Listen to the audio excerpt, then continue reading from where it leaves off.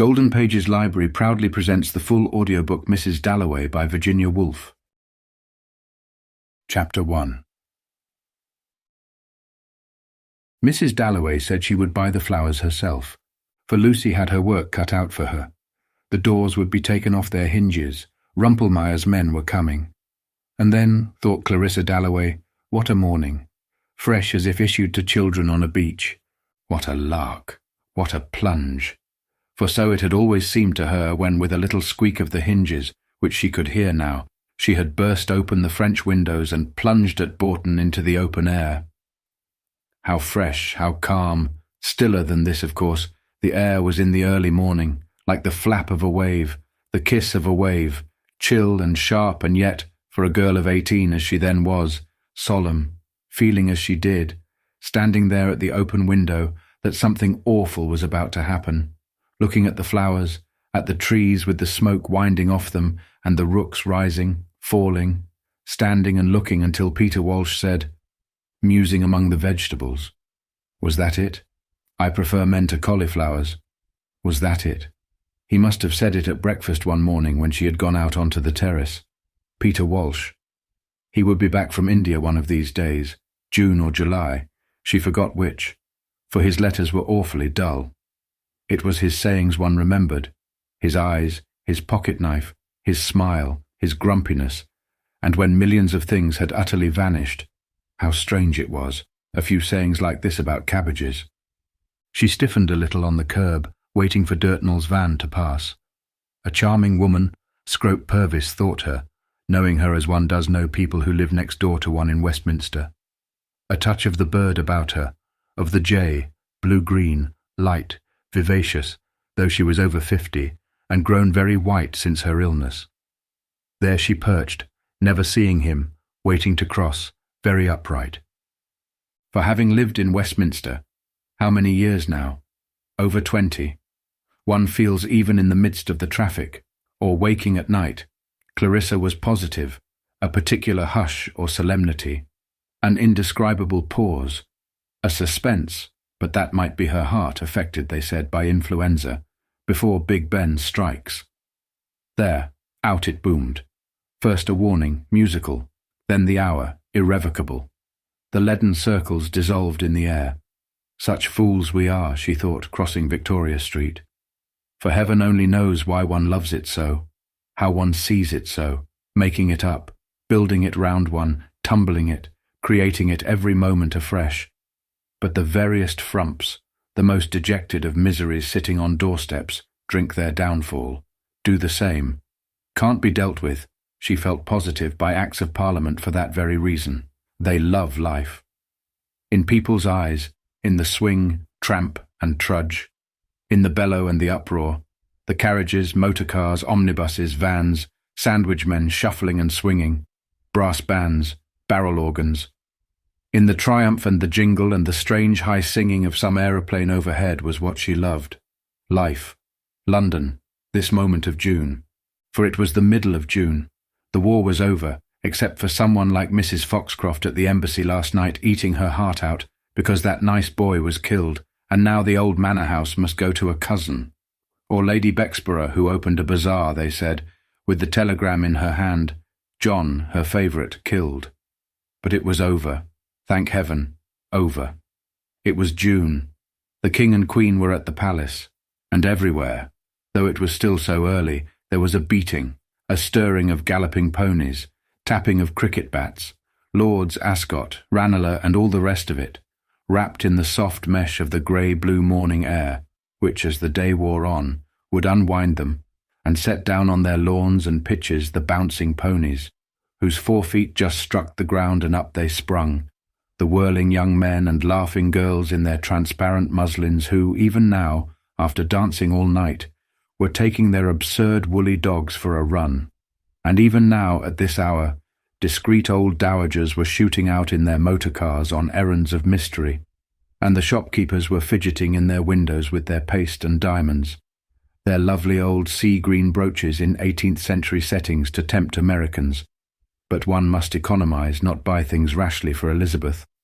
And she too, loving it as she did with an absurd and faithful passion, being part of it, Since her people were courtiers once in the time of the Georges, she too was going that very night to kindle and illuminate, to give her party.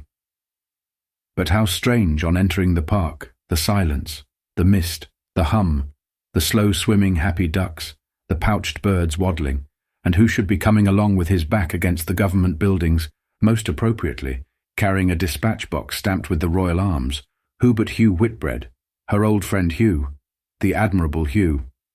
"Good morning to you, Clarissa," said Hugh rather extravagantly, for they had known each other as children. "Where are you off to?" "I love walking in London," said Mrs. Dalloway. "Really, it's better than walking in the country." They had just come up, unfortunately, to see doctors.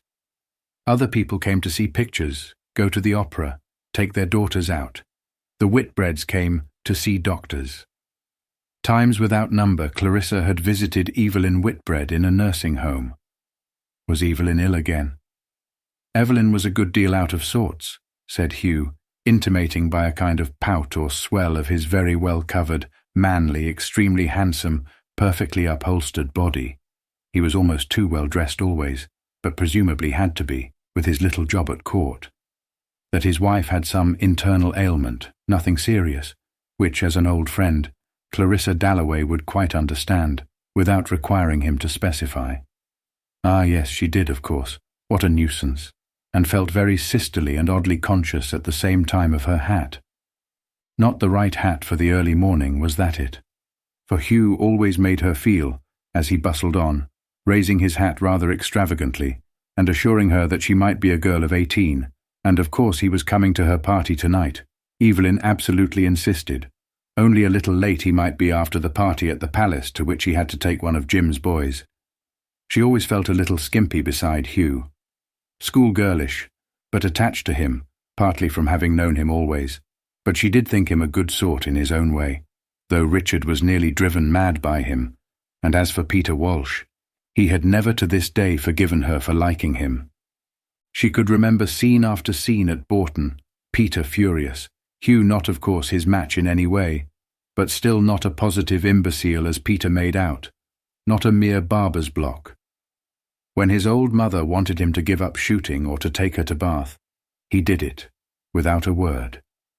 He was really unselfish, and as for saying, as Peter did, that he had no heart, no brain, nothing but the manners and breeding of an English gentleman, that was only her dear Peter at his worst, and he could be intolerable, he could be impossible, but adorable to walk with on a morning like this.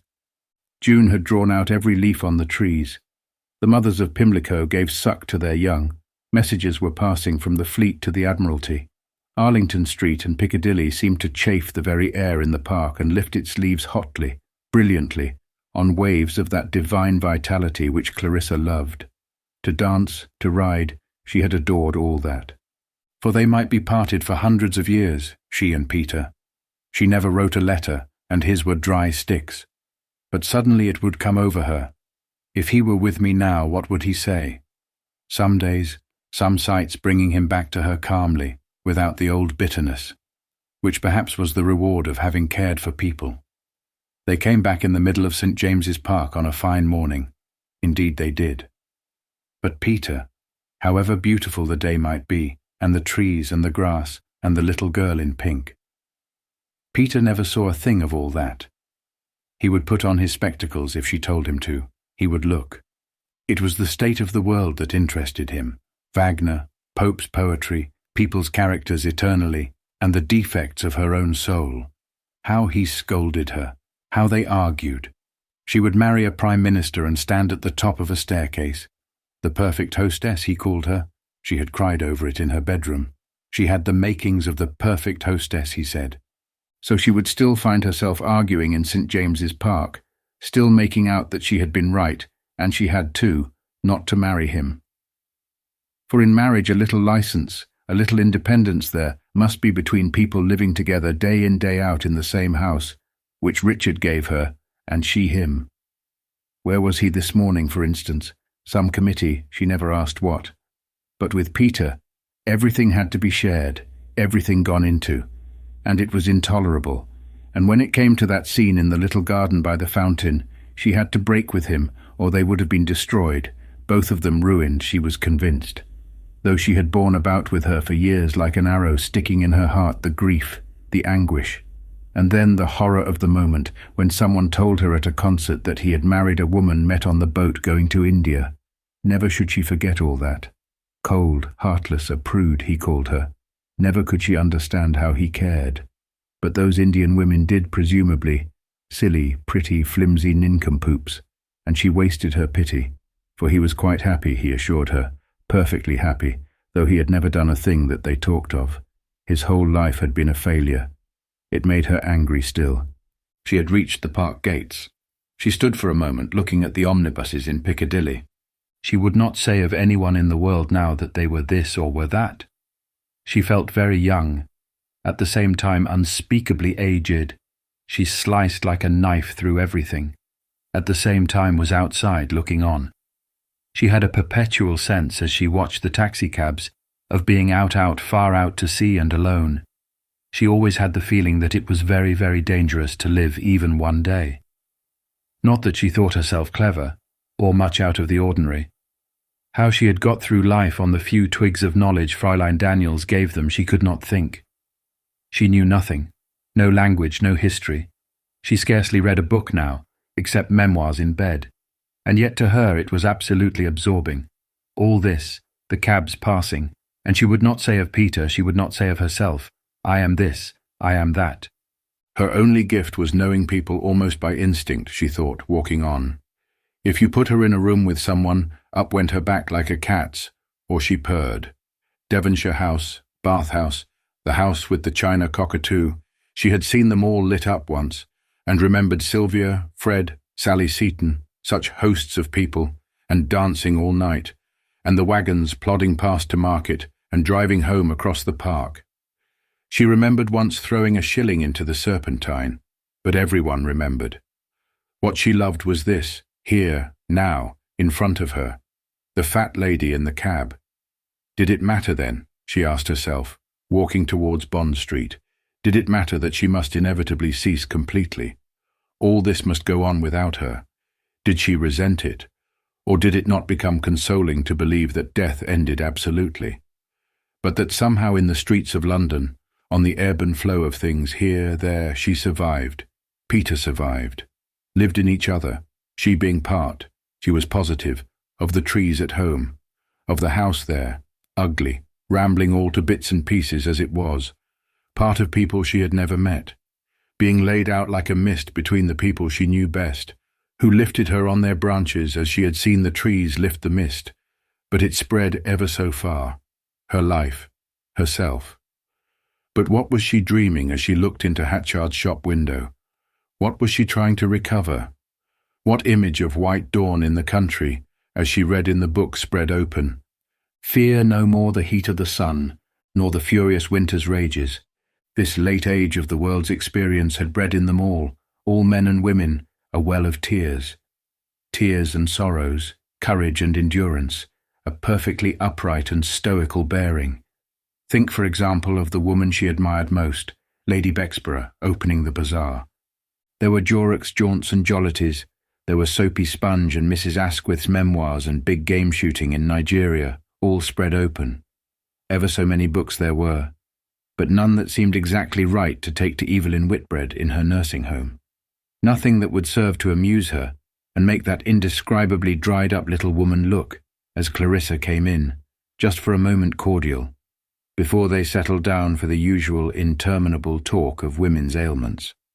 How much she wanted it, that people should look pleased as she came in, Clarissa thought, and turned and walked back towards Bond Street, annoyed, because it was silly to have other reasons for doing things. Much rather would she have been one of those people like Richard who did things for themselves, whereas, she thought, waiting to cross, half the time she did things not simply, not for themselves, but to make people think this or that. Perfect idiocy, she knew, and now the policeman held up his hand, for no one was ever for a second taken in. Oh, if she could have had her life over again, she thought, stepping onto the pavement, could have looked even differently. She would have been, in the first place, dark like Lady Bexborough, with a skin of crumpled leather and beautiful eyes. She would have been, like Lady Bexborough, slow and stately, rather large, interested in politics like a man, with a country house, very dignified, very sincere. Instead of which she had a narrow pea-stick figure, a ridiculous little face beaked like a bird's.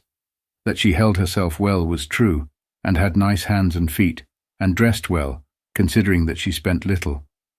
But often now this body she wore, she stopped to look at a Dutch picture. This body, with all its capacities, seemed nothing, nothing at all.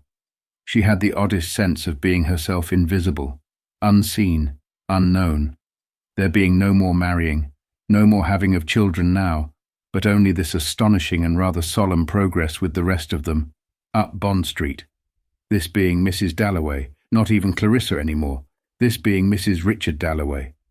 Bond Street fascinated her. Bond Street early in the morning in the season, its flags flying, its shops, no splash, no glitter. One roll of tweed in the shop where her father had bought his suits for 50 years. A few pearls, salmon on an ice block. "That is all," she said, looking at the fishmongers. "That is all," she repeated, pausing for a moment at the window of a glove shop where, before the war, you could buy almost perfect gloves. And her old Uncle William used to say a lady is known by her shoes and her gloves. He had turned on his bed one morning in the middle of the war. He had said, "I have had enough." Gloves and shoes, she had a passion for gloves, but her own daughter, her Elizabeth, cared not a straw for either of them. Not a straw, she thought, going on up Bond Street to a shop where they kept flowers for her when she gave a party. Elizabeth really cared for her dog most of all. The whole house this morning smelt of tar. Still, better poor Grizzle than Miss Kilman, better distemper and tar and all the rest of it than sitting mewed in a stuffy bedroom with a prayer book. Better anything, she was inclined to say. But it might be only a phase, as Richard said, such as all girls go through. It might be falling in love. But why with Miss Kilman? Who had been badly treated, of course. One must make allowances for that. And Richard said she was very able, had a really historical mind. Anyhow, they were inseparable. And Elizabeth, her own daughter, went to communion. And how she dressed, how she treated people who came to lunch, she did not care a bit, it being her experience that the religious ecstasy made people callous, so did causes, dulled their feelings, for Miss Kilman would do anything for the Russians, starved herself for the Austrians, but in private inflicted positive torture, so insensitive was she, dressed in a green mackintosh coat. Year in, year out she wore that coat. She perspired. She was never in the room 5 minutes without making you feel her superiority, your inferiority. How poor she was, how rich you were, how she lived in a slum without a cushion or a bed or a rug or whatever it might be, all her soul rusted with that grievance sticking in it, her dismissal from school during the war. Poor, embittered, unfortunate creature. For it was not her one hated but the idea of her, which undoubtedly had gathered into itself a great deal that was not Miss Kilman, had become one of those spectres with which one battles in the night, one of those spectres who stand astride us and suck up half our lifeblood, dominators and tyrants. For no doubt with another throw of the dice, had the black been uppermost and not the white, she would have loved Miss Kilman. But not in this world. No. It rasped her, though, to have stirring about in her this brutal monster, to hear twigs cracking and feel hooves planted down in the depths of that leaf-encumbered forest, the soul. Never to be content quite, or quite secure, for at any moment the brute would be stirring, this hatred which, especially since her illness, had power to make her feel scraped, hurt in her spine, gave her physical pain, and made all pleasure in beauty, in friendship, in being well, in being loved, and making her home delightful rock, quiver and bend, as if indeed there were a monster grubbing at the roots, as if the whole panoply of content were nothing but self-love. This hatred. Nonsense, nonsense, she cried to herself, pushing through the swing doors of Mulberry's the florist's. She advanced, light, tall, very upright, to be greeted at once by button-faced Miss Pym, whose hands were always bright red, as if they had been stood in cold water with the flowers. There were flowers, delphiniums, sweet peas, bunches of lilac, and carnations, masses of carnations. There were roses, there were irises. Ah yes, so she breathed in the earthy garden's sweet smell, as she stood talking to Miss Pym, who owed her help, and thought her kind, for kind she had been years ago, very kind, but she looked older this year, turning her head from side to side among the irises and roses and nodding tufts of lilac with her eyes half closed, snuffing in, after the street uproar, the delicious scent, the exquisite coolness. And then, opening her eyes, how fresh like frilled linen clean from a laundry laid in wicker trays the roses looked, and dark and prim the red carnations, holding their heads up, and all the sweet peas spreading in their bowls, tinged violet, snow-white, pale, as if it were the evening and girls in muslin frocks came out to pick sweet peas and roses after the superb summer's day, with its almost blue-black sky, its delphiniums, its carnations, its arum lilies was over, and it was the moment between 6 and 7 when every flower, roses, carnations, irises, lilac, glows, white, violet, red, deep orange, every flower seems to burn by itself, softly, purely in the misty beds, and how she loved the grey-white moth spinning in and out over the cherry pie, over the evening primroses. And as she began to go with Miss Pym from jar to jar, choosing, "Nonsense, nonsense," she said to herself more and more gently, as if this beauty, this scent, this colour, and Miss Pym liking her, trusting her, were a wave which she let flow over her, and surmount that hatred, that monster, surmount it all, and it lifted her up and up when, oh, a pistol shot in the street outside. "Dear, those motor cars," said Miss Pym, going to the window to look and coming back and smiling apologetically with her hands full of sweet peas, as if those motor cars, those tires of motor cars were all her fault. Chapter 2. The violent explosion which made Mrs. Dalloway jump and Miss Pym go to the window and apologize came from a motor car which had drawn to the side of the pavement precisely opposite Mulberry's shop window. Passers-by, who of course stopped and stared, had just time to see a face of the very greatest importance against the dove-grey upholstery, before a male hand drew the blind and there was nothing to be seen except a square of dove-grey. Yet rumours were at once in circulation from the middle of Bond Street to Oxford Street on one side, to Atkinson's scent shop on the other, passing invisibly, inaudibly, like a cloud, swift, veil-like upon hills, falling indeed with something of a cloud's sudden sobriety and stillness upon faces which a second before had been utterly disorderly. But now mystery had brushed them with her wing. They had heard the voice of authority. The spirit of religion was abroad with her eyes bandaged tight and her lips gaping wide. But nobody knew whose face had been seen. Was it the Prince of Wales's, the Queen's, the Prime Minister's? Whose face was it? Nobody knew. Edgar J. Watkiss, with his roll of lead piping round his arm, said audibly, humorously of course, "The Prime Minister's Kaya." Septimus Warren Smith, who found himself unable to pass, heard him. Septimus Warren Smith, aged about 30, pale-faced, beak-nosed, wearing brown shoes and a shabby overcoat, with hazel eyes which had that look of apprehension in them which makes complete strangers apprehensive too. The world has raised its whip. Where will it descend? Everything had come to a standstill. The throb of the motor engine sounded like a pulse irregularly drumming through an entire body. The sun became extraordinarily hot because the motor car had stopped outside Mulberry's shop window. Old ladies on the tops of omnibuses spread their black parasols. Here a green, here a red parasol opened with a little pop. Mrs. Dalloway, coming to the window with her arms full of sweet peas, looked out with her little pink face pursed in inquiry. Everyone looked at the motor car. Septimus looked. Boys on bicycles sprang off. Traffic accumulated. And there the motor car stood with drawn blinds, and upon them a curious pattern like a tree, Septimus thought. And this gradual drawing together of everything to one centre before his eyes, as if some horror had come almost to the surface and was about to burst into flames, terrified him. The world wavered and quivered and threatened to burst into flames. It is I who am blocking the way, he thought. Was he not being looked at and pointed at? Was he not weighted there, rooted to the pavement for a purpose? But for what purpose? "Let us go on, Septimus," said his wife, a little woman, with large eyes in a sallow, pointed face, an Italian girl. But Lucrezia herself could not help looking at the motor car and the tree pattern on the blinds. Was it the Queen in there? The Queen going shopping? The chauffeur, who had been opening something, turning something, shutting something, got onto the box. "Come on," said Lucrezia. But her husband, for they had been married 5 years now, jumped, started and said, "All right," angrily, as if she had interrupted him. People must notice. People must see. People, she thought, looking at the crowd staring at the motor car. The English people with their children and their horses and their clothes, which she admired in a way, but they were people now, because Septimus had said, "I will kill myself." An awful thing to say.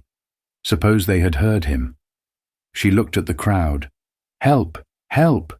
She wanted to cry out to butchers' boys and women. Help!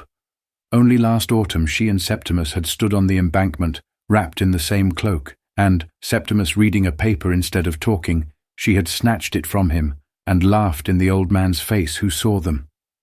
But failure one conceals. She must take him away into some park. "Now we will cross," she said. She had a right to his arm, though it was without feeling. He would give her, who was so simple, so impulsive, only 24, without friends in England, who had left Italy for his sake, a piece of bone. The motor car, with its blinds drawn and an air of inscrutable reserve, proceeded towards Piccadilly, still gazed at, still ruffling the faces on both sides of the street with the same dark breath of veneration, whether for Queen, Prince or Prime Minister, nobody knew. The face itself had been seen only once by 3 people for a few seconds. Even the sex was now in dispute, but there could be no doubt that greatness was seated within. Greatness was passing, hidden, down Bond Street, removed only by a hand's breadth from ordinary people who might now, for the first and last time, be within speaking distance of the majesty of England, of the enduring symbol of the state which will be known to curious antiquaries, sifting the ruins of time. When London is a grass-grown path and all those hurrying along the pavement this Wednesday morning are but bones with a few wedding rings mixed up in their dust, and the gold stoppings of innumerable decayed teeth, the face in the motor car will then be known. It is probably the Queen, thought Mrs. Dalloway, coming out of Mulberry's with her flowers. The Queen. And for a second she wore a look of extreme dignity standing by the flower shop in the sunlight, while the car passed at a foot's pace, with its blinds drawn. The Queen going to some hospital, the Queen opening some bazaar, thought Clarissa. The crush was terrific for the time of day. Lord's, Ascot, Hurlingham, what was it, she wondered, for the street was blocked. The British middle classes sitting sideways on the tops of omnibuses with parcels and umbrellas. Yes, even furs on a day like this were, she thought, more ridiculous, more unlike anything there has ever been than one could conceive. And the Queen herself held up, the Queen herself unable to pass. Clarissa was suspended on one side of Brook Street, Sir John Buckhurst, the old judge, on the other, with the car between them. Sir John had laid down the law for years and liked a well-dressed woman. When the chauffeur, leaning ever so slightly, said or showed something to the policeman, who saluted and raised his arm and jerked his head and moved the omnibus to the side, and the car passed through. Slowly and very silently it took its way. Clarissa guessed. Clarissa knew, of course.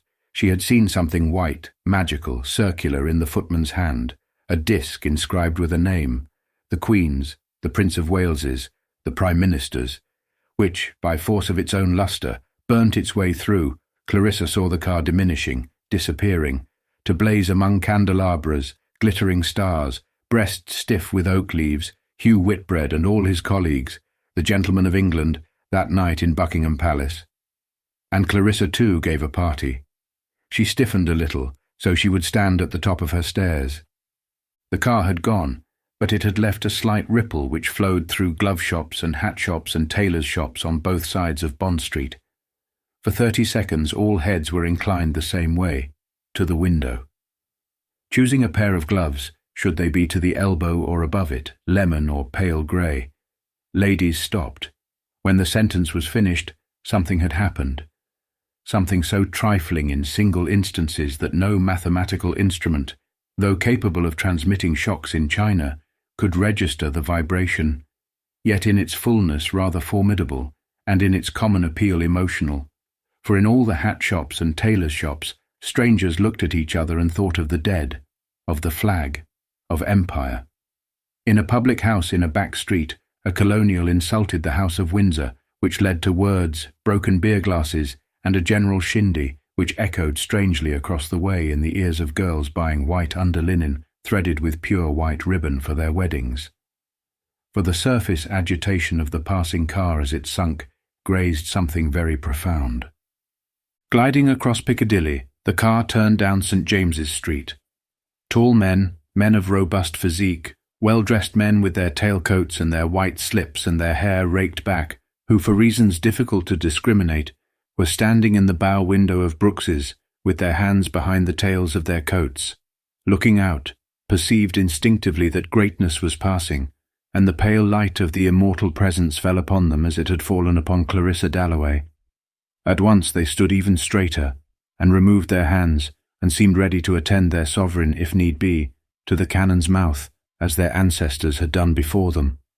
The white busts and the little tables in the background covered with copies of the Tatler and siphons of soda water seemed to approve, seemed to indicate the flowing corn and the manor houses of England, and to return the frail hum of the motor wheels as the walls of a whispering gallery return, a single voice expanded and made sonorous by the might of a whole cathedral.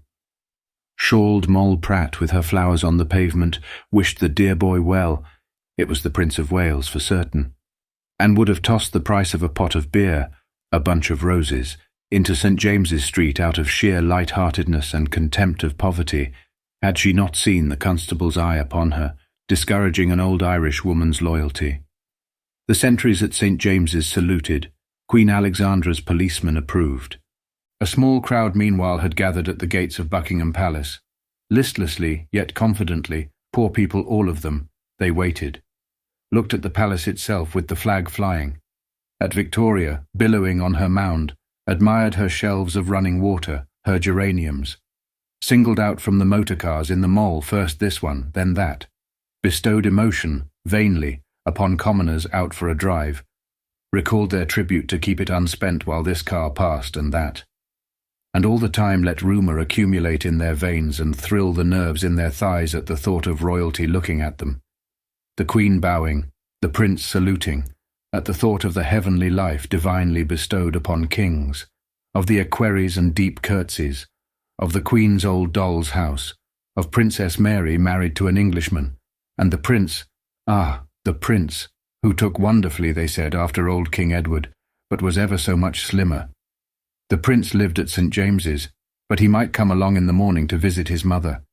So Sarah Bletchley said with her baby in her arms, tipping her foot up and down as though she were by her own fender in Pimlico, but keeping her eyes on the Mall, while Emily Coates ranged over the palace windows and thought of the housemaids, the innumerable housemaids, the bedrooms, the innumerable bedrooms. Joined by an elderly gentleman with an Aberdeen terrier, by men without occupation, the crowd increased. Little Mr. Bowley, who had rooms in the Albany and was sealed with wax over the deeper sources of life, but could be unsealed suddenly, inappropriately, sentimentally by this sort of thing. Poor women waiting to see the Queen go past. Poor women, nice little children, orphans, widows, the war, tut, tut, actually had tears in his eyes. A breeze flaunting ever so warmly down the Mall through the thin trees, past the bronze heroes, lifted some flag flying in the British breast of Mr. Bowley, and he raised his hat as the car turned into the Mall and held it high as the car approached, and let the poor mothers of Pimlico press close to him and stood very upright. The car came on. Suddenly Mrs. Coates looked up into the sky. The sound of an aeroplane bored ominously into the ears of the crowd. There it was coming over the trees, letting out white smoke from behind which curled and twisted, actually writing something, making letters in the sky. Everyone looked up. Dropping dead down the aeroplane soared straight up, curved in a loop, raced, sank, rose, and whatever it did, wherever it went, out fluttered behind it a thick ruffled bar of white smoke which curled and wreathed upon the sky in letters. But what letters? A C, was it? An E, then an L. Only for a moment did they lie still. Then they moved and melted and were rubbed out up in the sky, and the aeroplane shot further away and again, in a fresh space of sky, began writing a K, an E, a Y, perhaps. "Glaxo," said Mrs. Coates in a strained, awe-stricken voice, gazing straight up, and her baby, lying stiff and white in her arms, gazed straight up. "Cremo," murmured Mrs. Bletchley like a sleepwalker. With his hat held out perfectly still in his hand, Mr. Bowley gazed straight up. All down the mall people were standing and looking up into the sky. As they looked, the whole world became perfectly silent, and a flight of gulls crossed the sky, first one gull leading, then another, and in this extraordinary silence and peace, in this pallor, in this purity, bells struck 11 times, the sound fading up there among the gulls. The aeroplane turned and raced and swooped exactly where it liked, swiftly, freely, like a skater. "That's an E," said Mrs. Bletchley, or a dancer. "It's toffee," murmured Mr. Bowley. And the car went in at the gates and nobody looked at it. And shutting off the smoke, away and away it rushed, and the smoke faded and assembled itself round the broad white shapes of the clouds. It had gone. It was behind the clouds. There was no sound. The clouds to which the letters E, G, or L had attached themselves moved freely, as if destined to cross from west to east on a mission of the greatest importance which would never be revealed, and yet certainly so it was, a mission of the greatest importance. Then suddenly, as a train comes out of a tunnel, the aeroplane rushed out of the clouds again, the sound boring into the ears of all people in the Mall, in the Green Park, in Piccadilly, in Regent Street, in Regent's Park, and the bar of smoke curved behind, and it dropped down, and it soared up and wrote one letter after another.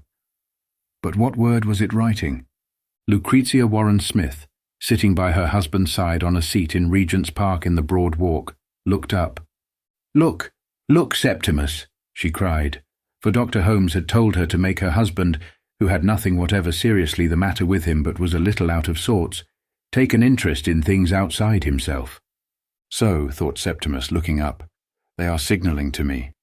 Not indeed in actual words, that is, he could not read the language yet, but it was plain enough, this beauty, this exquisite beauty, and tears filled his eyes as he looked at the smoke words languishing and melting in the sky, and bestowing upon him in their inexhaustible charity and laughing goodness one shape after another of unimaginable beauty, and signalling their intention to provide him, for nothing, forever, for looking merely, with beauty, more beauty.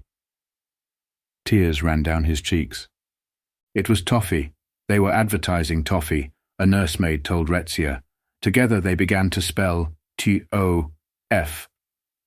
K-R, said the nursemaid, and Septimus heard her say K-R close to his ear, deeply, softly, like a mellow organ, but with a roughness in her voice like a grasshopper's, which rasped his spine deliciously and sent running up into his brain waves of sound which, concussing, broke. A marvellous discovery indeed, that the human voice in certain atmospheric conditions, for one must be scientific, above all scientific, can quicken trees into life. Happily Retzia put her hand with a tremendous weight on his knee, so that he was weighted down, transfixed, or the excitement of the elm trees rising and falling with all their leaves alight, and the colour thinning and thickening from blue to the green of a hollow wave, like plumes on horses' heads, feathers on ladies, so proudly they rose and fell, so superbly, would have sent him mad. But he would not go mad. He would shut his eyes, he would see no more. But they beckoned. Leaves were alive, trees were alive, and the leaves being connected by millions of fibres with his own body, there on the seat, fanned it up and down. When the branch stretched, he too made that statement. The sparrows fluttering, rising and falling in jagged fountains were part of the pattern, the white and blue barred with black branches. Sounds made harmonies with premeditation. The spaces between them were as significant as the sounds. A child cried. Rightly far away a horn sounded. All taken together meant the birth of a new religion. "Septimus," said Retzia. He started violently. "People must notice." "I'm going to walk to the fountain and back," she said. For she could stand it no longer. Dr. Holmes might say there was nothing the matter. Far rather would she that he were dead. She could not sit beside him when he stared so and did not see her and made everything terrible. Sky and tree, Children playing, dragging carts, blowing whistles, falling down, all were terrible, and he would not kill himself, and she could tell no one. Septimus has been working too hard. That was all she could say to her own mother. To love makes one solitary, she thought. She could tell nobody, not even Septimus now, and looking back, she saw him sitting in his shabby overcoat alone, on the seat, hunched up, staring. And it was cowardly for a man to say he would kill himself, but Septimus had fought. He was brave. He was not Septimus now. She put on her lace collar.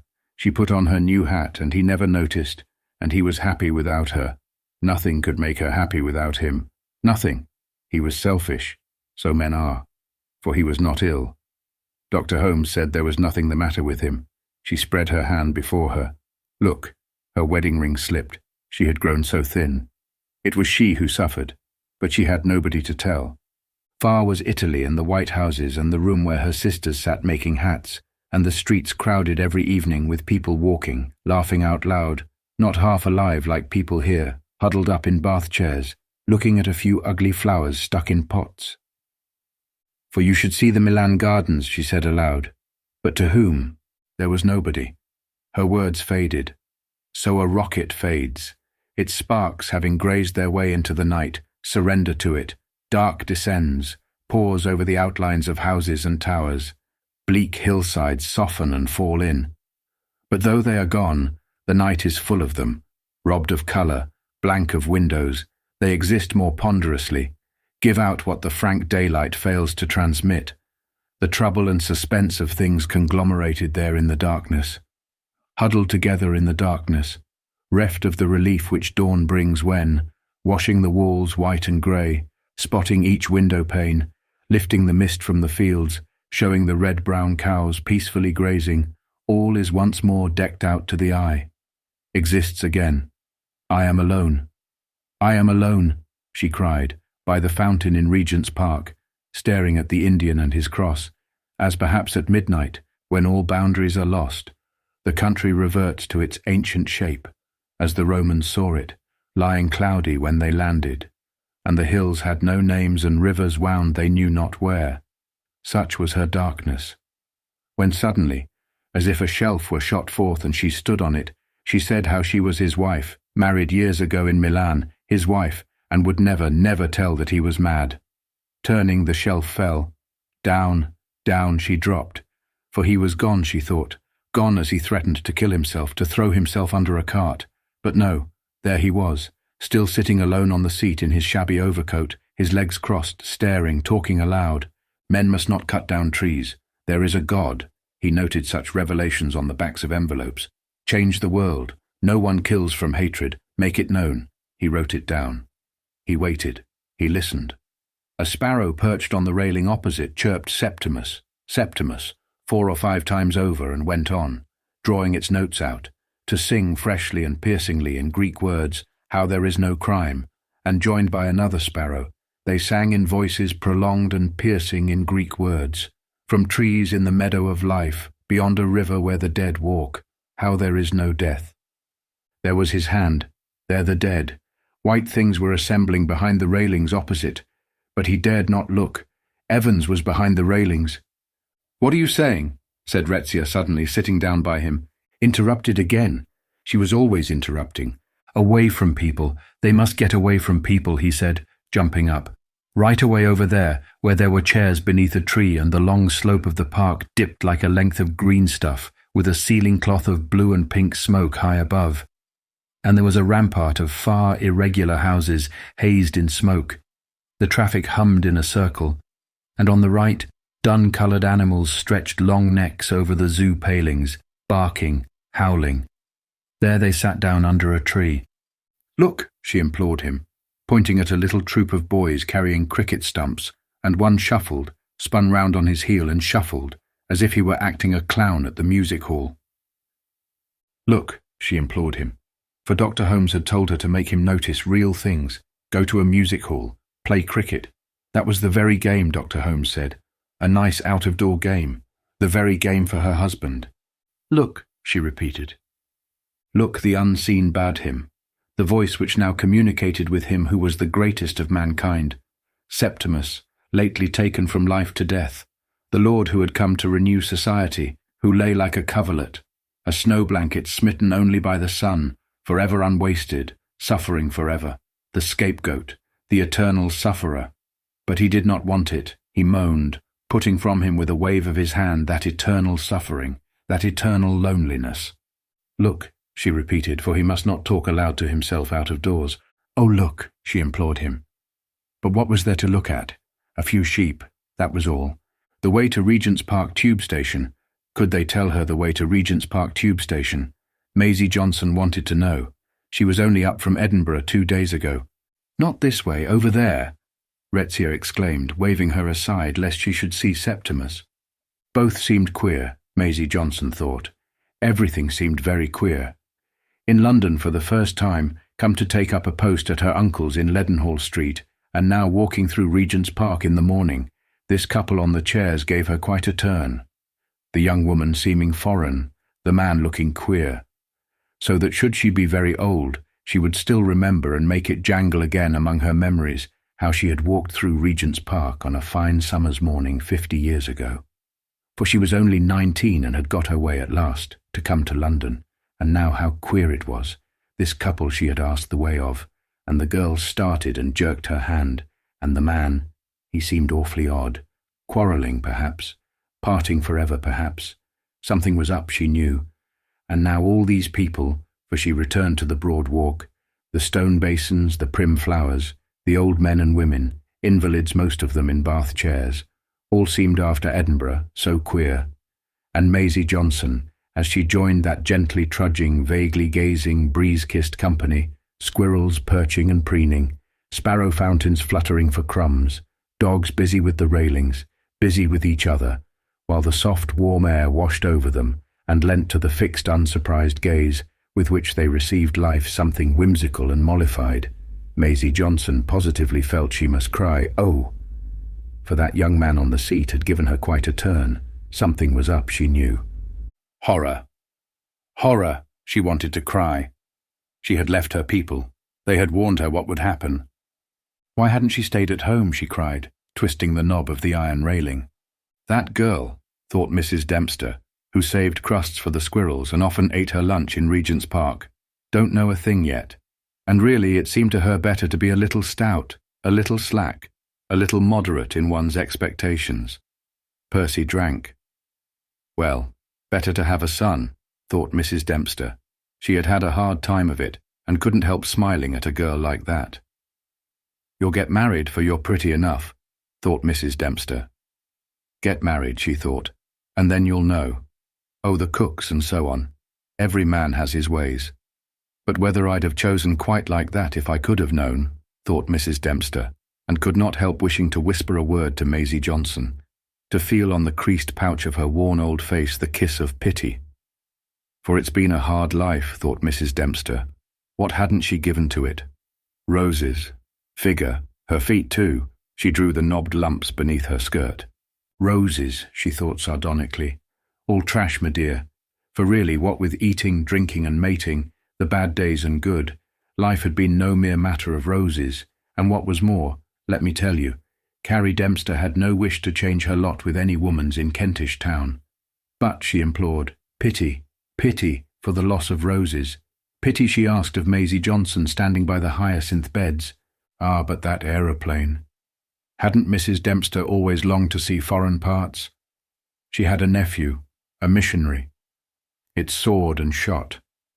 She always went on the sea at Margate, not out of sight of land, but she had no patience with women who were afraid of water. It swept and fell. Her stomach was in her mouth, up again. There's a fine young fella aboard of it, Mrs. Dempster wagered, and away it went, fast and fading, away the aeroplane shot, soaring over Greenwich and all the masts, over the little island of grey churches, St. Paul's and the rest, till, on either side of London, fields spread out and dark brown woods where adventurous thrushes, hopping boldly, glancing quickly, snatched the snail and tapped him on a stone, once, twice, thrice. Away the aeroplane shot, till it was nothing but a bright spark, an aspiration, a concentration, a symbol, so it seemed to Mr. Bentley, vigorously rolling his strip of turf at Greenwich, of man's soul, of his determination, thought Mr. Bentley, sweeping round the cedar tree to get outside his body, beyond his house by means of thought. Einstein, speculation, mathematics, the Mendelian theory, away the aeroplane shot. Then, while a seedy-looking nondescript man carrying a leather bag stood on the steps of St. Paul's Cathedral, and hesitated, for within was what balm, how great a welcome, how many tombs with banners waving over them, tokens of victories not over armies, but over, he thought, that plaguey spirit of truth-seeking, which leaves me at present without a situation. And more than that, the cathedral offers company, he thought, invites you to membership of a society. Great men belong to it. Martyrs have died for it. Why not enter in, he thought. Put this leather bag stuffed with pamphlets before an altar, a cross, the symbol of something which has soared beyond seeking and questing and knocking of words together, and has become all spirit, disembodied, ghostly. Why not enter in, he thought. And while he hesitated, out flew the aeroplane over Ludgate Circus. It was strange. It was still. Not a sound was to be heard above the traffic. Unguided it seemed, sped of its own free will, and now, curving up and up, straight up, like something mounting in ecstasy, in pure delight, out from behind poured white smoke looping, writing a T, an O, an F. Chapter 3. "What are they looking at?" said Clarissa Dalloway to the maid who opened her door. The hall of the house was cool as a vault. Mrs. Dalloway raised her hand to her eyes, and as the maid shut the door to, and she heard the swish of Lucy's skirts, she felt like a nun who has left the world and feels fold round her the familiar veils and the response to old devotions. The cook whistled in the kitchen. She heard the click of the typewriter.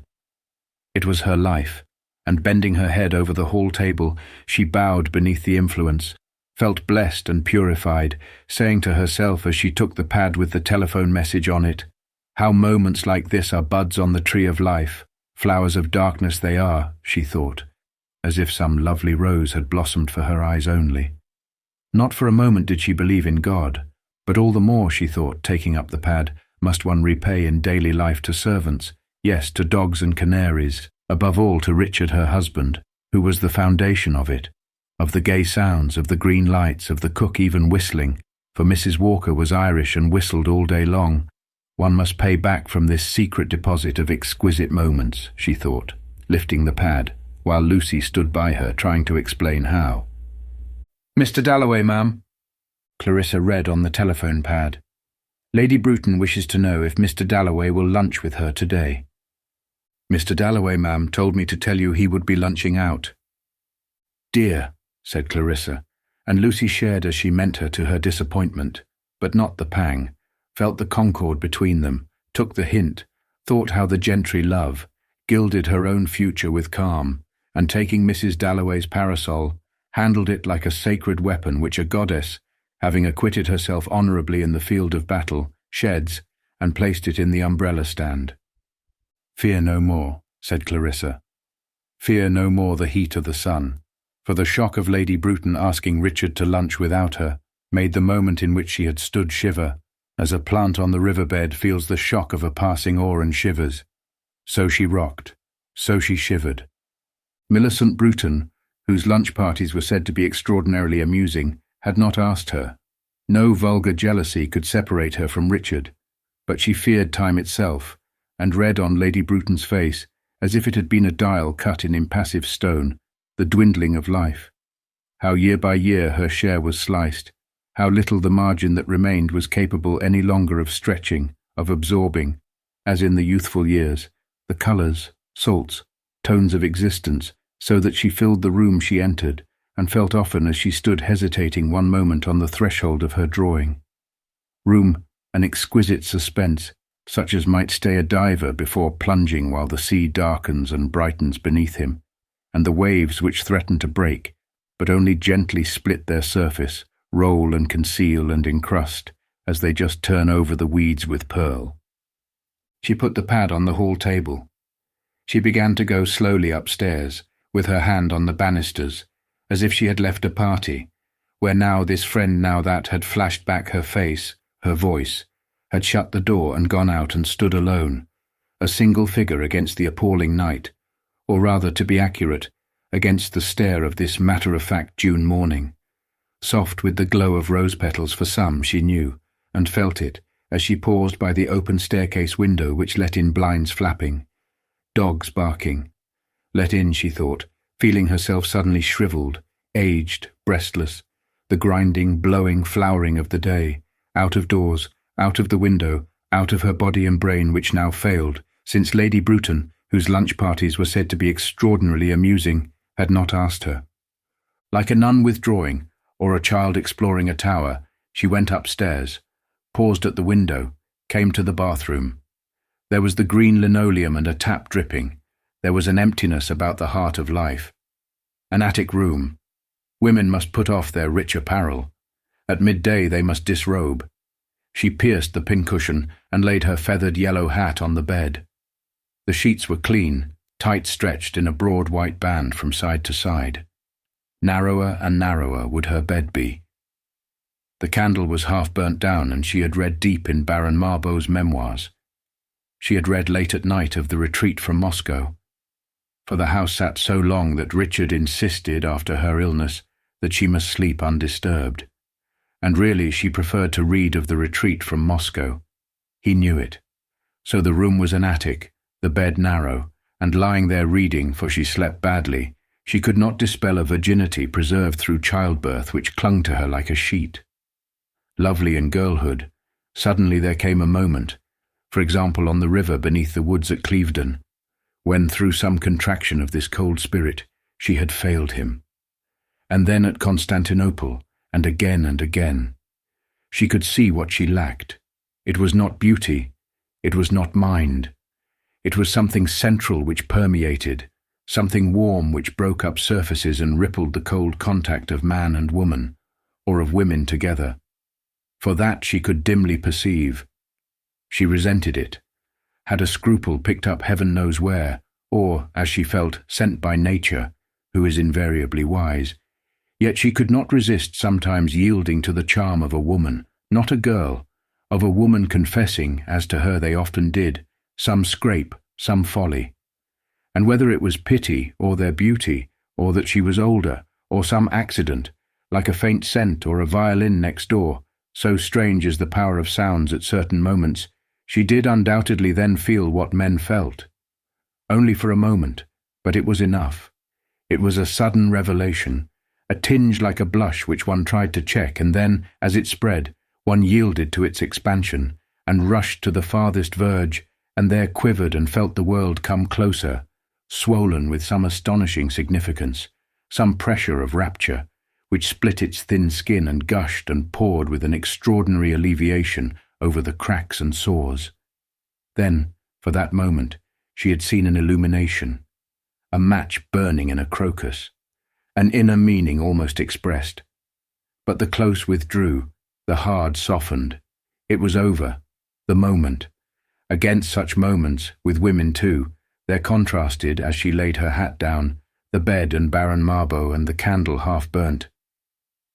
Lying awake, the floor creaked, the lit house was suddenly darkened, and if she raised her head she could just hear the click of the handle released as gently as possible by Richard, who slipped upstairs in his socks and then, as often as not, dropped his hot water bottle and swore. How she laughed. But this question of love, she thought, putting her coat away, this falling in love with women. Take Sally Seton, her relation in the old days with Sally Seton. Had not that, after all, been love? She sat on the floor. That was her first impression of Sally. She sat on the floor with her arms round her knees, smoking a cigarette. Where could it have been? The Mannings, the Kinloch Joneses. At some party, where she could not be certain, for she had a distinct recollection of saying to the man she was with, "Who is that?" And he had told her, and said that Sally's parents did not get on. How that shocked her, that one's parents should quarrel. But all that evening she could not take her eyes off Sally. It was an extraordinary beauty of the kind she most admired, dark, large-eyed, with that quality which, since she hadn't got it herself, she always envied, a sort of abandonment, as if she could say anything, do anything, a quality much commoner in foreigners than in English women. Sally always said she had French blood in her veins. An ancestor had been with Marie Antoinette, had his head cut off, left a ruby ring. Perhaps that summer she came to stay at Bourton, walking in quite unexpectedly without a penny in her pocket, one night after dinner, and upsetting poor Aunt Helena to such an extent that she never forgave her. There had been some quarrel at home. She literally hadn't a penny that night when she came to them, had pawned a brooch to come down. She had rushed off in a passion. They sat up till all hours of the night talking. Sally it was who made her feel for the first time how sheltered the life at Bourton was. She knew nothing about sex, nothing about social problems. She had once seen an old man who had dropped dead in a field. She had seen cows just after their calves were born. But Aunt Helena never liked discussion of anything. When Sally gave her William Morris, it had to be wrapped in brown paper. There they sat, hour after hour, talking in her bedroom at the top of the house, talking about life, how they were to reform the world. They meant to found a society to abolish private property, and actually had a letter written, though not sent out. The ideas were Sally's, of course, but very soon she was just as excited, read Plato in bed before breakfast, read Morris, read Shelley by the hour. Sally's power was amazing, her gift, her personality. There was her way with flowers, for instance. At Bourton they always had stiff little vases all the way down the table. Sally went out, picked hollyhocks, dahlias, all sorts of flowers that had never been seen together, cut their heads off, and made them swim on the top of water in bowls. The effect was extraordinary, coming into dinner in the sunset. Of course Aunt Helena thought it wicked to treat flowers like that. Then she forgot her sponge and ran along the passage naked. That grim old housemaid, Ellen Atkins, went about grumbling. Suppose any of the gentlemen had seen? Indeed, she did shock people. She was untidy, Papa said. The strange thing on looking back was the purity, the integrity of her feeling for Sally. It was not like one's feeling for a man. It was completely disinterested, and besides, it had a quality which could only exist between women just grown up. It was protective on her side, sprang from a sense of being in league together, a presentiment of something that was bound to part them. They spoke of marriage always as a catastrophe, which led to this chivalry, this protective feeling which was much more on her side than Sally's. For in those days she was completely reckless, did the most idiotic things out of bravado, bicycled round the parapet on the terrace, smoked cigars. Absurd she was, very absurd. But the charm was overpowering, to her at least, so that she could remember standing in her bedroom at the top of the house, holding the hot water can in her hands and saying aloud, "She is beneath this roof, she is beneath this roof." No, the words meant absolutely nothing to her now. She could not even get an echo of her old emotion, but she could remember going cold with excitement and doing her hair in a kind of ecstasy. Now the old feeling began to come back to her as she took out her hairpins, laid them on the dressing table, began to do her hair, with the rooks flaunting up and down in the pink evening light, and dressing and going downstairs, and feeling as she crossed the hall, if it were now to die, 'twere now to be most happy. That was her feeling, Othello's feeling, and she felt it, she was convinced, as strongly as Shakespeare meant Othello to feel it. All because she was coming down to dinner in a white frock to meet Sally Seton. She was wearing pink gauze.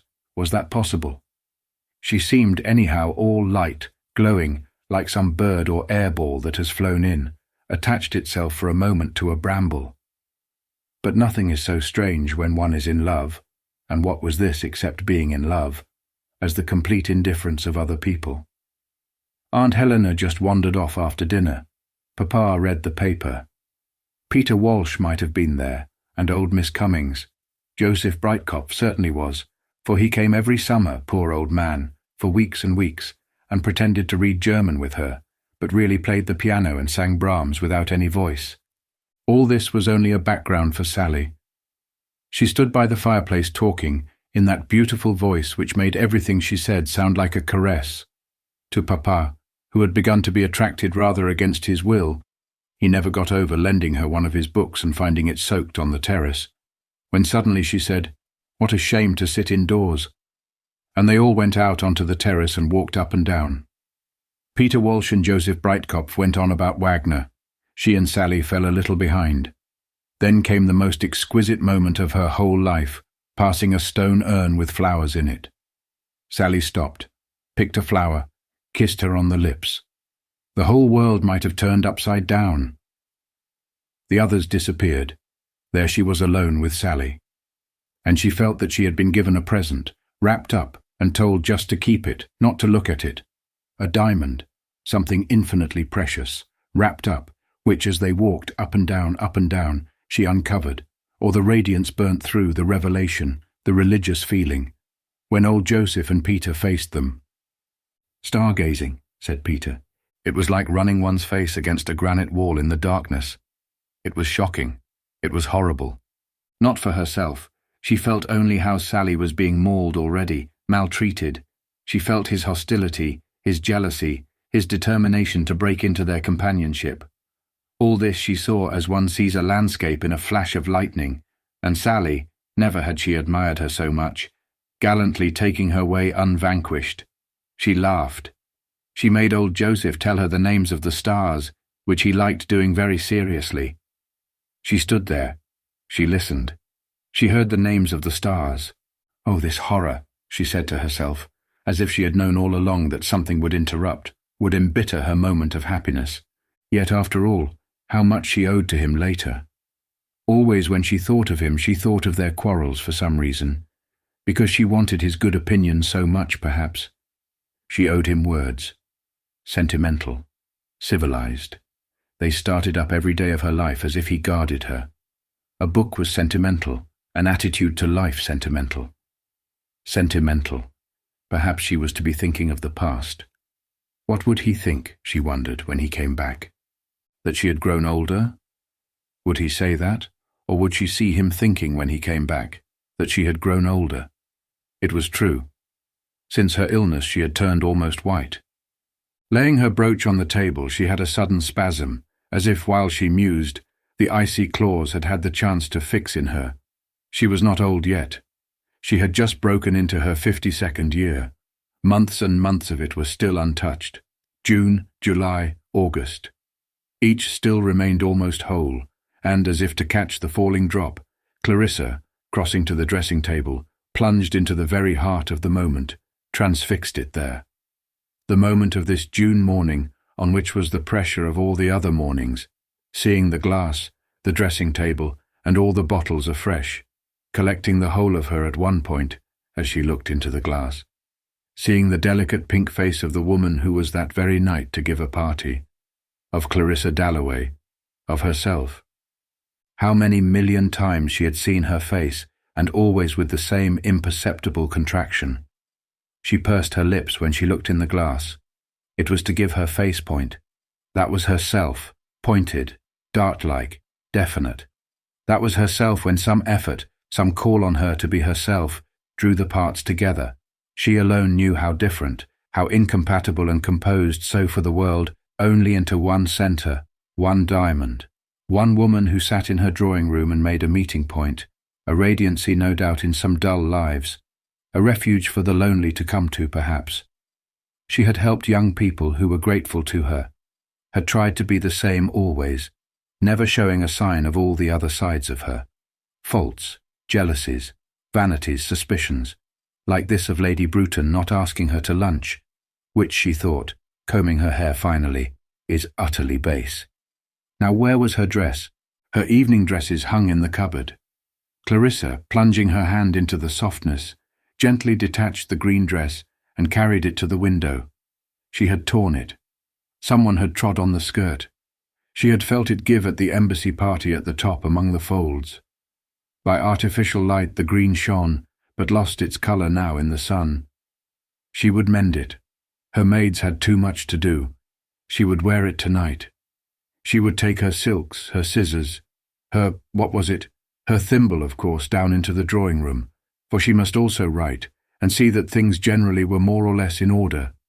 Strange, she thought, pausing on the landing and assembling that diamond shape, that single person. Strange how a mistress knows the very moment, the very temper of her house. Faint sounds rose in spirals up the well of the stairs. The swish of a mop, tapping, knocking. a loudness when the front door opened, a voice repeating a message in the basement, the chink of silver on a tray, clean silver for the party. All was for the party. And Lucy, coming into the drawing room with her tray held out, put the giant candlesticks on the mantelpiece, the silver casket in the middle, turned the crystal dolphin towards the clock. They would come, they would stand, they would talk in the mincing tones which she could imitate, ladies and gentlemen. Of all her mistress was loveliest, mistress of silver, of linen, of china, for the sun, the silver, doors off their hinges, Rumpelmeyer's men, gave her a sense, as she laid the paper knife on the inlaid table, of something achieved. Behold, behold, she said, speaking to her old friends in the baker's shop, where she had first seen service at Caterham, prying into the glass. She was Lady Angela attending Princess Mary, when in came Mrs. Dalloway. "Oh, Lucy," she said, "the silver does look nice." "And how," she said, turning the crystal dolphin to stand straight. "How did you enjoy the play last night?" "Oh, they had to go before the end," she said. "They had to be back at 10, she said." "So they don't know what happened," she said. "That does seem hard luck," she said, for her servant stayed later if they asked her. "That does seem rather a shame," she said, taking the old bald-looking cushion in the middle of the sofa and putting it in Lucy's arms, and giving her a little push and crying, "Take it away, give it to Mrs. Walker with my compliments, take it away," she cried, and Lucy stopped at the drawing-room door, holding the cushion, and said very shyly, turning a little pink, couldn't she help to mend that dress? But, said Mrs. Dalloway, she had enough on her hands already, quite enough of her own to do without that. "But thank you, Lucy, oh thank you," said Mrs. Dalloway, and thank you, she went on saying, sitting down on the sofa with her dress over her knees, her scissors, her silks. Thank you, she went on saying in gratitude to her servants generally for helping her to be like this, to be what she wanted, gentle, generous-hearted. Her servants liked her, and then this dress of hers, where was the tear, and now her needle to be threaded. This was a favourite dress, one of Sally Parker's, the last almost she ever made. Alas, for Sally had now retired, living at Ealing, and if ever I have a moment, thought Clarissa, but never would she have a moment any more. I shall go and see her at Ealing. For she was a character, thought Clarissa, a real artist. She thought of little out-of-the-way things, yet her dresses were never queer. You could wear them at Hatfield, at Buckingham Palace. She had worn them at Hatfield, at Buckingham Palace. Quiet descended on her, calm, content, as her needle, drawing the silk smoothly to its gentle pores, collected the green folds together and attached them very lightly to the belt. So on a summer's day waves collect, overbalance and fall, collect and fall, and the whole world seems to be saying that is all, more and more ponderously, until even the heart in the body which lies in the sun on the beach says too, that is all.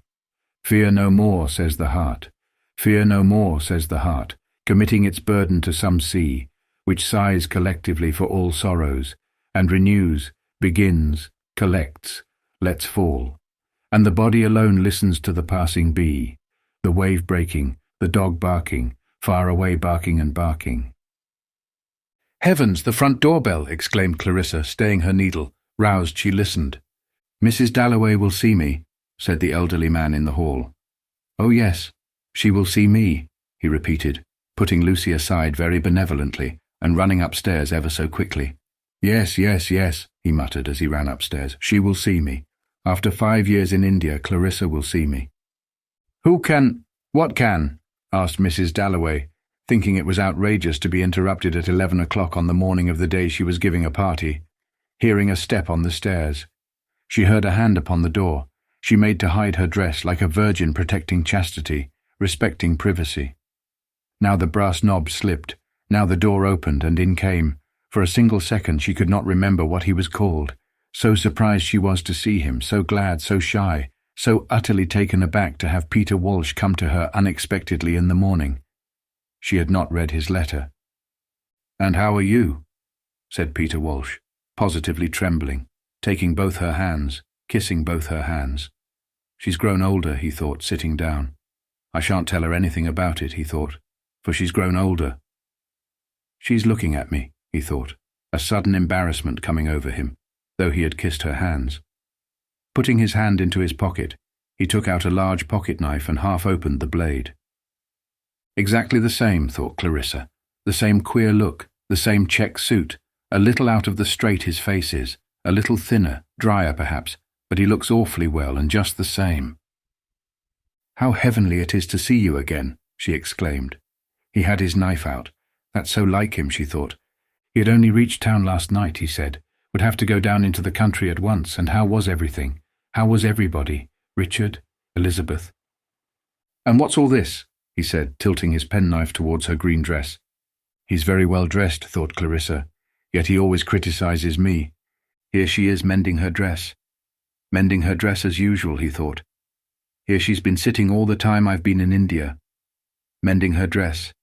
Playing about, going to parties, running to the house and back and all that, he thought, growing more and more irritated, more and more agitated, for there's nothing in the world so bad for some women as marriage, he thought, and politics, and having a conservative husband, like the admirable Richard. So it is, he thought, shutting his knife with a snap. "Richard's very well. Richard's at a committee," said Clarissa. And she opened her scissors and said, did he mind her just finishing what she was doing to her dress, for they had a party that night? "Which I shan't ask you to," she said. "My dear Peter," she said. But it was delicious to hear her say that. My dear Peter. Indeed, it was all so delicious. The silver, the chairs, all so delicious. Why wouldn't she ask him to her party, he asked. Now, of course, thought Clarissa, he's enchanting. Perfectly enchanting. Now I remember how impossible it was ever to make up my mind. And why did I make up my mind? Not to marry him, she wondered, that awful summer. "But it's so extraordinary that you should have come this morning," she cried, putting her hands one on top of another, down on her dress. "Do you remember," she said, "how the blinds used to flap at Bourton?" "They did," he said, and he remembered breakfasting alone very awkwardly with her father, who had died, and he had not written to Clarissa, but he had never got on well with old Parry, that querulous, weak-kneed old man, Clarissa's father, Justin Parry. "I often wish I'd got on better with your father," he said, "but he never liked anyone who—" "Our friends," said Clarissa, and could have bitten her tongue for thus reminding Peter that he had wanted to marry her. "Of course I did," thought Peter. It almost broke my heart too, he thought, and was overcome with his own grief, which rose like a moon looked at from a terrace, ghastly beautiful with light from the sunken day. I was more unhappy than I've ever been since, he thought, and as if in truth he were sitting there on the terrace, he edged a little towards Clarissa, put his hand out, raised it, let it fall. There above them it hung, that moon. She too seemed to be sitting with him on the terrace in the moonlight. "Herbert has it now," she said. "I never go there now," she said. Then, just as happens on a terrace in the moonlight, when one person begins to feel ashamed that he is already bored, and yet as the other sits silent, very quiet, sadly looking at the moon, does not like to speak, moves his foot, clears his throat, notices some iron scroll on a table leg, stirs a leaf, but says nothing. So Peter Walsh did now. For why go back like this to the past, he thought. Why make him think of it again? Why make him suffer when she had tortured him so infernally? Why? "Do you remember the lake?" she said in an abrupt voice, under the pressure of an emotion which caught her heart, made the muscles of her throat stiff, and contracted her lips in a spasm as she said lake. For she was a child, throwing bread to the ducks between her parents, and at the same time a grown woman coming to her parents who stood by the lake, holding her life in her arms, which, as she neared them, grew larger and larger in her arms, until it became a whole life, a complete life, which she put down by them and said, "This is what I have made of it, this." And what had she made of it? What indeed? Sitting there sewing this morning with Peter. She looked at Peter Walsh. Her look, passing through all that time and that emotion, reached him doubtfully, settled on him tearfully, and rose and fluttered away, as a bird touches a branch and rises and flutters away. Quite simply she wiped her eyes. "Yes," said Peter. "Yes, yes, yes," he said, as if she drew up to the surface something which positively hurt him as it rose. "Stop, stop," he wanted to cry, for he was not old, his life was not over, not by any means, he was only just past 50. Shall I tell her, he thought, or not? He would like to make a clean breast of it all. But she is too cold, he thought, sewing with her scissors. Daisy would look ordinary beside Clarissa, and she would think me a failure, which I am in their sense, he thought, in the Dalloways' sense. Oh yes, he had no doubt about that. He was a failure compared with all this. The inlaid table, the mounted paper knife, the dolphin and the candlesticks, the chair covers and the old valuable English tinted prints. He was a failure. I detest the smugness of the whole affair, he thought. Richard's doing, not Clarissa's, save that she married him. Here Lucy came into the room, carrying silver, more silver, but charming, slender, graceful she looked, he thought, as she stooped to put it down. And this has been going on all the time, he thought, week after week, Clarissa's life, while I, he thought, and at once everything seemed to radiate from him, journeys, rides, quarrels, adventures, bridge parties, love affairs, work, work, work. And he took out his knife quite openly, his old horn-handled knife which Clarissa could swear he had had these 30 years, and clenched his fist upon it. What an extraordinary habit that was, Clarissa thought, always playing with a knife, always making one feel too frivolous, empty-minded, a mere silly chatterbox as he used. But I too, she thought, and taking up her needle, summoned, like a queen whose guards have fallen asleep and left her unprotected. She had been quite taken aback by this visit. It had upset her. So that anyone can stroll in and have a look at her where she lies with the brambles curving over her. Summoned to her help the things she did, the things she liked, her husband, Elizabeth, herself in short, which Peter hardly knew now, all to come about her and beat off the enemy. "Well, and what's happened to you?" she said. So before a battle begins, the horses paw the ground, toss their heads, the light shines on their flanks, their necks curve. So Peter Walsh and Clarissa, sitting side by side on the blue sofa, challenged each other. His powers chafed and tossed in him. He assembled from different quarters all sorts of things. Praise, his career at Oxford, his marriage, which she knew nothing whatever about, how he had loved, and altogether done his job. "Millions of things," he exclaimed, and urged by the assembly of powers which were now charging this way and that, and giving him the feeling at once frightening and extremely exhilarating of being rushed through the air on the shoulders of people he could no longer see, he raised his hands to his forehead. Clarissa sat very upright, drew in her breath. "I am in love," he said, not to her, however, but to someone raised up in the dark so that you could not touch her, but must lay your garland down on the grass in the dark. "In love," he repeated, now speaking rather dryly to Clarissa Dalloway. "In love with a girl in India." He had deposited his garland. Clarissa could make what she would of it. "In love," she said, "that he at his age should be sucked under in his little bow tie by that monster. And there's no flesh on his neck, his hands are red, and he's 6 months older than I am." Her eye flashed back to her, but in her heart she felt all the same, he is in love. He has that, she felt. He is in love. But the indomitable egotism which forever rides down the hosts opposed to it, the river which says on, even though it admits there may be no goal for us whatever, still on, this indomitable egotism charged her cheeks with colour, made her look very young, very pink, very bright-eyed as she sat with her dress upon her knee and her needle held to the end of green silk, trembling a little. He was in love, not with her, with some younger woman, of course. "And who is she?" she asked. Now this statue must be brought from its height and set down between them. "A married woman, unfortunately," he said, "the wife of a major in the Indian Army." And with a curious ironical sweetness, he smiled as he placed her in this ridiculous way before Clarissa. All the same, he is in love, thought Clarissa. "She has," he continued very reasonably, "2 small children, a boy and a girl, and I have come over to see my lawyers about the divorce." There they are, he thought. Do what you like with them, Clarissa. There they are. And second by second it seemed to him that the wife of the major in the Indian Army, his Daisy, and her 2 small children became more and more lovely as Clarissa looked at them, as if he had set light to a grey pellet on a plate, and there had risen up a lovely tree in the brisk sea-salted air of their intimacy, for in some ways no one understood him, felt with him as Clarissa did, their exquisite intimacy. She flattered him, she fooled him, thought Clarissa, shaping the woman, the wife of the major in the Indian army, with 3 strokes of a knife. What a waste, what a folly.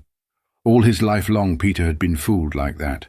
First getting sent down from Oxford, next marrying the girl on the boat going out to India, now the wife of a major in the Indian army. Thank heaven she had refused to marry him. Still, he was in love. Her old friend, her dear Peter, he was in love. "But what are you going to do?" she asked him. Oh, the lawyers and solicitors, Messrs. Hooper and Greatley of Lincoln's Inn, they were going to do it, he said, and he actually pared his nails with his pocket-knife. "For heaven's sake, leave your knife alone," she cried to herself in irrepressible irritation. It was his silly unconventionality, his weakness, his lack of the ghost of a notion what anyone else was feeling that annoyed her, had always annoyed her. And now, at his age, how silly. "I know all that," Peter thought. "I know what I'm up against," he thought, running his finger along the blade of his knife. "Clarissa and Dalloway and all the rest of them. But I'll show Clarissa." And then, to his utter surprise, suddenly thrown by those uncontrollable forces thrown through the air, he burst into tears, wept without the least shame, sitting on the sofa, the tears running down his cheeks. And Clarissa had leant forward, taken his hand, drawn him to her, kissed him, actually had felt his face on hers before she could, down the brandishing of silver flashing, plumes like pampas grass in a tropic gale in her breast, which, subsiding, left her holding his hand, patting his knee and, feeling as she sat back extraordinarily at her ease with him, and light-hearted, all in a clap it came over her. If I had married him, this gaiety would have been mine all day. It was all over for her. The sheet was stretched and the bed narrow. She had gone up into the tower alone and left them blackberrying in the sun. The door had shut, and there among the dust of fallen plaster and the litter of birds' nests, how distant the view had looked, and the sounds came thin and chill, once on Leith Hill, she remembered. And Richard, Richard, she cried, as a sleeper in the night starts and stretches a hand in the dark for help. Lunching with Lady Bruton, it came back to her. He has left me. I am alone forever, she thought, folding her hands upon her knee.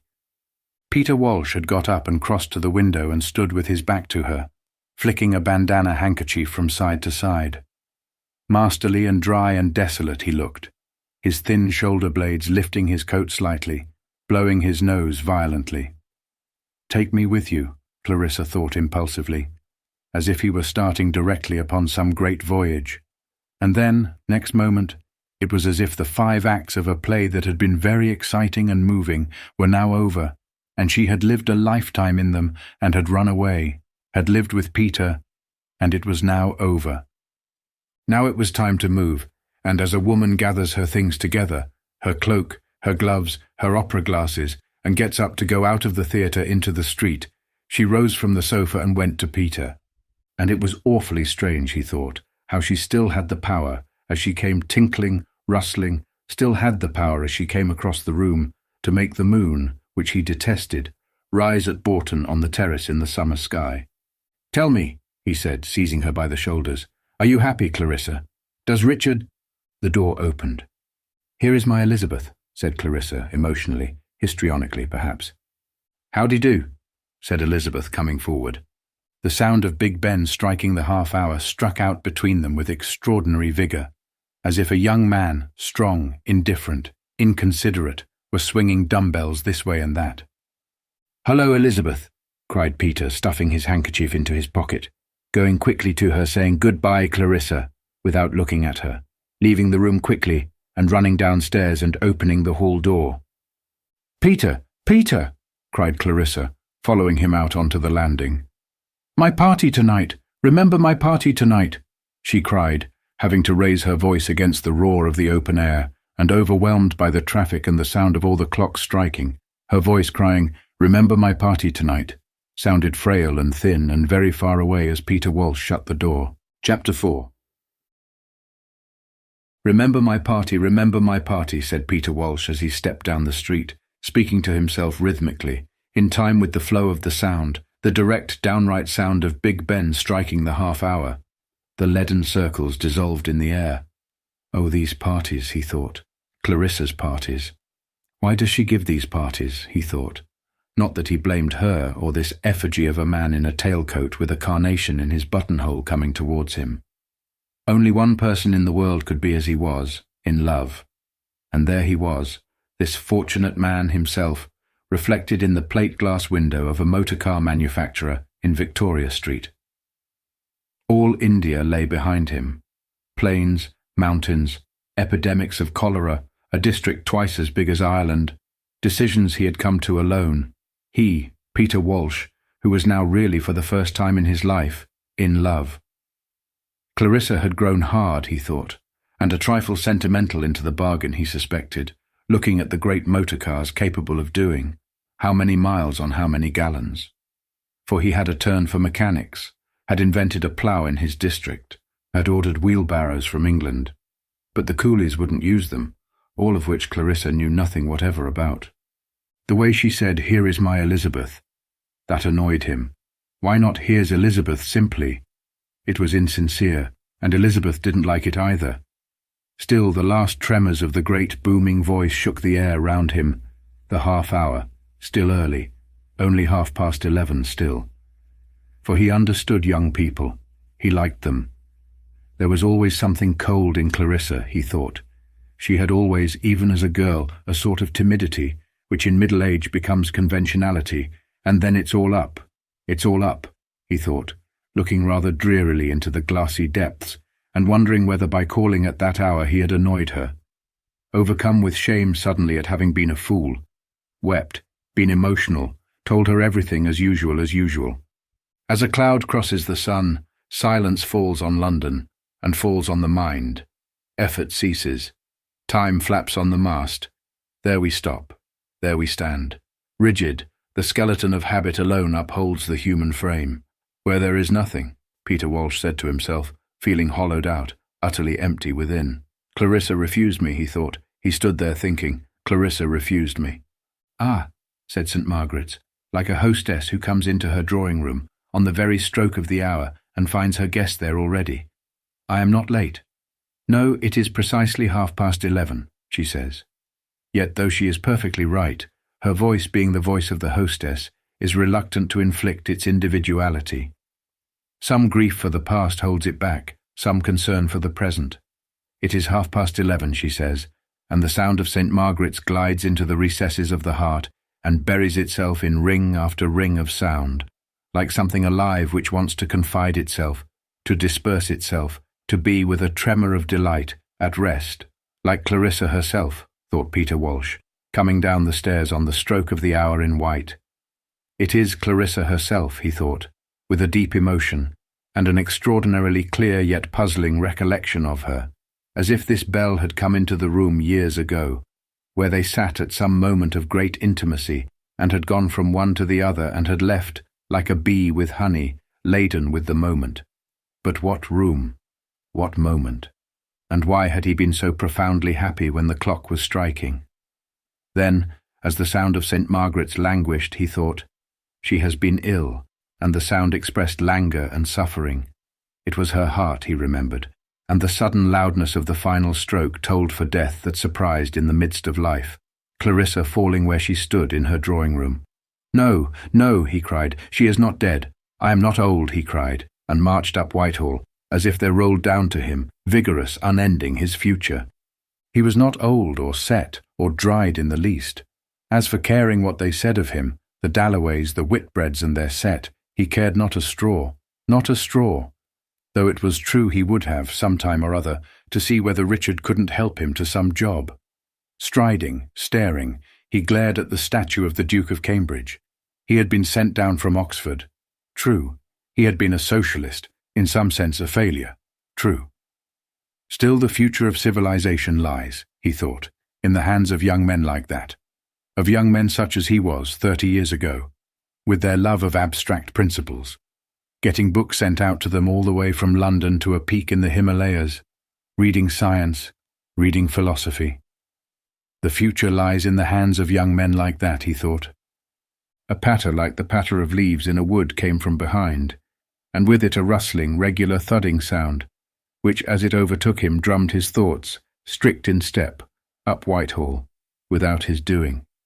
Boys in uniform carrying guns marched with their eyes ahead of them, marched, their arms stiff, and on their faces an expression like the letters of a legend written round the base of a statue praising duty, gratitude, fidelity, love of England. It is, thought Peter Walsh, beginning to keep step with them, a very fine training. But they did not look robust. They were weedy for the most part, boys of 16 who might tomorrow stand behind bowls of rice, cakes of soap on counters. Now they wore on them, unmixed with sensual pleasure or daily preoccupations, the solemnity of the wreath which they had fetched from Finsbury Pavement to the empty tomb. They had taken their vow. The traffic respected it. Vans were stopped. I can't keep up with them, Peter Walsh thought, as they marched up Whitehall, and sure enough, on they marched, past him, past everyone, in their steady way, as if one will work legs and arms uniformly, and life, with its varieties, its irreticences, had been laid under a pavement of monuments and wreaths, and drugged into a stiff yet staring corpse by discipline. One had to respect it. One might laugh, but one had to respect it, he thought. There they go, thought Peter Walsh, pausing at the edge of the pavement, and all the exalted statues, Nelson, Gordon, Havelock, the Black, the spectacular images of great soldiers stood looking ahead of them, as if they too had made the same renunciation. Peter Walsh felt he too had made it, the great renunciation, trampled under the same temptations, and achieved at length a marble stare. But the stare Peter Walsh did not want for himself in the least, though he could respect it in others. He could respect it in boys. They don't know the troubles of the flesh yet, he thought, as the marching boys disappeared in the direction of the Strand. All that I've been through, he thought, crossing the road and standing under Gordon's statue. Gordon, whom as a boy he had worshipped. Gordon standing lonely with one leg raised and his arms crossed. Poor Gordon, he thought. And just because nobody yet knew he was in London except Clarissa and the earth after the voyage still seemed an island to him, the strangeness of standing alone, alive, unknown, at 11:30 in Trafalgar Square overcame him. What is it? Where am I? And why, after all, does one do it? He thought, the divorce seeming all moonshine. And down his mind went flat as a marsh, and three great emotions bowled over him: understanding, a vast philanthropy, and finally, as if the result of the others, an irrepressible, exquisite delight, as if inside his brain by another hand strings were pulled, shutters moved, and he, having nothing to do with it, yet stood at the opening of endless avenues, down which if he chose he might wander. He had not felt so young for years. He had escaped, was utterly free, as happens in the downfall of habit when the mind, like an unguarded flame, bows and bends and seems about to blow from its holding. I haven't felt so young for years, thought Peter, escaping only of course for an hour or so, from being precisely what he was, and feeling like a child who runs out of doors, and sees as he runs his old nurse waving at the wrong window. But she's extraordinarily attractive, he thought, as walking across Trafalgar Square in the direction of the Haymarket, came a young woman who, as she passed Gordon's statue, seemed, Peter Walsh thought, susceptible as he was, to shed veil after veil, until she became the very woman he had always had in mind, young but stately, merry but discreet, black but enchanting. Straightening himself and stealthily fingering his pocket-knife, he started after her to follow this woman, this excitement, which seemed even with its back turned to shed on him a light which connected them, which singled him out, as if the random uproar of the traffic had whispered through hollowed hands his name, not Peter, but his private name, which he called himself in his own thoughts. You, she said, only you, saying it with her white gloves and her shoulders. Then the thin long cloak which the wind stirred as she walked past Dent's shop in Cockspur Street blew out with an enveloping kindness, a mournful tenderness, as of arms that would open and take the tired. But she's not married. She's young, quite young, thought Peter, the red carnation he had seen her wear as she came across Trafalgar Square, burning again in his eyes and making her lips red. But she waited at the curbstone. There was a dignity about her, She was not worldly like Clarissa, not rich like Clarissa. Was she, he wondered as she moved, respectable? Witty, with a lizard's flickering tongue, he thought, for one must invent, must allow oneself a little diversion, a cool waiting wit, a darting wit, not noisy. She moved, she crossed. He followed her. To embarrass her was the last thing he wished. Still, if she stopped, he would say, "Come and have an ice," he would say, and she would answer perfectly simply, "Oh yes." But other people got between them in the street, obstructing him, blotting her out. He pursued, she changed. There was colour in her cheeks, mockery in her eyes. He was an adventurer, reckless, he thought, swift, daring indeed, landed as he was last night from India, a romantic buccaneer, careless of all these damned proprieties, yellow dressing gowns, pipes, fishing rods in the shop windows, and respectability and evening parties and spruce old men wearing white slips beneath their waistcoats. He was a buccaneer. On and on she went, across Piccadilly and up Regent Street, ahead of him, her cloak, her gloves, her shoulders combining with the fringes and the laces and the feather boas in the windows to make the spirit of finery and whimsy which dwindled out of the shops onto the pavement, as the light of a lamp goes wavering at night over hedges in the darkness. Laughing and delightful, she had crossed Oxford Street and Great Portland Street and turned down one of the little streets, and now, the great moment was approaching, for now she slackened, opened her bag, and with one look in his direction, but not at him, one look that bade farewell, summed up the whole situation and dismissed it triumphantly, forever, had fitted her key, opened the door, and gone. Clarissa's voice saying, remember my party," sang in his ears. The house was one of those flat red houses with hanging flower baskets of vague impropriety.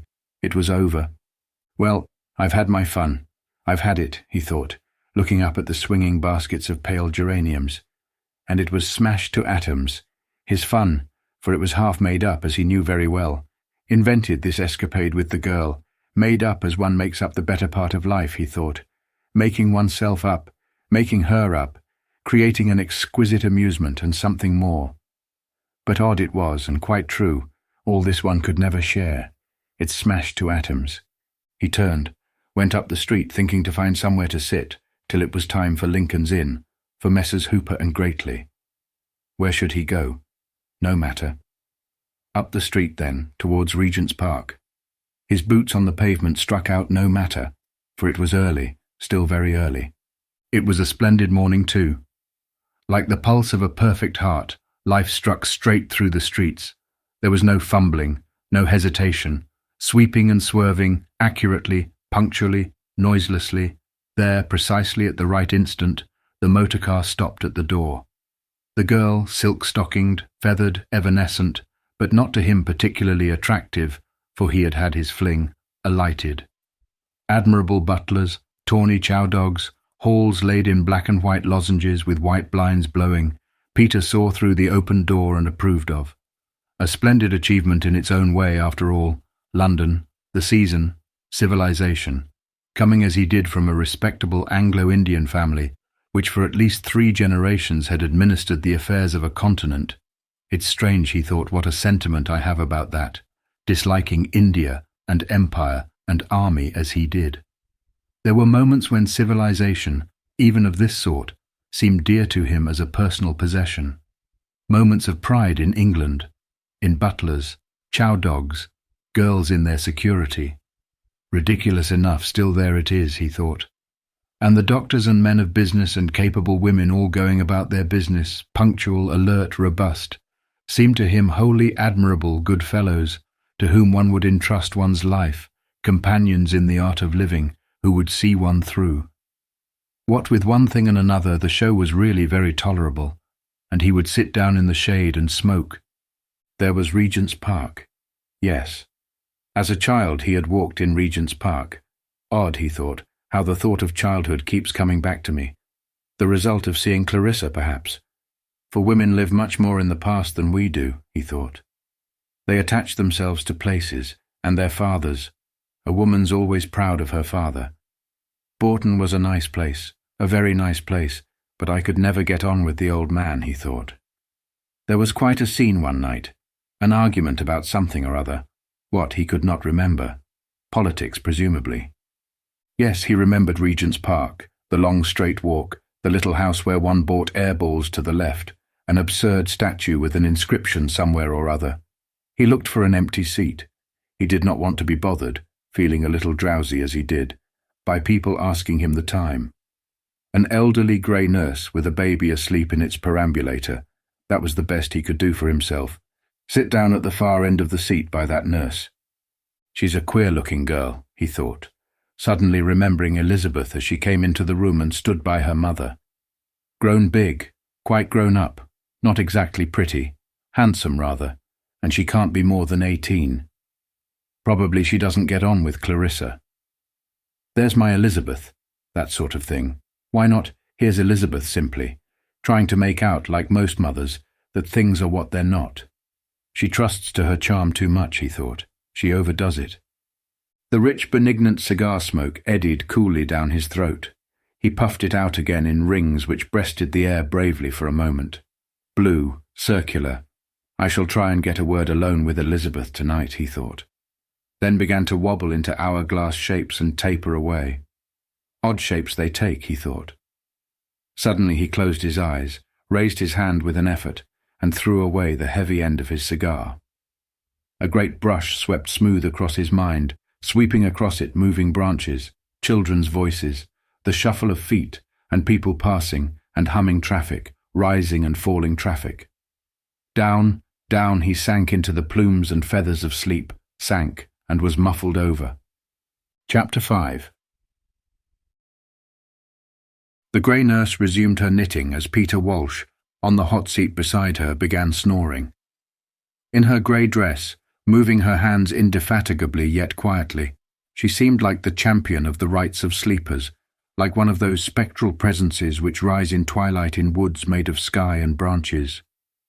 The solitary traveller, haunter of lanes, disturber of ferns, and devastator of great hemlock plants, looking up, suddenly sees the giant figure at the end of the ride.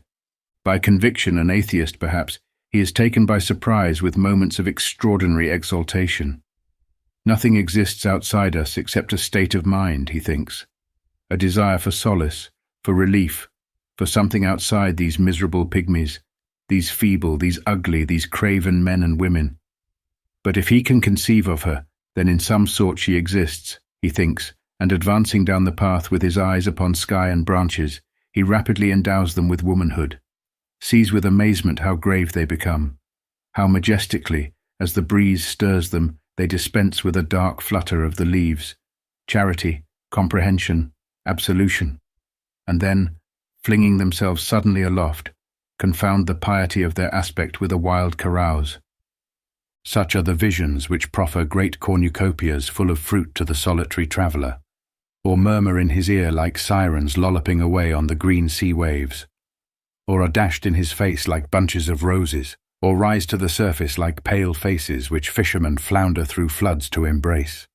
Such are the visions which ceaselessly float up, pace beside, put their faces in front of the actual thing, often overpowering the solitary traveller and taking away from him the sense of the earth, the wish to return, and giving him for substitute a general peace, as if, so he thinks as he advances down the forest ride, all this fever of living were simplicity itself, and myriads of things merged in one thing, and this figure, made of sky and branches as it is, had risen from the troubled sea, he is elderly, past 50 now, as a shape might be sucked up out of the waves to shower down from her magnificent hands compassion, comprehension, absolution. So, he thinks, may I never go back to the lamplight, to the sitting room, never finish my book, never knock out my pipe, never ring for Mrs. Turner to clear away. Rather let me walk straight on to this great figure, who will, with a toss of her head, mount me on her streamers and let me blow to nothingness with the rest. Such are the visions. The solitary traveller is soon beyond the wood, and there, coming to the door with shaded eyes, possibly to look for his return, with hands raised, with white apron blowing, is an elderly woman who seems, so powerful is this infirmity, to seek over a desert a lost son, to search for a rider destroyed, to be the figure of the mother whose sons have been killed in the battles of the world.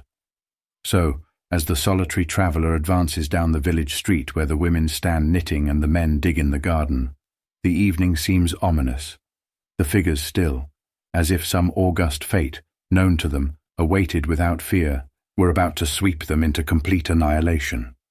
Indoors among ordinary things, the cupboard, the table, the window-sill with its geraniums, suddenly the outline of the landlady, bending to remove the cloth, becomes soft with light, an adorable emblem which only the recollection of cold human contacts forbids us to embrace. She takes the marmalade. She shuts it in the cupboard. "There is nothing more tonight, sir." But to whom does the solitary traveller make reply? Chapter 6. So the elderly nurse knitted over the sleeping baby in Regent's Park, so Peter Walsh snored. He woke with extreme suddenness, saying to himself, "The death of the soul." "Lord, Lord," he said to himself out loud, stretching and opening his eyes. "The death of the soul." The words attached themselves to some scene, to some room, to some past he had been dreaming of. It became clearer, the scene, the room, the past he had been dreaming of. It was at Bourton that summer, early in the 90s, when he was so passionately in love with Clarissa. There were a great many people there, laughing and talking, sitting round a table after tea, and the room was bathed in yellow light and full of cigarette smoke. They were talking about a man who had married his housemaid, one of the neighbouring squires. He had forgotten his name. He had married his housemaid, and she had been brought to Bourton to call. An awful visit it had been. She was absurdly overdressed, like a cockatoo, Clarissa had said, imitating her, and she never stopped talking. On and on she went, on and on. Clarissa imitated her. Then somebody said, Sally Seaton it was, did it make any real difference to one's feelings to know that before they'd married she had had a baby? In those days, in mixed company, it was a bold thing to say. He could see Clarissa now, turning bright pink, somehow contracting, and saying, "Oh, I shall never be able to speak to her again." Whereupon the whole party sitting round the tea table seemed to wobble. It was very uncomfortable. He hadn't blamed her for minding the fact, since in those days a girl brought up as she was knew nothing, but it was her manner that annoyed him. Timid, hard, something arrogant, unimaginative, prudish. The death of the soul. He had said that instinctively, ticketing the moment as he used to do, the death of her soul. Everyone wobbled. Everyone seemed to bow as she spoke, and then to stand up different. He could see Sally Seaton, like a child who has been in mischief, leaning forward rather flushed, wanting to talk but afraid, and Clarissa did frighten people. She was Clarissa's greatest friend, always about the place, totally unlike her, an attractive creature, handsome, dark, with the reputation in those days of great daring, and he used to give her cigars, which she smoked in her bedroom. She had either been engaged to somebody or quarrelled with her family, and old Parry disliked them both equally, which was a great bond. Then Clarissa, still with an air of being offended with them all, got up, made some excuse, and went off alone. As she opened the door, in came that great shaggy dog which ran after sheep. She flung herself upon him, went into raptures. It was as if she said to Peter, it was all aimed at him, he knew. "I know you thought me absurd about that woman just now, but see how extraordinarily sympathetic I am. See how I love my Rob." They had always this queer power of communicating without words. She knew directly he criticized her. Then she would do something quite obvious to defend herself, like this fuss with the dog. But it never took him in. He always saw through Clarissa. Not that he said anything, of course, just sat looking glum. It was the way their quarrels often began. She shut the door. At once he became extremely depressed. It all seemed useless, going on being in love, going on quarrelling, going on making it up, and he wandered off alone among outhouses, stables, looking at the horses. The place was quite a humble one. The Parrys were never very well off, but there were always grooms and stable boys about. Clarissa loved riding, and an old coachman, what was his name? An old nurse, old Moody, old Goody, some such name they called her, whom one was taken to visit in a little room with lots of photographs, lots of bird cages. It was an awful evening. He grew more and more gloomy, not about that only, about everything. And he couldn't see her, couldn't explain to her, couldn't have it out. There were always people about. She'd go on as if nothing had happened. That was the devilish part of her, this coldness, this woodenness, something very profound in her, which he had felt again this morning talking to her, an impenetrability. Yet heaven knows he loved her. She had some queer power of fiddling on one's nerves, turning one's nerves to fiddle strings, yes. He had gone into dinner rather late, from some idiotic idea of making himself felt, and had sat down by old Miss Parry, Aunt Helena, Mr. Parry's sister, who was supposed to preside. There she sat in her white cashmere shawl, with her head against the window. A formidable old lady, but kind to him, for he had found her some rare flower, and she was a great botanist, marching off in thick boots with a black collecting box slung between her shoulders. He sat down beside her and couldn't speak. Everything seemed to race past him. He just sat there, eating. And then halfway through dinner, he made himself look across at Clarissa for the first time. She was talking to a young man on her right. He had a sudden revelation. She will marry that man, he said to himself. He didn't even know his name. For of course it was that afternoon, that very afternoon, that Dalloway had come over, and Clarissa called him Wickham. That was the beginning of it all. Somebody had brought him over, and Clarissa got his name wrong. She introduced him to everybody as Wickham. At last he said, "My name is Dalloway." That was his first view of Richard, a fair young man, rather awkward, sitting on a deck chair and blurting out, "My name is Dalloway." Sally got hold of it. Always after that she called him, "My name is Dalloway." He was a prey to revelations at that time. This one, that she would marry Dalloway, was blinding, overwhelming at the moment. There was a sort of, how could he put it, a sort of ease in her manner to him, something maternal, something gentle. They were talking about politics. All through dinner he tried to hear what they were saying. Afterwards he could remember standing by old Miss Parry's chair in the drawing-room. Clarissa came up with her perfect manners, like a real hostess, and wanted to introduce him to someone, spoke as if they had never met before, which enraged him. Yet even then he admired her for it. He admired her courage, her social instinct. He admired her power of carrying things through. "The perfect hostess," he said to her, whereupon she winced all over, but he meant her to feel it. He would have done anything to hurt her after seeing her with Dalloway. So she left him. And he had a feeling that they were all gathered together in a conspiracy against him, laughing and talking behind his back. There he stood by Miss Parry's chair, as though he had been cut out of wood, he talking about wild flowers. Never, never had he suffered so infernally. He must have forgotten even to pretend to listen. At last he woke up. He saw Miss Parry looking rather disturbed, rather indignant, with her prominent eyes fixed. He almost cried out that he couldn't attend because he was in hell. People began going out of the room. He heard them talking about fetching cloaks, about its being cold on the water, and so on. They were going boating on the lake by moonlight, one of Sally's mad ideas. He could hear her describing the moon, and they all went out. He was left quite alone. "Don't you want to go with them?" said Aunt Helena, old Miss Parry. She had guessed. And he turned round, and there was Clarissa again. She had come back to fetch him. He was overcome by her generosity, her goodness. "Come along," she said. "They're waiting." He had never felt so happy in the whole of his life. Without a word, they made it up. They walked down to the lake. He had 20 minutes of perfect happiness. Her voice, her laugh, her dress, something floating, white, crimson, her spirit, her adventurousness. She made them all disembark and explore the island. She startled a hen, she laughed, she sang. And all the time, he knew perfectly well Dalloway was falling in love with her. She was falling in love with Dalloway. But it didn't seem to matter. Nothing mattered. They sat on the ground and talked, he and Clarissa. They went in and out of each other's minds without any effort. And then in a second it was over. He said to himself as they were getting into the boat, "She will marry that man, dully, without any resentment." But it was an obvious thing. Dalloway would marry Clarissa. Dalloway rowed them in. He said nothing, But somehow as they watched him start, jumping onto his bicycle to ride 20 miles through the woods, wobbling off down the drive, waving his hand and disappearing, he obviously did feel instinctively, tremendously, strongly, all that.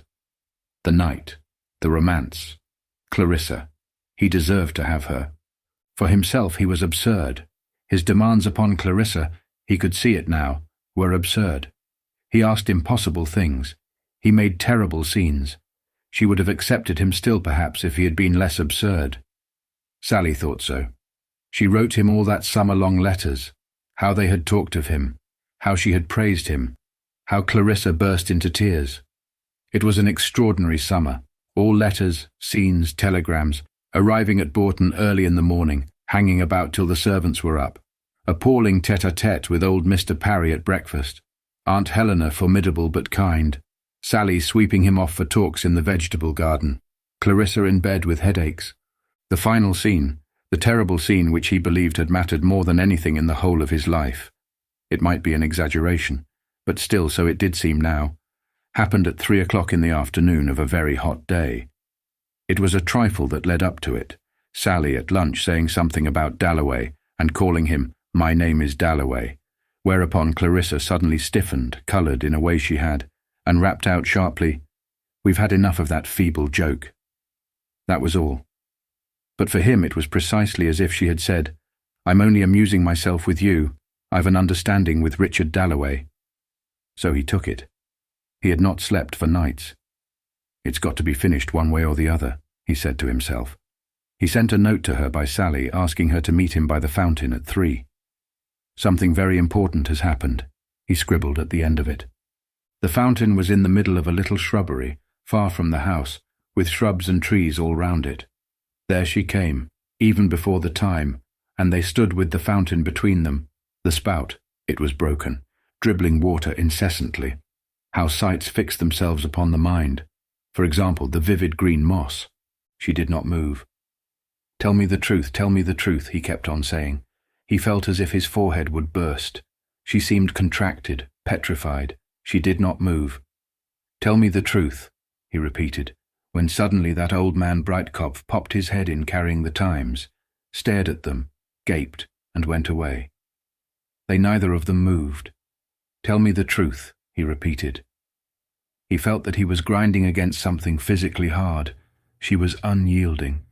She was like iron, like flint, rigid up the backbone, and when she said, "It's no use, it's no use, this is the end." After he had spoken for hours, it seemed, with the tears running down his cheeks, it was as if she had hit him in the face. She turned, she left him, went away. "Clarissa!" he cried, "Clarissa!" But she never came back. It was over. He went away that night. He never saw her again. Chapter 7. It was awful, he cried, awful, awful. Still the sun was hot. Still one got over things. Still life had a way of adding day to day.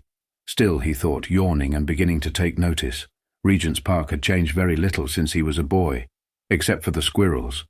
Still, presumably, there were compensations. When little Elise Mitchell, who had been picking up pebbles to add to the pebble collection which she and her brother were making on the nursery mantelpiece, plumped her handful down on the nurse's knee and scudded off again full tilt into a lady's legs. Peter Walsh laughed out. But Lucrezia Warren Smith was saying to herself, "It's wicked. Why should I suffer?" she was asking, as she walked down the broad path. "No, I can't stand it any longer," she was saying, having left Septimus, who wasn't Septimus any longer, to say hard, cruel, wicked things, to talk to himself, to talk to a dead man on the seat over there, when the child ran full tilt into her, fell flat, and burst out crying. That was comforting, rather. She stood her upright, dusted her frock, kissed her. But for herself she had done nothing wrong. She had loved Septimus. She had been happy. She had had a beautiful home, and there her sisters lived still, making hats. Why should she suffer? The child ran straight back to its nurse, and Rezia saw her scolded, comforted, taken up by the nurse who put down her knitting, and the kind-looking man gave her his watch to blow open to comfort her. But why should she be exposed? Why not left in Milan? Why tortured? Why? Slightly waved by tears the broad path, the nurse, The man in grey, the perambulator, rose and fell before her eyes. To be rocked by this malignant torturer was her lot. But why? She was like a bird sheltering under the thin hollow of a leaf, who blinks at the sun when the leaf moves, starts at the crack of a dry twig. She was exposed. She was surrounded by the enormous trees, vast clouds of an indifferent world, exposed, tortured. And why should she suffer? Why? She frowned. She stamped her foot. She must go back again to Septimus, since it was almost time for them to be going to Sir William Bradshaw. She must go back and tell him, go back to him sitting there on the green chair under the tree, talking to himself, or to that dead man Evans, whom she had only seen once for a moment in the shop. He had seemed a nice, quiet man, a great friend of Septimus's, and he had been killed in the war. But such things happen to everyone. Everyone has friends who were killed in the war. Everyone gives up something when they marry. She had given up her home. She had come to live here in this awful city. But Septimus let himself think about horrible things, as she could too if she tried. He had grown stranger and stranger.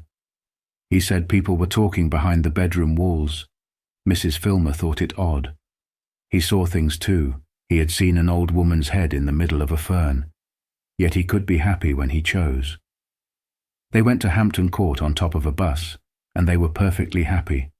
All the little red and yellow flowers were out on the grass, like floating lamps, he said, and talked and chattered and laughed, making up stories. Suddenly he said, "Now we will kill ourselves," when they were standing by the river, and he looked at it with a look which she had seen in his eyes when a train went by or an omnibus, a look as if something fascinated him. And she felt he was going from her, and she caught him by the arm. But going home he was perfectly quiet, perfectly reasonable. He would argue with her about killing themselves, and explain how wicked people were, how he could see them making up lies as they passed in the street. He knew all their thoughts, he said. He knew everything. He knew the meaning of the world, he said. Then when they got back he could hardly walk. He lay on the sofa and made her hold his hand to prevent him from falling down. Down, he cried, into the flames, and saw faces laughing at him, calling him horrible, disgusting names from the walls, and hands pointing round the screen. Yet they were quite alone. But he began to talk aloud, answering people, arguing, laughing, crying, getting very excited and making her write things down. Perfect nonsense it was. About death, about Miss Isabel Pole. She could stand it no longer. She would go back. She was close to him now, could see him staring at the sky, muttering, clasping his hands. Yet Dr. Holmes said there was nothing the matter with him. What then had happened? Why had he gone then? Why, when she sat by him, did he start, frown at her, move away and point at her hand, take her hand, look at it terrified? Was it that she had taken off her wedding ring? "My hand has grown so thin," she said. "I have put it in my purse," she told him. He dropped her hand. Their marriage was over, he thought, with agony, with relief. The rope was cut, he mounted, he was free, as it was decreed that he, Septimus, the Lord of Men, should be free, alone, since his wife had thrown away her wedding ring, since she had left him. He, Septimus, was alone, called forth in advance of the mass of men to hear the truth, to learn the meaning, which now at last, after all the toils of civilization, Greeks, Romans, Shakespeare, Darwin, and now himself, was to be given hold to. To whom? He asked aloud. To the Prime Minister. The voices which rustled above his head replied, "The supreme secret must be told to the Cabinet. First that trees are alive, next there is no crime, next love, universal love," he muttered, gasping, trembling, painfully drawing out these profound truths which needed, so deep were they, so difficult, an immense effort to speak out, but the world was entirely changed by them forever. "No crime, love," he repeated, fumbling for his card and pencil, when a Skye Terrier snuffed his trousers and he started in an agony of fear. It was turning into a man. He could not watch it happen. It was horrible, terrible to see a dog become a man. At once the dog trotted away. Heaven was divinely merciful, infinitely benignant. It spared him, pardoned his weakness. But what was the scientific explanation, for one must be scientific above all things, Why could he see through bodies, see into the future, when dogs will become men? It was the heat wave, presumably, operating upon a brain made sensitive by eons of evolution. Scientifically speaking, the flesh was melted off the world. His body was macerated until only the nerve fibers were left. It was spread like a veil upon a rock. He lay back in his chair, exhausted but upheld. He lay resting, waiting, before he again interpreted, with effort, with agony, to mankind. He lay very high on the back of the world. The earth thrilled beneath him. Red flowers grew through his flesh. Their stiff leaves rustled by his head. Music began clanging against the rocks up here. "It is a motor horn down in the street," he muttered, but up here it cannoned from rock to rock, divided, met in shocks of sound which rose in smooth columns. That music should be visible was a discovery, and became an anthem twined round now by a shepherd boy's piping. "That's an old man playing a penny whistle by the public house," he muttered, which, as the boy stood still, came bubbling from his pipe, and then, as he climbed higher, made its exquisite plaint, while the traffic passed beneath. "This boy's elegy is played among the traffic," thought Septimus. Now he withdraws up into the snows, and roses hang about him. "The thick red roses which grow on my bedroom wall," he reminded himself. The music stopped. He has his penny, he reasoned it out, and has gone on to the next public house. But he himself remained high on his rock, like a drowned sailor on a rock. "I leant over the edge of the boat and fell down," he thought. "I went under the sea. I have been dead, and yet am now alive. But let me rest still." He begged. He was talking to himself again. It was awful, awful. And as before waking, the voices of birds and the sound of wheels chime and chatter in a queer harmony, grow louder and louder, and the sleeper feels himself drawing to the shores of life. So he felt himself drawing towards life, the sun growing hotter, cries sounding louder, something tremendous about to happen. He had only to open his eyes, but a weight was on them, a fear. He strained, he pushed, he looked, he saw Regent's Park before him. Long streamers of sunlight fawned at his feet. The trees waved, brandished. "We welcome," the world seemed to say. "We accept. We create." "Beauty," the world seemed to say. And as if to prove it, scientifically, wherever he looked at the houses, at the railings, at the antelopes stretching over the palings, beauty sprang instantly. To watch a leaf quivering in the rush of air was an exquisite joy. Up in the sky, swallows swooping, swerving, flinging themselves in and out, round and round, yet always with perfect control as if elastics held them, and the flies rising and falling, and the sun spotting now this leaf, now that in mockery, dazzling it with soft gold in pure good temper, and now and again some chime, it might be a motor horn, tinkling divinely on the grass stalks. All of this, calm and reasonable as it was, made out of ordinary things as it was the truth now. Beauty, that was the truth now. Beauty was everywhere. "It is time," said Retsia. The word time split its husk, poured its riches over him, and from his lips fell like shells, like shavings from a plane, without his making them, hard, white, imperishable words, and flew to attach themselves to their places in an ode to time, an immortal ode to time. He sang. Evans answered from behind the tree. The dead were in Thessaly, Evans sang, among the orchids. There they waited till the war was over, and now the dead, now Evans himself. "For God's sake, don't come," Septimus cried out, for he could not look upon the dead, but the branches parted. A man in grey was actually walking towards them. It was Evans, but no mud was on him, no wounds. He was not changed. "I must tell the whole world," Septimus cried, raising his hand, as the dead man in the grey suit came nearer, raising his hand like some colossal figure who has lamented the fate of man for ages in the desert alone, with his hands pressed to his forehead, furrows of despair on his cheeks, and now sees light on the desert's edge which broadens and strikes the iron-black figure, and Septimus half rose from his chair. And with legions of men prostrate behind him, he, the giant mourner, receives for one moment on his face the whole. "But I am so unhappy, Septimus," said Retsia, trying to make him sit down. The millions lamented. For ages they had sorrowed. He would turn round, he would tell them in a few moments, only a few moments more, of this relief, of this joy, of this astonishing revelation. "The time, Septimus," Rezia repeated. "What is the time?" He was talking, he was starting. This man must notice him. He was looking at them. "I will tell you the time," said Septimus very slowly, very drowsily, smiling mysteriously. As he sat smiling at the dead man in the grey suit, the quarter struck, the 11:45. "And that is being young," Peter Walsh thought as he passed them. To be having an awful scene. The poor girl looked absolutely desperate, in the middle of the morning. But what was it about, he wondered? What had the young man in the overcoat been saying to her, to make her look like that? What awful fix had they got themselves into, both to look so desperate as that on a fine summer morning? The amusing thing about coming back to England after 5 years was the way it made, anyhow the first days, things stand out as if one had never seen them before. Lovers squabbling under a tree, the domestic family life of the parks. Never had he seen London look so enchanting, the softness of the distances, the richness, the greenness, the civilization after India, he thought, strolling across the grass. This susceptibility to impressions had been his undoing, no doubt.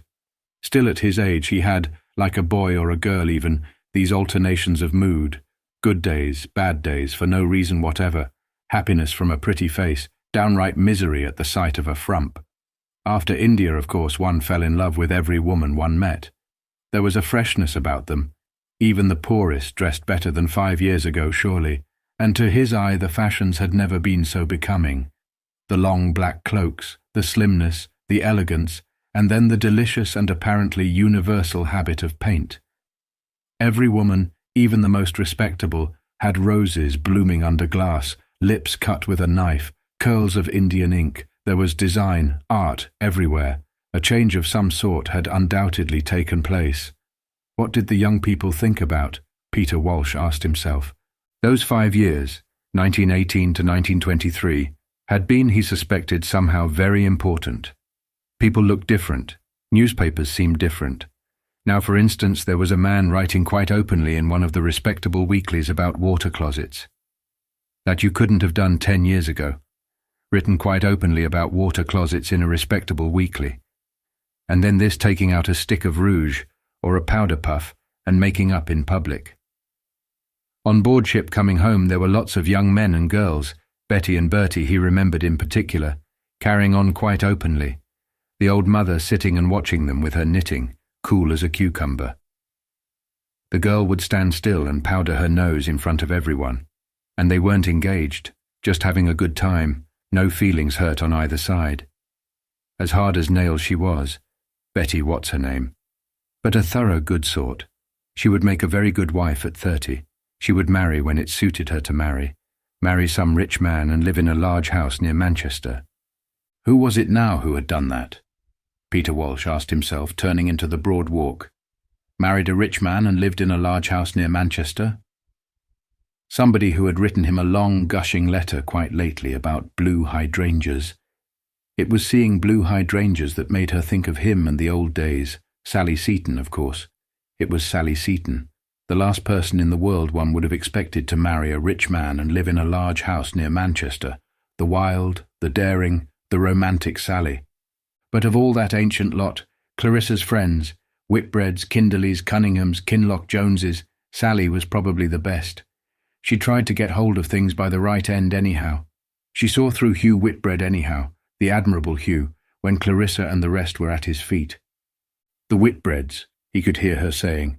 Who are the Whitbreads? Coal merchants, respectable tradespeople. Hugh she detested for some reason. He thought of nothing but his own appearance, she said. He ought to have been a duke. He would be certain to marry one of the royal princesses. And of course Hugh had the most extraordinary, the most natural, the most sublime respect for the British aristocracy of any human being he had ever come across. Even Clarissa had to own that. Oh, but he was such a dear, so unselfish, gave up shooting to please his old mother, remembered his aunt's birthdays and so on. Sally, to do her justice, saw through all that. One of the things he remembered best was an argument one Sunday morning at Bourton about women's rights, that antediluvian topic, when Sally suddenly lost her temper, flared up, and told Hugh that he represented all that was most detestable in British middle-class life. She told him that she considered him responsible for the state of those poor girls in Piccadilly. Hugh, the perfect gentleman, poor Hugh. Never did a man look more horrified. She did it on purpose, she said afterwards, for they used to get together in the vegetable garden and compare notes. He's read nothing, thought nothing, felt nothing, he could hear her saying in that very emphatic voice which carried so much farther than she knew. The stable boys had more life in them than Hugh, she said. He was a perfect specimen of the public school type, she said. No country but England could have produced him. She was really spiteful for some reason, had some grudge against him. Something had happened, he forgot what, in the smoking room. He had insulted her, kissed her. Incredible. Nobody believed a word against Hugh, of course. Who could? Kissing Sally in the smoking room. If it had been some Honourable Edith or Lady Violet, perhaps, but not that ragamuffin Sally without a penny to her name, and a father or a mother gambling at Monte Carlo. For of all the people he had ever met, Hugh was the greatest snob, the most obsequious. No, he didn't cringe exactly. He was too much of a prig for that. A first-rate valet was the obvious comparison. Somebody who walked behind carrying suitcases, could be trusted to send telegrams, indispensable to hostesses. And he'd found his job, married his Honourable Evelyn, got some little post at court, looked after the king's cellars, polished the imperial shoe buckles, went about in knee breeches and lace ruffles. How remorseless life is. A little job at court. He had married this lady, the Honourable Evelyn, and they lived hereabouts, so he thought, looking at the pompous houses overlooking the park, for he had lunched there once in a house which had, like all Hugh's possessions, something that no other house could possibly have. Linen cupboards, it might have been. You had to go and look at them. You had to spend a great deal of time always admiring whatever it was. Linen cupboards, pillowcases, old oak furniture, pictures, which Hugh had picked up for an old song. But Mrs. Hugh sometimes gave the show away.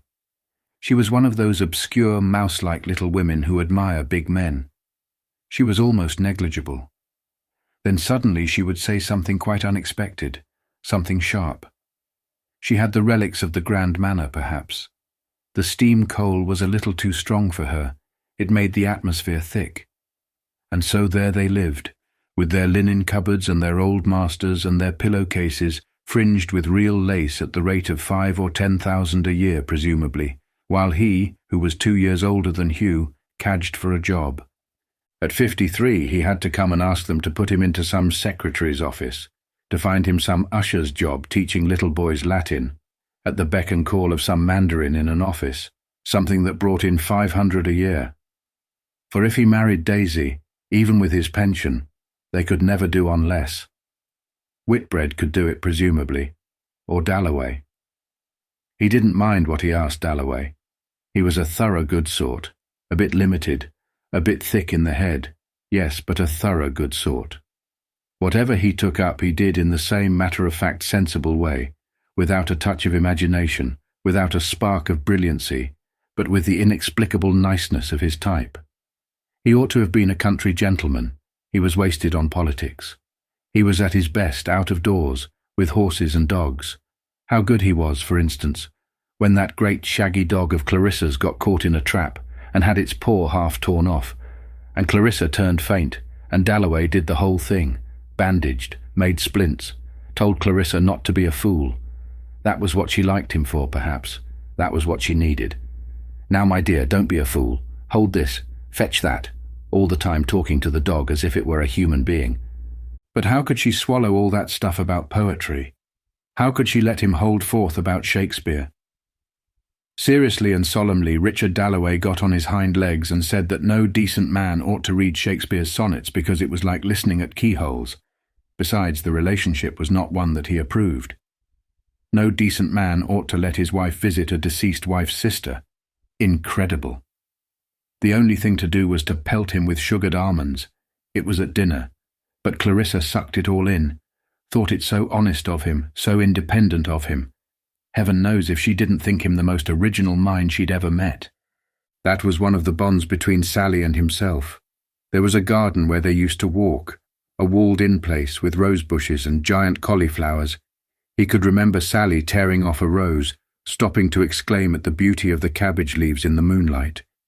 It was extraordinary how vividly it all came back to him, things he hadn't thought of for years, while she implored him, half laughing of course, to carry off Clarissa, to save her from the Hughes and the Dalloways and all the other perfect gentlemen who would stifle her soul. She wrote reams of poetry in those days, make a mere hostess of her, encourage her worldliness. But one must do Clarissa justice. She wasn't going to marry Hugh anyhow. She had a perfectly clear notion of what she wanted. Her emotions were all on the surface. Beneath, she was very shrewd, a far better judge of character than Sally, for instance, and with it all, purely feminine, with that extraordinary gift, that woman's gift, of making a world of her own wherever she happened to be. She came into a room. She stood, as he had often seen her, in a doorway with lots of people round her. But it was Clarissa, one remembered.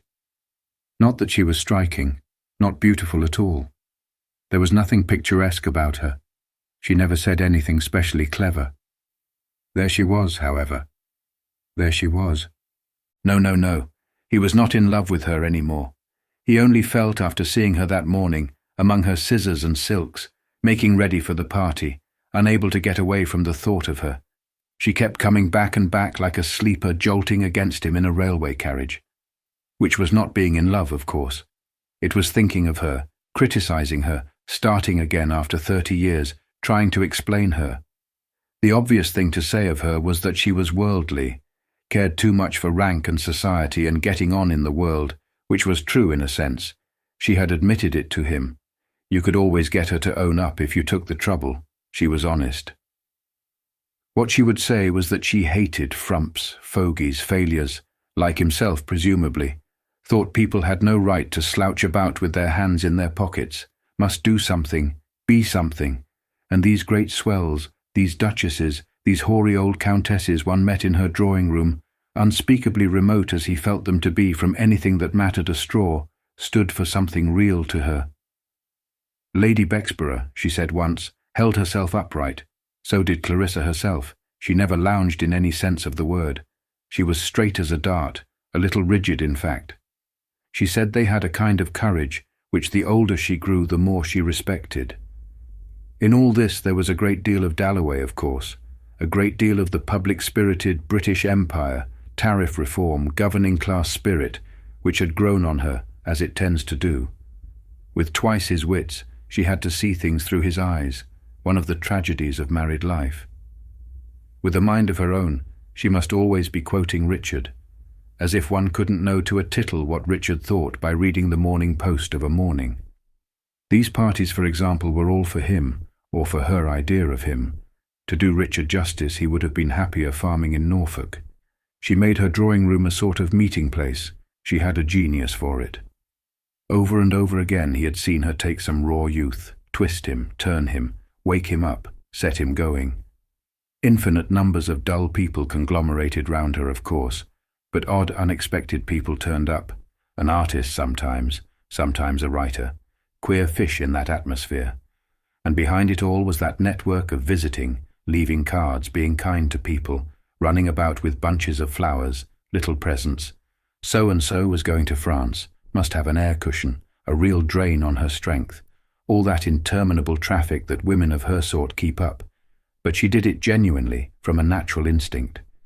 Oddly enough, she was one of the most thoroughgoing skeptics he had ever met, and possibly, this was a theory he used to make up to account for her, so transparent in some ways, so inscrutable in others. Possibly, she said to herself, as we are a doomed race, chained to a sinking ship. Her favourite reading as a girl was Huxley and Tyndall, and they were fond of these nautical metaphors. As the whole thing is a bad joke, let us at any rate do our part, mitigate the sufferings of our fellow prisoners, Huxley again, decorate the dungeon with flowers and air cushions, be as decent as we possibly can. Those ruffians, the gods, shan't have it all their own way.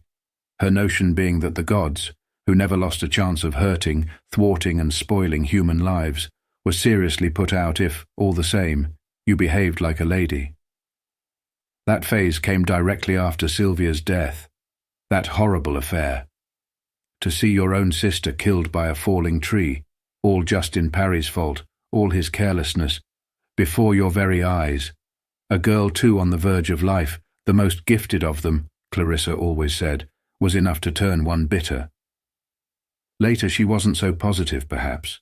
She thought there were no gods, no one was to blame, and so she evolved this atheist's religion of doing good for the sake of goodness.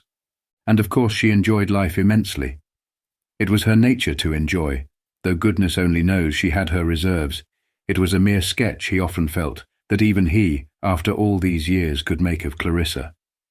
Anyhow, there was no bitterness in her, none of that sense of moral virtue which is so repulsive in good women. She enjoyed practically everything.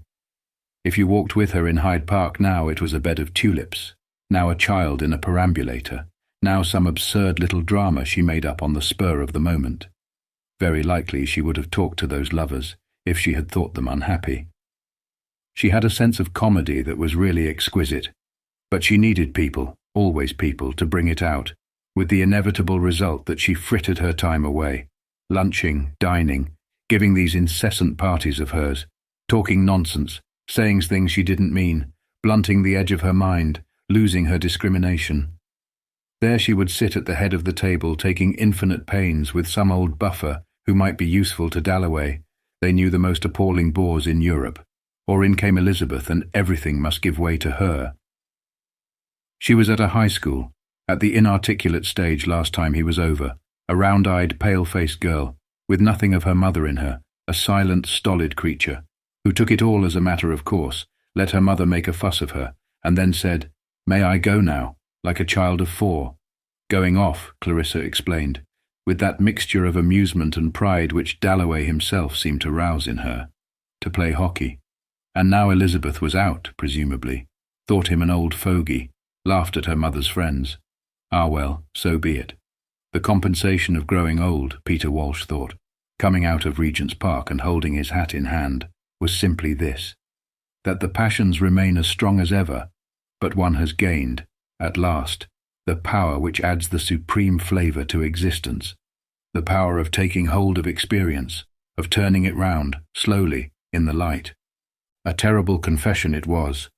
He put his hat on again. But now, at the age of 53, one scarcely needed people any more. Life itself, every moment of it, every drop of it, here, this instant, now, in the sun, in Regent's Park, was enough. Too much indeed. A whole lifetime was too short to bring out, now that one had acquired the power, the full flavour, to extract every ounce of pleasure, every shade of meaning, which both were so much more solid than they used to be, so much less personal. It was impossible that he should ever suffer again, as Clarissa had made him suffer. For hours at a time, pray God that one might say these things without being overheard. For hours and days he never thought of Daisy. Could it be that he was in love with her then, remembering the misery, the torture, the extraordinary passion of those days? It was a different thing altogether, a much pleasanter thing. The truth being, of course, that now she was in love with him. And that perhaps was the reason why, when the ship actually sailed, he felt an extraordinary relief, wanted nothing so much as to be alone, was annoyed to find all her little attentions, cigars, notes, a rug for the voyage, in his cabin. Everyone, if they were honest, would say the same. One doesn't want people after 50. One doesn't want to go on telling women they are pretty. That's what most men of 50 would say, Peter Walsh thought, if they were honest. But then these astonishing accesses of emotion, bursting into tears this morning, what was all that about? What could Clarissa have thought of him? Thought him a fool, presumably, not for the first time. It was jealousy that was at the bottom of it, jealousy which survives every other passion of mankind, Peter Walsh thought, holding his pocket-knife at arm's length. She had been meeting Major Ord, Daisy said in her last letter. Said it on purpose, he knew. Said it to make him jealous. He could see her wrinkling her forehead as she wrote, wondering what she could say to hurt him, and yet it made no difference. He was furious. All this pother of coming to England and seeing lawyers wasn't to marry her, but to prevent her from marrying anybody else. That was what tortured him. That was what came over him when he saw Clarissa so calm, so cold, so intent on her dress or whatever it was, realizing what she might have spared him, what she had reduced him to, a whimpering, snivelling old ass. But women, he thought, shutting his pocket-knife, don't know what passion is. They don't know the meaning of it to men. Clarissa was as cold as an icicle. There she would sit on the sofa by his side, let him take her hand, give him one kiss.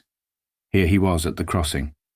A sound interrupted him, a frail, quivering sound, a voice bubbling up without direction, vigour, beginning or end, running weakly and shrilly, and with an absence of all human meaning into Iam fa'am so fusui tu imu, the voice of no age or sex, the voice of an ancient spring spouting from the earth, which issued just opposite Regent's Park tube station from a tall, quivering shape, like a funnel, like a rusty pump, like a wind-beaten tree forever barren of leaves, which lets the wind run up and down its branches singing.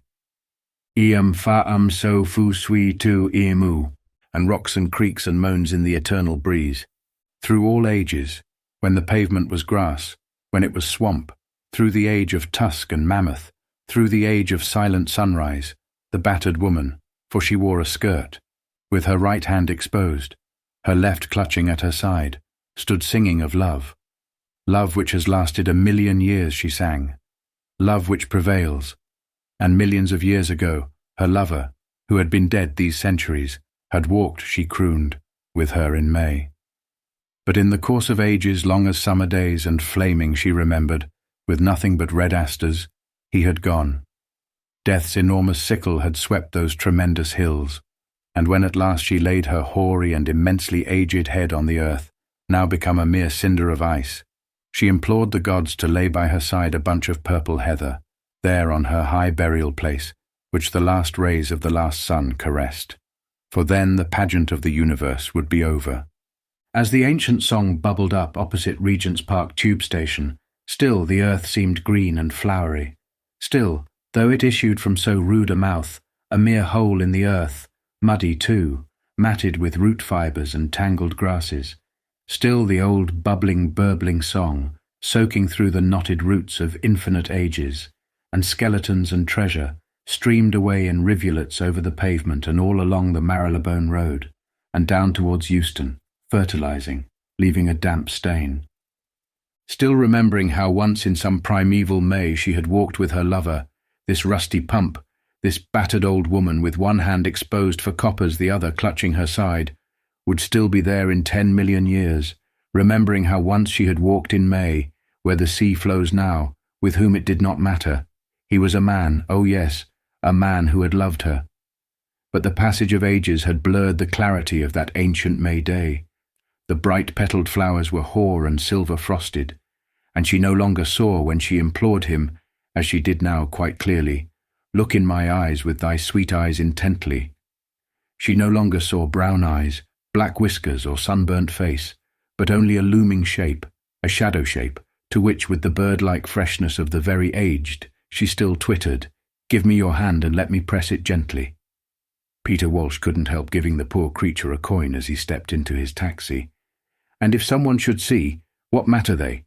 she demanded, and her fist clutched at her side, and she smiled, pocketing her shilling, and all peering inquisitive eyes seemed blotted out, and the passing generations, the pavement was crowded with bustling middle-class people, vanished, like leaves, to be trodden under, to be soaked and steeped and made mould of by that eternal spring.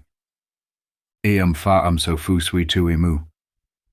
"Poor old woman," said Virginia Warren Smith, waiting to cross. "Oh, poor old wretch, suppose it was a wet night.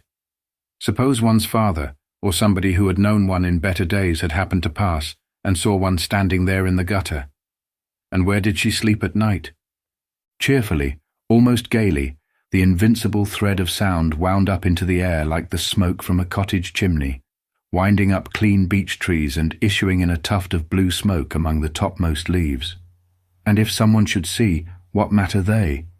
Since she was so unhappy for weeks and weeks now, Virginia had given meanings to things that happened, almost felt sometimes that she must stop people in the street, if they looked good, kind people, just to say to them, "I am unhappy." And this old woman singing in the street, If someone should see, what matter they? Made her suddenly quite sure that everything was going to be right. They were going to Sir William Bradshaw. She thought his name sounded nice. He would cure Septimus at once. And then there was a brewer's cart, and the grey horses had upright bristles of straw in their tails. There were newspaper placards. It was a silly, silly dream being unhappy. So they crossed Mr. and Mrs. Septimus Warren Smith, and was there after all anything to draw attention to them, anything to make a passerby suspect here is a young man who carries in him the greatest message in the world, and is moreover the happiest man in the world, and the most miserable.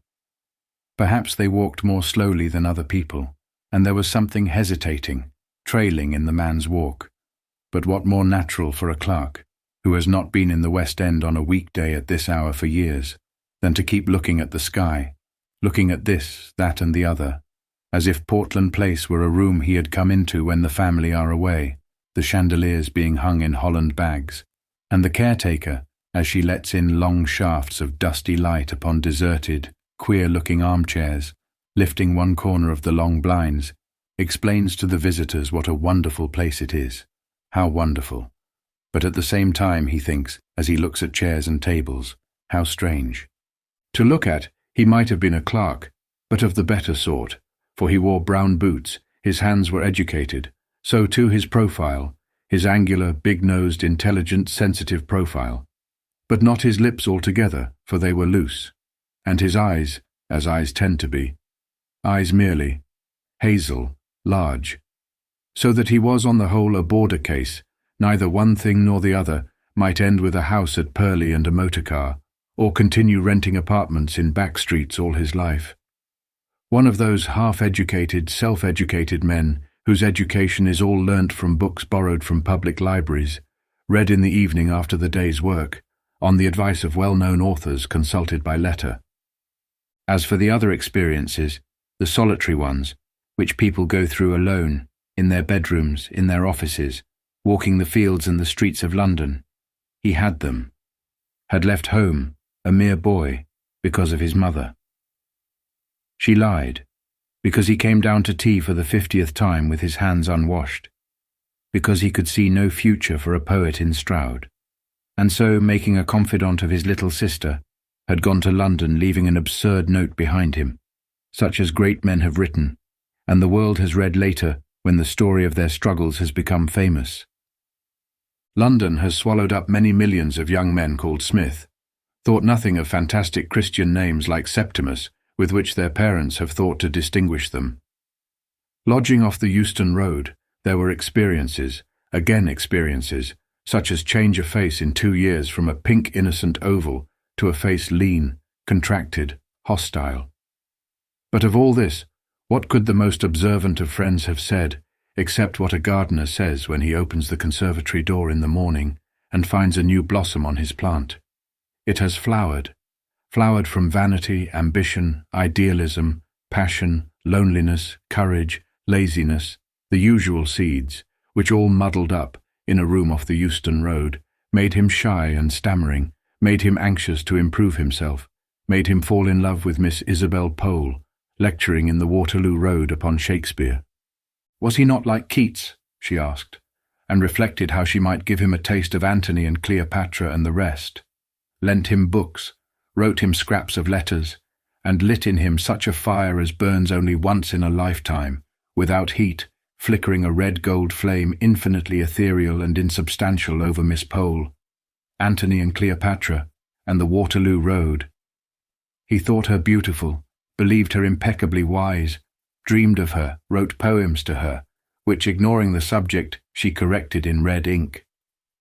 He saw her one summer evening, walking in a green dress in a square. It has flowered, the gardener might have said, had he opened the door, had he come in, that is to say any night about this time, and found him writing, found him tearing up his writing, found him finishing a masterpiece at 3 o'clock in the morning, and running out to pace the streets, and visiting churches, and fasting one day, drinking another, devouring Shakespeare, Darwin, the history of civilization, and Bernard Shaw. Something was up, Mr. Brewer knew. Mr. Brewer, managing clerk at Sibley's and Arrowsmith's, Auctioneers, valuers, land and estate agents. Something was up, he thought, and, being paternal with his young men, and thinking very highly of Smith's abilities, and prophesying that he would, in 10 or 15 years, succeed to the leather armchair in the inner room under the skylight with the deed boxes round him. "If he keeps his health," said Mr. Brewer, and that was the danger. He looked weakly, advised football, invited him to supper, and was seeing his way to consider recommending a rise of salary, when something happened which threw out many of Mr. Brewer's calculations, took away his ablest young fellows, and eventually, so prying and insidious were the fingers of the European war, smashed a plaster cast of Ceres, ploughed a hole in the geranium beds, and utterly ruined the cook's nerves at Mr. Brewer's establishment at Muswell Hill. Septimus was one of the first to volunteer. He went to France to save an England which consisted almost entirely of Shakespeare's plays, and Miss Isabel Pole in a green dress walking in a square. There in the trenches the change which Mr. Brewer desired when he advised football was produced instantly. He developed manliness. He was promoted. He drew the attention, indeed the affection of his officer, Evans by name. It was a case of two dogs playing on a hearthrug, one worrying a paper screw, snarling, snapping, giving a pinch now and then at the old dog's ear, the other lying somnolent, blinking at the fire, raising a paw, turning and growling good-temperedly.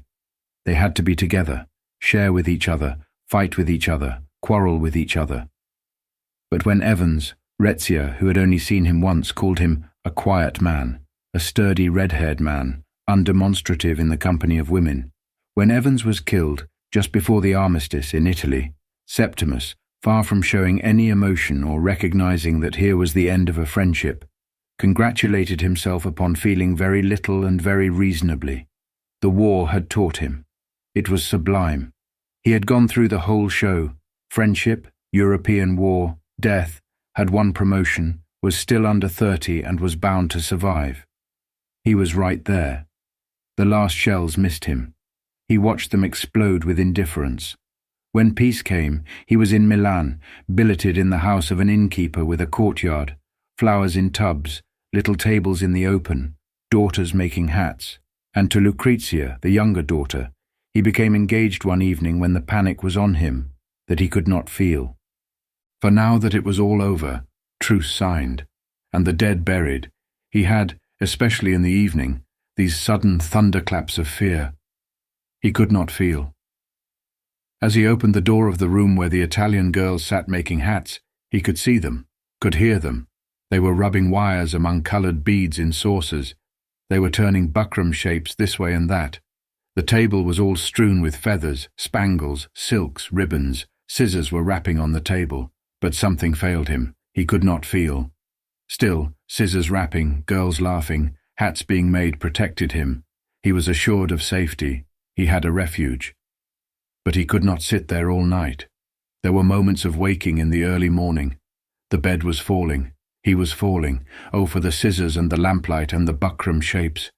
He asked Lucrezia to marry him, the younger of the two, the gay, the frivolous, with those little artist's fingers that she would hold up and say, "It is all in them." Silk, feathers, what not, were alive to them. "It is the hat that matters most," she would say, when they walked out together. Every hat that passed she would examine, and the cloak and the dress and the way the woman held herself. Ill-dressing, overdressing she stigmatized, not savagely, rather with impatient movements of the hands, like those of a painter who puts from him some obvious, well-meant, glaring imposture. And then, generously, but always critically, she would welcome a shopgirl who had turned her little bit of stuff gallantly, or praise, wholly, with enthusiastic and professional understanding, a French lady descending from her carriage, in chinchilla, robes, pearls. "Beautiful," she would murmur, nudging Septimus that he might see. But beauty was behind a pane of glass. Even taste, Retzia liked ices, chocolates, sweet things, had no relish to him. He put down his cup on the little marble table. He looked at people outside. Happy they seemed, collecting in the middle of the street, shouting, laughing, squabbling over nothing. But he could not taste, he could not feel. In the tea shop among the tables and the chattering waiters, the appalling fear came over him. He could not feel. He could reason, he could read, Dante for example, quite easily. "Septimus, do put down your book," said Rezia, gently shutting the Inferno. He could add up his bill. His brain was perfect. It must be the fault of the world, then, that he could not feel. "The English are so silent," Rezia said. She liked it, she said. She respected these Englishmen, and wanted to see London and the English horses and the tailor-made suits, and could remember hearing how wonderful the shops were, from an aunt who had married and lived in Soho. It might be possible, Septimus thought, looking at England from the train window as they left Newhaven, it might be possible that the world itself is without meaning. At the office they advanced him to a post of considerable responsibility. They were proud of him. He had won crosses. "You have done your duty. It is up to us," began Mr. Brewer, and could not finish, so pleasurable was his emotion. They took admirable lodgings off the Tottenham Court Road. Here he opened Shakespeare once more. That boy's business of the intoxication of language, Antony and Cleopatra, had shriveled utterly. How Shakespeare loathed humanity, the putting on of clothes, the getting of children, the sordidity of the mouth and the belly. This was now revealed to Septimus, the message hidden in the beauty of words. The secret signal which one generation passes under disguise to the next is loathing, hatred, despair. Dante the same. Aeschylus translated the same. There Rezia sat at the table trimming hats. She trimmed hats for Mrs. Filmer's friends. She trimmed hats by the hour. She looked pale, mysterious, like a lily, drowned under water, he thought. "The English are so serious," she would say, putting her arms round Septimus, her cheek against his. Love between man and woman was repulsive to Shakespeare. The business of copulation was filth to him before the end. But, Rezia said, she must have children. They had been married 5 years. They went to the Tower together, to the Victoria and Albert Museum, stood in the crowd to see the King open Parliament. And there were the shops, hat shops, dress shops, shops with leather bags in the window where she would stand staring. But she must have a boy. She must have a son like Septimus, she said. But nobody could be like Septimus, so gentle, so serious, so clever. Could she not read Shakespeare too? Was Shakespeare a difficult author, she asked. One cannot bring children into a world like this. One cannot perpetuate suffering, or increase the breed of these lustful animals, who have no lasting emotions, but only whims and vanities, eddying them now this way, now that. He watched her snip, shape, as one watches a bird hop, flit in the grass, without daring to move a finger. For the truth is, let her ignore it, that human beings have neither kindness, nor faith, nor charity, beyond what serves to increase the pleasure of the moment. They hunt in packs. Their packs scour the desert and vanish screaming into the wilderness. They desert the fallen. They are plastered over with grimaces. There was Brewer at the office with his waxed moustache, coral tie-pin, white slip and pleasurable emotions, all coldness and clamminess within, his geraniums ruined in the war, his cook's nerves destroyed, or Amelia what's-her-name, handing round cups of tea punctually at 5, a leering, sneering, obscene little harpy, and the Toms and Berties in their starched shirt-fronts, oozing thick drops of vice. They never saw him drawing pictures of them naked at their antics in his notebook. In the street, vans roared past him. Brutality blared out on placards. Men were trapped in mines, women burnt alive, and once a maimed file of lunatics being exercised or displayed for the diversion of the populace, who laughed aloud, ambled and nodded and grinned past him, in the Tottenham Court Road, each half apologetically, yet triumphantly, inflicting his hopeless woe. And would he go mad? At tea, Rezia told him that Mrs. Filmer's daughter was expecting a baby. She could not grow old and have no children. She was very lonely. She was very unhappy. She cried for the first time since they were married. Far away he heard her sobbing. He heard it accurately. He noticed it distinctly. He compared it to a piston thumping.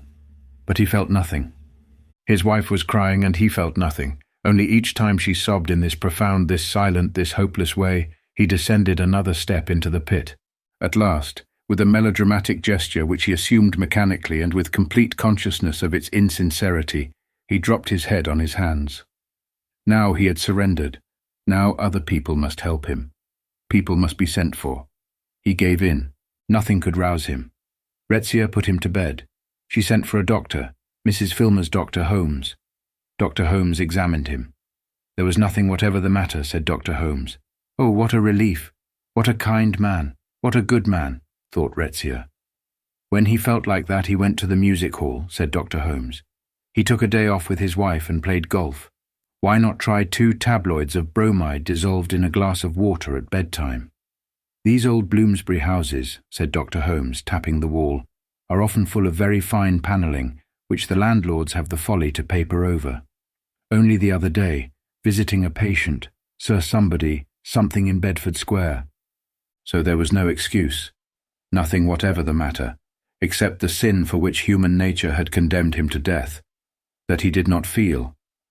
He had not cared when Evans was killed. That was worst. But all the other crimes raised their heads and shook their fingers and jeered and sneered over the rail of the bed in the early hours of the morning at the prostrate body which lay realizing its degradation. How he had married his wife without loving her, had lied to her, seduced her, outraged Miss Isabel Pole, and was so pocked and marked with vice that women shuddered when they saw him in the street. The verdict of human nature on such a wretch was death. Dr. Holmes came again, large, fresh-coloured, handsome, flicking his boots, looking in the glass. He brushed it all aside. Headaches, sleeplessness, fears, dreams, nerve symptoms, and nothing more, he said. If Dr. Holmes found himself even half a pound below 11 stone 6, he asked his wife for another plate of porridge at breakfast. Retzia would learn to cook porridge. But, he continued, health is largely a matter in our own control. Throw yourself into outside interests. Take up some hobby. He opened Shakespeare. Antony and Cleopatra, pushed Shakespeare aside. Some hobby, said Dr. Holmes, for did he not owe his own excellent health, and he worked as hard as any man in London, to the fact that he could always switch off from his patients onto old furniture? And what a very pretty comb, if he might say so, Mrs. Warren Smith was wearing. When the damned fool came again, Septimus refused to see him. Did he indeed? Said Dr. Holmes, smiling agreeably. Really, he had to give that charming little lady, Mrs. Smith, a friendly push before he could get past her into her husband's bedroom. So you're in a funk, he said agreeably, sitting down by his patient's side. He had actually talked of killing himself to his wife. Quite a girl, a foreigner, wasn't she? Didn't that give her a very odd idea of English husbands? Didn't one owe perhaps a duty to one's wife? Wouldn't it be better to do something instead of lying in bed? For he had had 40 years' experience behind him, and Septimus could take Dr. Holmes's word for it. There was nothing whatever the matter with him. And next time Dr. Holmes came, he hoped to find Smith out of bed and not making that charming little lady, his wife, anxious about him. Human nature, in short, was on him. The repulsive brute with the blood-red nostrils. Holmes was on him. Dr. Holmes came quite regularly every day. Once you stumble, Septimus wrote on the back of a postcard, "Human nature is on you. Holmes is on you." Their only chance was to escape without letting Holmes know, to Italy, anywhere away from Dr. Holmes. But Retzia could not understand him. Dr. Holmes was such a kind man. He was so interested in Septimus. He only wanted to help them, he said. He had 4 little children, and he had asked her to tea, she told Septimus. So he was deserted. The whole world was clamouring, kill yourself for our sakes." But why should he kill himself for their sakes? Food was pleasant, the sun hot, and this killing oneself, how does one set about it with a table knife, uglily with floods of blood, by sucking a gas pipe? He was too weak. He could scarcely raise his hand. Besides, now that he was quite alone, condemned, deserted, as those who are about to die are alone, there was a luxury in it, an isolation full of sublimity, a freedom which the attached can never know. Holmes had won, of course. The brute with the red nostrils had won. But even Holmes himself could not touch this last relic straying on the edge of the world, this outcast, who gazed back at the inhabited regions, who lay like a drowned sailor on the shore of the world. It was at that moment, Retzia gone shopping, that the great revelation took place. A voice spoke from behind the screen. Evans was speaking. The dead were with him. "Evans, Evans," he cried. Mr. Smith was talking aloud to himself. Agnes, the servant girl, cried to Mrs. Filmer in the kitchen. "Evans, Evans," he had said as she brought in the tray. She jumped, she did. She scuttled downstairs, and Retzia came in with her flowers and walked across the room and put the roses in a vase, upon which the sun struck directly, and it went laughing, leaping round the room. She had had to buy the roses, Retzia said, from a poor man in the street. But they were almost dead already, she said, arranging the roses. So there was a man outside, Evans presumably, and the roses, which Retzia said were half dead, had been picked by him in the fields of Greece. "Communication is health. Communication is happiness. Communication," he muttered. "What are you saying, Septimus?" Retzia asked, wild with terror, for he was talking to himself. She sent Agnes running for Dr. Holmes. Her husband, she said, was mad. He scarcely knew her. "You brute, you brute!" cried Septimus, seeing human nature. "That is Dr. Holmes. Enter the room." "Now what's all this about?" said Dr. Holmes in the most amiable way in the world. "Talking nonsense to frighten your wife. But he would give him something to make him sleep." "And if they were rich people," said Dr. Holmes, looking ironically round the room, "by all means let them go to Harley Street. If they had no confidence in him," said Dr. Holmes, looking not quite so kind. It was precisely 12 o'clock, 12 by Big Ben, whose stroke was wafted over the northern part of London, blent with that of other clocks, mixed in a thin, ethereal way with the clouds and wisps of smoke, and died up there among the seagulls. 12 o'clock struck as Clarissa Dalloway laid her green dress on her bed, and the Warren Smiths walked down Harley Street. 12 was the hour of their appointment. Probably, Retzia thought, that was Sir William Bradshaw's house with the grey motor car in front of it. The leaden circles dissolved in the air. Indeed it was. Sir William Bradshaw's motor car, low, powerful, grey with plain initials interlocked on the panel, as if the pomps of heraldry were incongruous, this man being the ghostly helper, the priest of science, and, as the motor car was grey, so to match its sober suavity, grey furs, silver-grey rugs were heaped in it to keep her ladyship warm while she waited. For often Sir William would travel 60 miles or more down into the country to visit the rich, the afflicted, who could afford the very large fee which Sir William very properly charged for his advice. Her ladyship waited with the rugs about her knees an hour or more, leaning back, thinking sometimes of the patient, sometimes excusably of the wall of gold, mounting minute by minute while she waited. The wall of gold that was mounting between them and all shifts and anxieties, she had borne them bravely. They had had their struggles, until she felt wedged on a calm ocean, where only spice winds blow, respected, admired, envied, with scarcely anything left to wish for, though she regretted her stoutness. Large dinner parties every Thursday night to the profession, an occasional bazaar to be opened, royalty greeted. Too little time, alas, with her husband, whose work grew and grew. A boy doing well at Eton. She would have liked a daughter too. Interest she had, however, in plenty. Child welfare, the aftercare of the epileptic, and photography, so that if there was a church building or a church decaying, she bribed the sexton, got the key and took photographs, which were scarcely to be distinguished from the work of professionals, while she waited. Sir William himself was no longer young. He had worked very hard.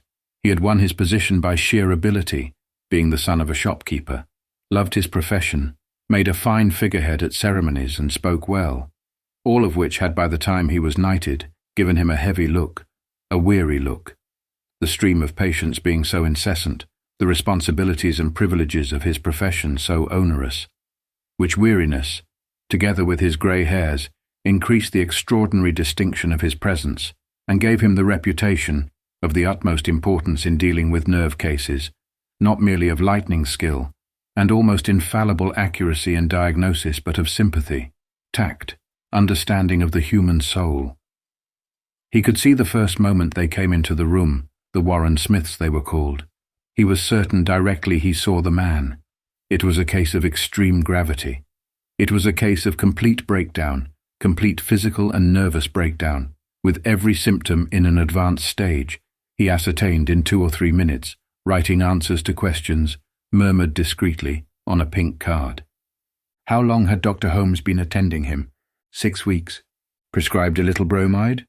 Said there was nothing the matter? Ah yes, those general practitioners, thought Sir William. It took half his time to undo their blunders. Some were irreparable. You served with great distinction in the war. The patient repeated the word war interrogatively. He was attaching meanings to words of a symbolical kind, a serious symptom to be noted on the card. The war, the patient asked. The European war, that little shindy of schoolboys with gunpowder. Had he served with distinction? He really forgot. In the war itself he had failed. Yes, he served with the greatest distinction, Retzia assured the doctor. He was promoted. And they have the very highest opinion of you at your office, Sir William murmured, glancing at Mr. Brewer's very generously worded letter. So that you have nothing to worry you, no financial anxiety, nothing. He had committed an appalling crime and been condemned to death by human nature. I have, he began, committed a crime. He has done nothing wrong whatever, Retzia assured the doctor. If Mr. Smith would wait, said Sir William, he would speak to Mrs. Smith in the next room. Her husband was very seriously ill, Sir William said. Did he threaten to kill himself? Oh, he did, she cried. But he did not mean it, she said. Of course not. It was merely a question of rest, said Sir William. Of rest, a long rest in bed. There was a delightful home down in the country where her husband would be perfectly looked after. Away from her? She asked. Unfortunately, yes. The people we care for most are not good for us when we are ill. But he was not mad, was he? Sir William said he never spoke of madness. He called it not having a sense of proportion. But her husband did not like doctors. He would refuse to go there. Shortly and kindly, Sir William explained to her the state of the case. He had threatened to kill himself. There was no alternative. It was a question of law. He would lie in bed in a beautiful house in the country. The nurses were admirable. Sir William would visit him once a week. If Mrs. Warren Smith was quite sure she had no more questions to ask, he never hurried his patients. They would return to her husband. She had nothing more to ask, not of Sir William. So they returned to the most exalted of mankind, the criminal who faced his judges, the victim exposed on the heights, the fugitive, the drowned sailor, the poet of the immortal ode, the lord who had gone from life to death, to Septimus Warren Smith, who sat in the armchair under the skylight staring at a photograph of Lady Bradshaw in court dress, muttering messages about beauty. We have had our little talk, said Sir William. He says you are very, very ill, Retzia cried. We have been arranging that you should go into a home, said Sir William. One of Holmes's homes, sneered Septimus. The fellow made a distasteful impression, for there was in Sir William, whose father had been a tradesman, a natural respect for breeding and clothing, which shabbiness nettled. Again, more profoundly, there was in Sir William, who had never had time for reading, a grudge, deeply buried, against cultivated people who came into his room and intimated that doctors, whose profession is a constant strain upon all the highest faculties, are not educated men. One of my homes, Mr. Warren Smith, he said, where we will teach you to rest. And there was just one thing more. He was quite certain that when Mr. Warren Smith was well, he was the last man in the world to frighten his wife. But he had talked of killing himself. We all have our moments of depression, said Sir William. Once you fall, Septimus repeated to himself, human nature is on you. Holmes and Bradshaw are on you. They scour the desert. They fly screaming into the wilderness. The rack and the thumbscrew are applied. Human nature is remorseless. Impulses came upon him sometimes, Sir William asked, with his pencil on a pink card. That was his own affair, said Septimus. Nobody lives for himself alone, said Sir William, glancing at the photograph of his wife in court dress. And you have a brilliant career before you, said Sir William. There was Mr. Brewer's letter on the table. An exceptionally brilliant career. But if he confessed, if he communicated, would they let him off then, his torturers? He stammered. But what was his crime? He could not remember it. Yes, Sir William encouraged him, but it was growing late. Love, trees, there is no crime. What was his message? He could not remember it. Septimus stammered. Try to think as little about yourself as possible, said Sir William kindly. Really, he was not fit to be about.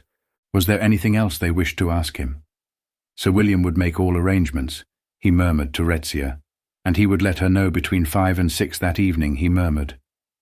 Trust everything to me, he said, and dismissed them. Never had Rezia felt such agony in her life. She had asked for help and been deserted. He had failed them. Sir William Bradshaw was not a nice man.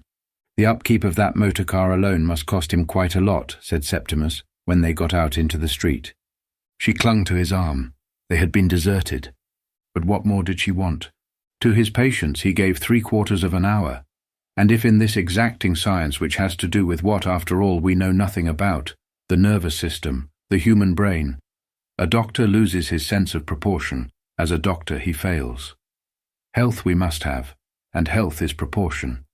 So that when a man comes into your room and says he is Christ, a common delusion, and has a message, as they mostly have, and threatens, as they often do, to kill himself, you invoke proportion, order rest in bed, rest in solitude, silence and rest, rest without friends, without books, without messages, 6 months' rest, until a man who went in weighing 7 stone, 6 comes out weighing 12.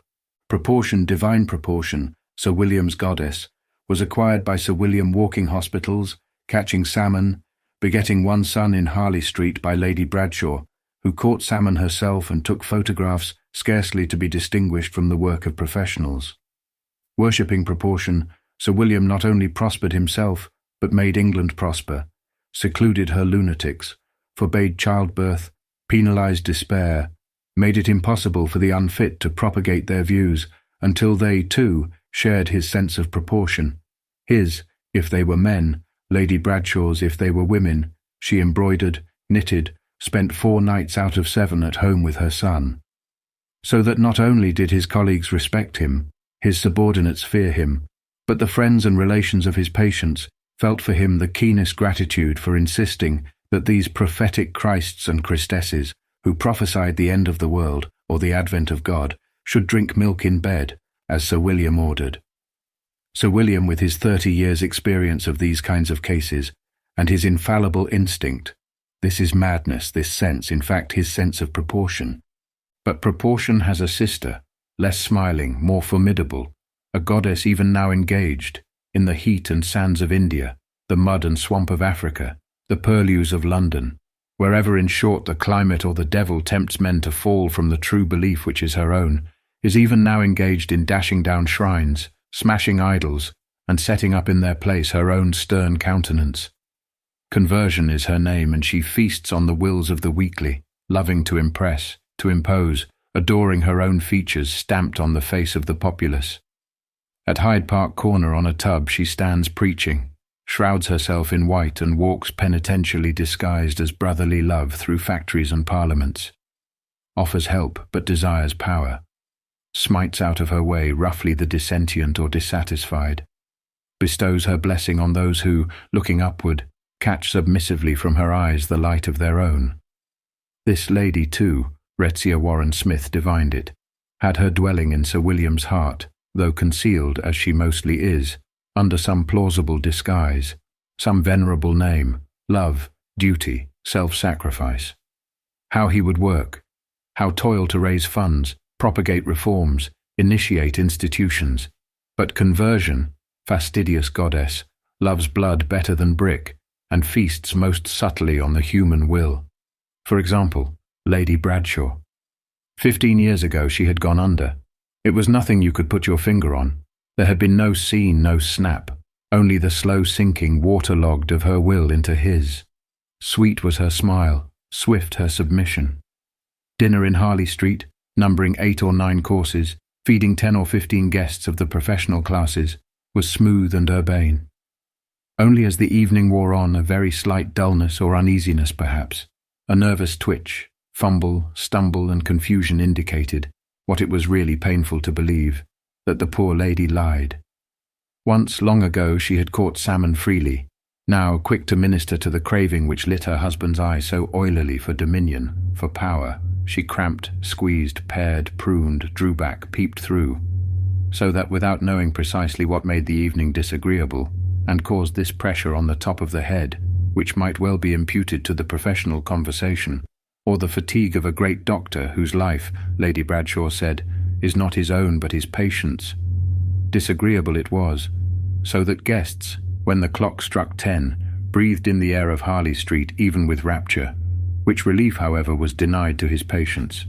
There in the grey room with the pictures on the wall, and the valuable furniture under the ground-glass skylight, they learnt the extent of their transgressions. Huddled up in armchairs, they watched him go through, for their benefit, a curious exercise with the arms, which he shot out, brought sharply back to his hip, to prove, if the patient was obstinate, that Sir William was master of his own actions, which the patient was not. There some weakly broke down, sobbed, submitted, others, inspired by heaven knows what intemperate madness, called Sir William to his face a damnable humbug, questioned even more impiously life itself. Why live, they demanded. Sir William replied that life was good. Certainly Lady Bradshaw in ostrich feathers hung over the mantelpiece, and as for his income, it was quite 12,000 a year. But to us, they protested, life has given no such bounty. He acquiesced. They lacked a sense of proportion, and perhaps after all there is no God. He shrugged his shoulders. In short, this living or not living is an affair of our own. But there they were mistaken. Sir William had a friend in Surrey where they taught what Sir William frankly admitted was a difficult art, a sense of proportion. There were, moreover, family affection, honour, courage, and a brilliant career. All of these had in Sir William a resolute champion. If they failed him, he had to support police and the good of society, which, he remarked very quietly, would take care, down in Surrey, that these unsocial impulses, bred more than anything by the lack of good blood, were held in control, and then stole out from her hiding-place and mounted her throne, that goddess whose lust is to override opposition, to stamp indelibly in the sanctuaries of others the image of herself. Naked, defenceless, the exhausted, the friendless received the impress of Sir William's will. He swooped, he devoured, he shut people up. It was this combination of decision and humanity that endeared Sir William so greatly to the relations of his victims. But Virginia Warren Smith cried, walking down Harley Street, that she did not like that man. Shredding and slicing, dividing and subdividing, the clocks of Harley Street nibbled at the June day, counselled submission, upheld authority, and pointed out in chorus the supreme advantages of a sense of proportion, until the mound of time was so far diminished that a commercial clock, suspended above a shop in Oxford Street, announced genially and fraternally, as if it were a pleasure to Messrs. Rigby and Lowndes to give the information gratis that it was 1:30.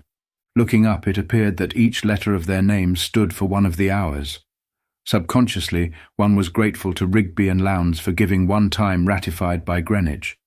And this gratitude, so Hugh Whitbread ruminated, dallying there in front of the shop window, naturally took the form later of buying off Rigby and Lowndes' socks or shoes. So he ruminated. It was his habit. He did not go deeply. He brushed surfaces, the dead languages, the living, life in Constantinople, Paris, Rome, riding, shooting, tennis. It had been once. The malicious asserted that he now kept guard at Buckingham Palace, dressed in silk stockings and knee breeches, over what nobody knew. But he did it extremely efficiently. He had been afloat on the cream of English society for 55 years.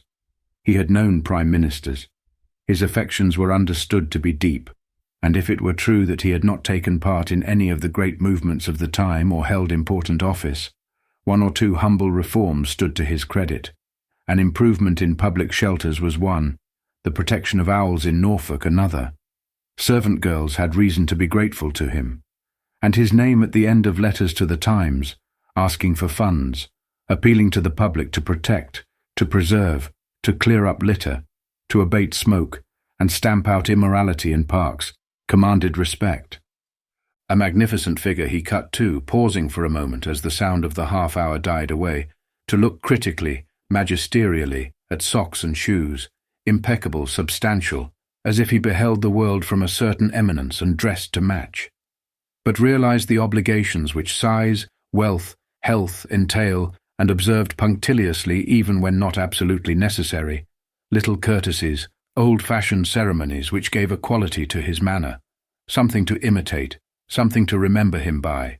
For he would never lunch, for example, with Lady Bruton, whom he had known these 20 years, without bringing her in his outstretched hand a bunch of carnations, and asking Miss Brush, Lady Bruton's secretary, after her brother in South Africa, which, for some reason, Miss Brush, deficient though she was in every attribute of female charm, so much resented that she said, "Thank you, he's doing very well in South Africa," when for half a dozen years he had been doing badly in Portsmouth.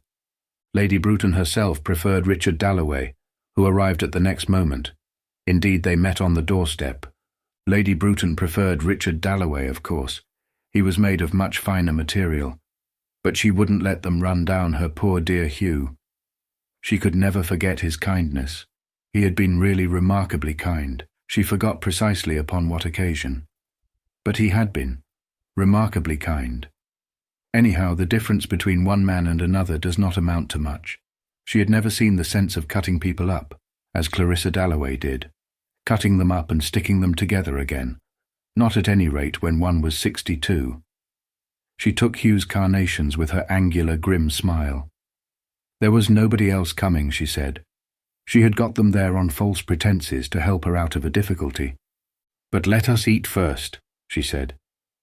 And so there began a soundless and exquisite passing to and fro through swing doors of aproned white-capped maids, handmaidens not of necessity, but adepts in a mystery or grand deception practised by hostesses in Mayfair from 1:30 to 2, when, with a wave of the hand, the traffic ceases, and there rises instead this profound illusion in the first place about the food, how it is not paid for, and then that the table spreads itself voluntarily with glass and silver, little mats, saucers of red fruit, films of brown cream mask turbot, in casseroles severed chickens swim, coloured undomestic, the fire burns, and with the wine and the coffee, not paid for, rise jocund visions before musing eyes, gently speculative eyes, eyes to whom life appears musical, mysterious, eyes now kindled to observe genially the beauty of the red carnations which Lady Bruton, whose movements were always angular, had laid beside her plate, so that Hugh Whitbread, feeling at peace with the entire universe, and at the same time completely sure of his standing, said, resting his fork, "Wouldn't they look charming against your lace?" Miss Brush resented this familiarity intensely. She thought him an underbred fellow. She made Lady Bruton laugh. Lady Bruton raised the carnations, holding them rather stiffly with much the same attitude with which the General held the scroll in the picture behind her. She remained fixed, tranced. Which was she now, the General's great-granddaughter? Great-great-granddaughter, Richard Dalloway asked himself. Sir Roderick, Sir Miles, Sir Talbot, that was it. It was remarkable how in that family the likeness persisted in the women.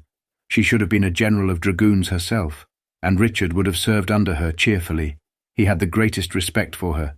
He cherished these romantic views about well-set-up old women of pedigree, and would have liked, in his good-humoured way, to bring some young hotheads of his acquaintance to lunch with her, as if a type like hers could be bred of amiable tea-drinking enthusiasts. He knew her country. He knew her people.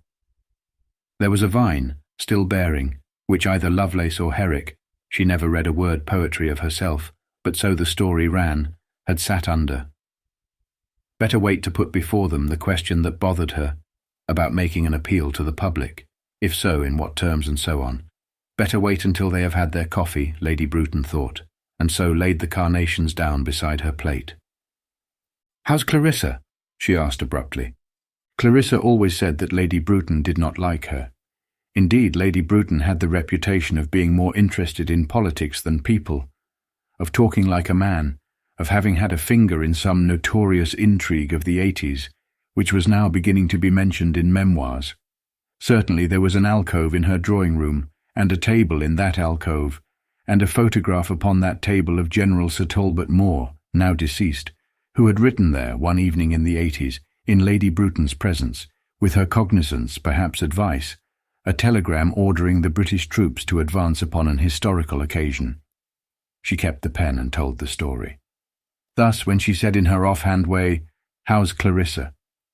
Husbands had difficulty in persuading their wives, and indeed, however devoted, were secretly doubtful themselves of her interest in women who often got in their husband's way, prevented them from accepting posts abroad, and had to be taken to the seaside in the middle of the session to recover from influenza. Nevertheless, her inquiry, "How's Clarissa?" was known by women infallibly to be a signal from a well-wisher, from an almost silent companion, whose utterances, half a dozen perhaps in the course of a lifetime, signified recognition of some feminine comradeship which went beneath masculine lunch parties and united Lady Bruton and Mrs. Dalloway, who seldom met, and appeared when they did meet indifferent and even hostile, in a singular bond. "I met Clarissa in the park this morning," said Hugh Whitbread, diving into the casserole, anxious to pay himself this little tribute, for he had only to come to London and he met everybody at once, but greedy, one of the greediest men she had ever known, Millie Brush thought, who observed men with unflinching rectitude and was capable of everlasting devotion, to her own sex in particular, being knobbed, scraped, angular, and entirely without feminine charm. "Do you know who's in town?"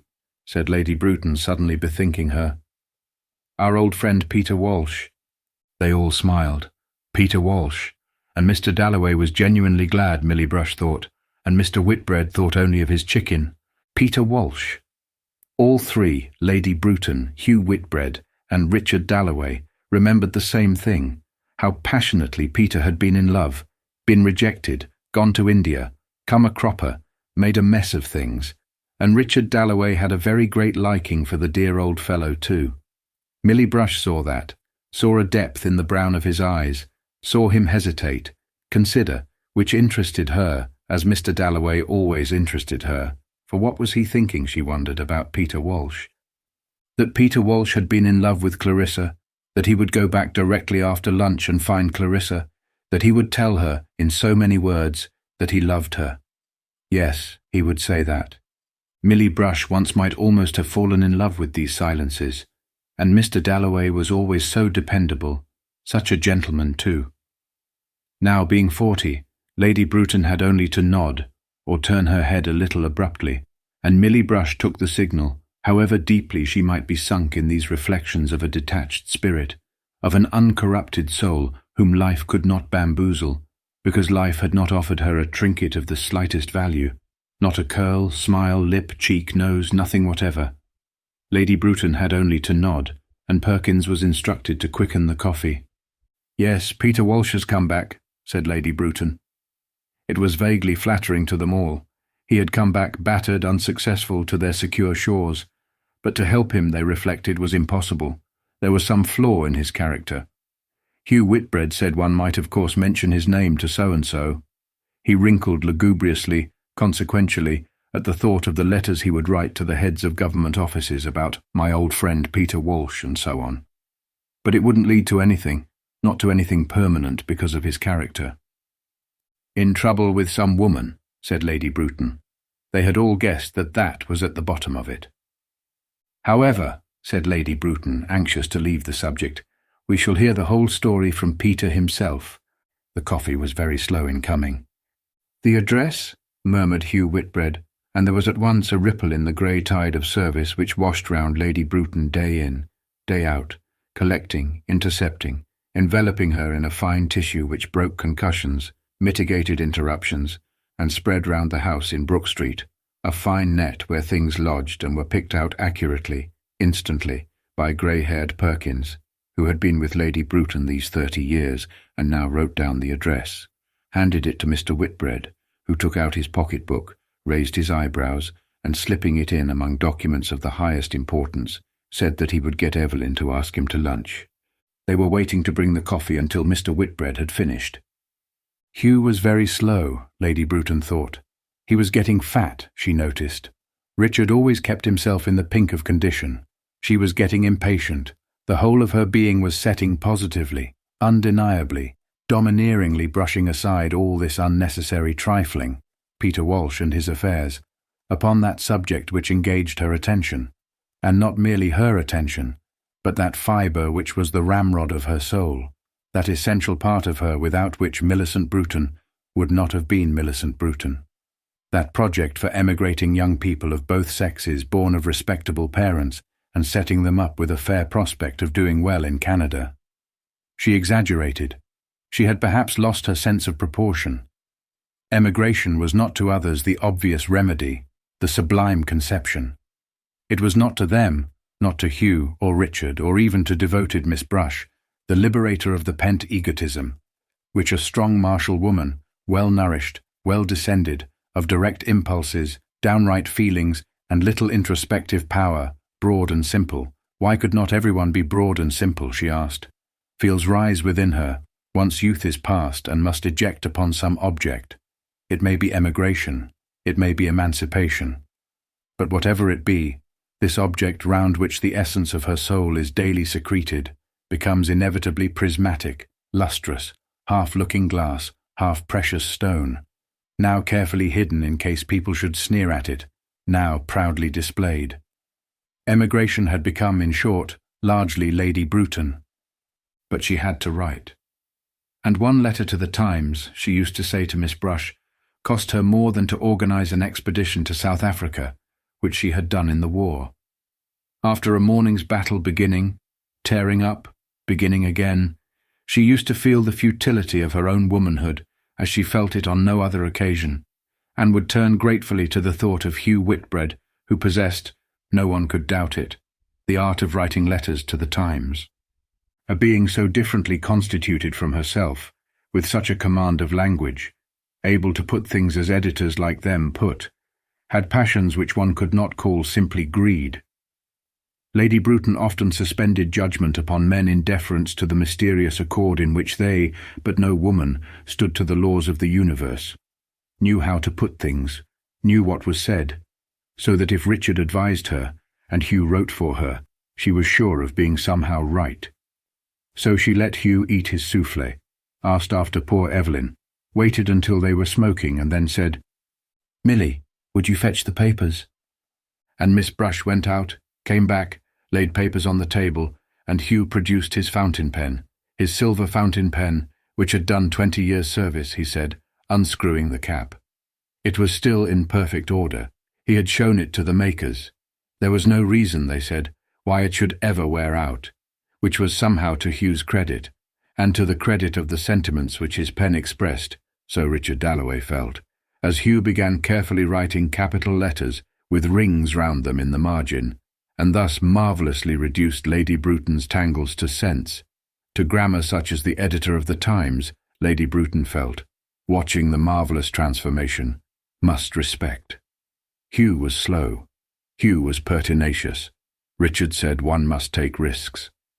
Hugh proposed modifications in deference to people's feelings, which, he said rather tartly when Richard laughed, had to be considered, and read out, "How therefore we are of opinion that the times are ripe, the superfluous youth of our ever-increasing population, what we owe to the dead," which Richard thought all stuffing and bunkum, but no harm in it, of course, and Hugh went on drafting sentiments in alphabetical order of the highest nobility, brushing the cigar ash from his waistcoat, and summing up now and then the progress they had made, until finally he read out the draft of a letter which Lady Bruton felt certain was a masterpiece.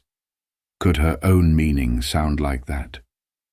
Hugh could not guarantee that the editor would put it in, but he would be meeting somebody at luncheon. Whereupon Lady Bruton, who seldom did a graceful thing, stuffed all Hugh's carnations into the front of her dress, and flinging her hands out called him "my Prime Minister." What she would have done without them both, she did not know. They rose. And Richard Dalloway strolled off as usual to have a look at the General's portrait, because he meant, whenever he had a moment of leisure, to write a history of Lady Bruton's family. And Millicent Bruton was very proud of her family. But they could wait, she said, looking at the picture, meaning that her family, of military men, administrators, admirals, had been men of action, who had done their duty, and Richard's first duty was to his country. But it was a fine face, she said, and all the papers were ready for Richard down at Old Mixton whenever the time came. The Labour government, she meant. "Ah, the news from India," she cried. And then, as they stood in the hall taking yellow gloves from the bowl on the malachite table, and Hugh was offering Miss Brush with quite unnecessary courtesy, some discarded ticket or other compliment, which she loathed from the depths of her heart and blushed brick red, Richard turned to Lady Bruton with his hat in his hand and said, "We shall see you at our party tonight." Whereupon Lady Bruton resumed the magnificence which letter-writing had shattered. She might come, or she might not come. Clarissa had wonderful energy. Parties terrified Lady Bruton. But then, she was getting old. So she intimated, standing at her doorway, handsome, very erect, while her chow stretched behind her, and Miss Brush disappeared into the background with her hands full of papers. And Lady Bruton went ponderously, majestically up to her room, lay one arm extended on the sofa. She sighed, she snored, not that she was asleep, only drowsy and heavy, like a field of clover in the sunshine this hot June day, with the bees going round and about and the yellow butterflies. Always she went back to those fields down in Devonshire, where she had jumped the brooks on Patty, her pony, with Mortimer and Tom, her brothers. And there were the dogs, there were the rats, there were her father and mother on the lawn under the trees, with the tea things out, and the beds of dahlias, the hollyhocks, the pampas grass, and they, little wretches, always up to some mischief, stealing back through the shrubbery so as not to be seen, all bedraggled from some roguery. What old nurse used to say about her frocks? Ah, dear, she remembered. It was Wednesday in Brook Street. Those kind good fellows, Richard Dalloway, Hugh Whitbread, had gone this hot day through the streets whose growl came up to her lying on the sofa. Power was hers, position, income. She had lived in the forefront of her time. She had had good friends, known the ablest men of her day. Murmuring London flowed up to her, and her hand, lying on the sofa back, curled upon some imaginary baton such as her grandfather's might have held, holding which she seemed drowsy and heavy, to be commanding battalions marching to Canada, and those good fellows walking across London, that territory of theirs, that little bit of carpet, Mayfair. And they went further and further from her, being attached to her by a thin thread, since they had lunched with her, which would stretch and stretch, get thinner and thinner as they walked across London, as if one's friends were attached to one's body, after lunching with them, by a thin thread which, as she dozed there, became hazy with the sound of bells, striking the hour or ringing to service, as a single spider's thread is blotted with raindrops and, burdened, sags down. So she slept. And Richard Dalloway and Hugh Whitbread hesitated at the corner of Conduit Street at the very moment that Millicent Bruton, lying on the sofa, let the thread snap, snored. Contrary winds buffeted at the street corner. They looked in at a shop window. They did not wish to buy or to talk, but to part, only with contrary winds buffeting the street corner, with some sort of lapse in the tides of the body, two forces meeting in a swirl. Morning and afternoon they paused. Some newspaper placard went up in the air gallantly, like a kite at first, then paused, swooped, fluttered, and a lady's veil hung. Yellow awnings trembled, the speed of the morning traffic slackened, and single carts rattled carelessly down half-empty streets. In Norfolk, of which Richard Dalloway was half thinking, a soft warm wind blew back the petals, confused the waters, ruffled the flowering grasses. Haymakers who had pitched beneath hedges to sleep away the morning toil, parted curtains of green blades, moved trembling globes of cow parsley to see the sky, the blue, the steadfast, the blazing summer sky. Aware that he was looking at a silver two-handled Jacobean mug, and that Hugh Whitbread admired condescendingly, with airs of connoisseurship, a Spanish necklace, which he thought of asking the price of in case Evelyn might like it. Still Richard was torpid, could not think or move. Life had thrown up this wreckage, shop windows full of coloured paste, and one stood stark with the lethargy of the old, stiff with the rigidity of the old, looking in. Evelyn Whitbread might like to buy this Spanish necklace, so she might. Yawn he must. Hugh was going into the shop. "Right you are," said Richard, following. Goodness knows he didn't want to go buying necklaces with Hugh, but there are tides in the body. Morning meets afternoon. Born like a frail shallop on deep, deep floods, Lady Bruton's great-grandfather and his memoir and his campaigns in North America were whelmed and sunk. And Millicent Bruton too. She went under. Richard didn't care a straw what became of emigration, about that letter, whether the editor put it in or not. The necklace hung stretched between Hugh's admirable fingers. Let him give it to a girl if he must buy jewels. Any girl in the street. For the worthlessness of this life did strike Richard pretty forcibly. Buying necklaces for Evelyn. If he'd had a boy he'd have said work, work, but he had his Elizabeth. He adored his Elizabeth. "I should like to see Mr. Dubonnet," said Hugh in his curt, worldly way. It appeared that this Dubonnet had the measurements of Mrs. Whitbread's neck, or more strangely still, knew her views upon Spanish jewellery and the extent of her possessions in that line, which Hugh could not remember. All of which seemed to Richard Dalloway awfully odd, for he never gave Clarissa presents, except a bracelet 2 or 3 years ago, which had not been a success. She never wore it. It pained him to remember that she never wore it, and as a single spider's thread, after wavering here and there, attaches itself to the point of a leaf, so Richard's mind, recovering from its lethargy, set now on his wife Clarissa, whom Peter Walsh had loved so passionately, and Richard had had a sudden vision of her there at luncheon, of himself and Clarissa, of their life together, and he drew the tray of old jewels towards him, and taking up first this brooch, then that ring. "How much is that?" he asked, but doubted his own taste. He wanted to open the drawing-room door and come in holding out something, a present for Clarissa. Only what? But Hugh was on his legs again. He was unspeakably pompous. Really, after dealing here for 35 years, he was not going to be put off by a mere boy who did not know his business. For Dubonnet, it seemed, was out, and Hugh would not buy anything until Mr. Dubonnet chose to be in, at which the youth flushed and bowed his correct little bow. It was all perfectly correct, and yet Richard couldn't have said that to save his life. Why these people stood that damned insolence he could not conceive. Hugh was becoming an intolerable ass. Richard Dalloway could not stand more than an hour of his society, and flicking his bowler hat by way of farewell, Richard turned at the corner of Conduit Street, eager, yes, very eager, to travel that spider's thread of attachment between himself and Clarissa. He would go straight to her, in Westminster. But he wanted to come in holding something. Flowers. Yes, flowers, since he did not trust his taste in gold. Any number of flowers, roses, orchids, to celebrate what was, reckoning things as you will, an event. This feeling about her when they spoke of Peter Walsh at luncheon. And they never spoke of it. Not for years had they spoken of it, which he thought, grasping his red and white roses together, a vast bunch in tissue paper, is the greatest mistake in the world. The time comes when it can't be said. One's too shy to say it, he thought, pocketing his 6pence or 2 of change, setting off with his great bunch held against his body to Westminster to say straight out in so many words, whatever she might think of him, holding out his flowers, "I love you." Why not?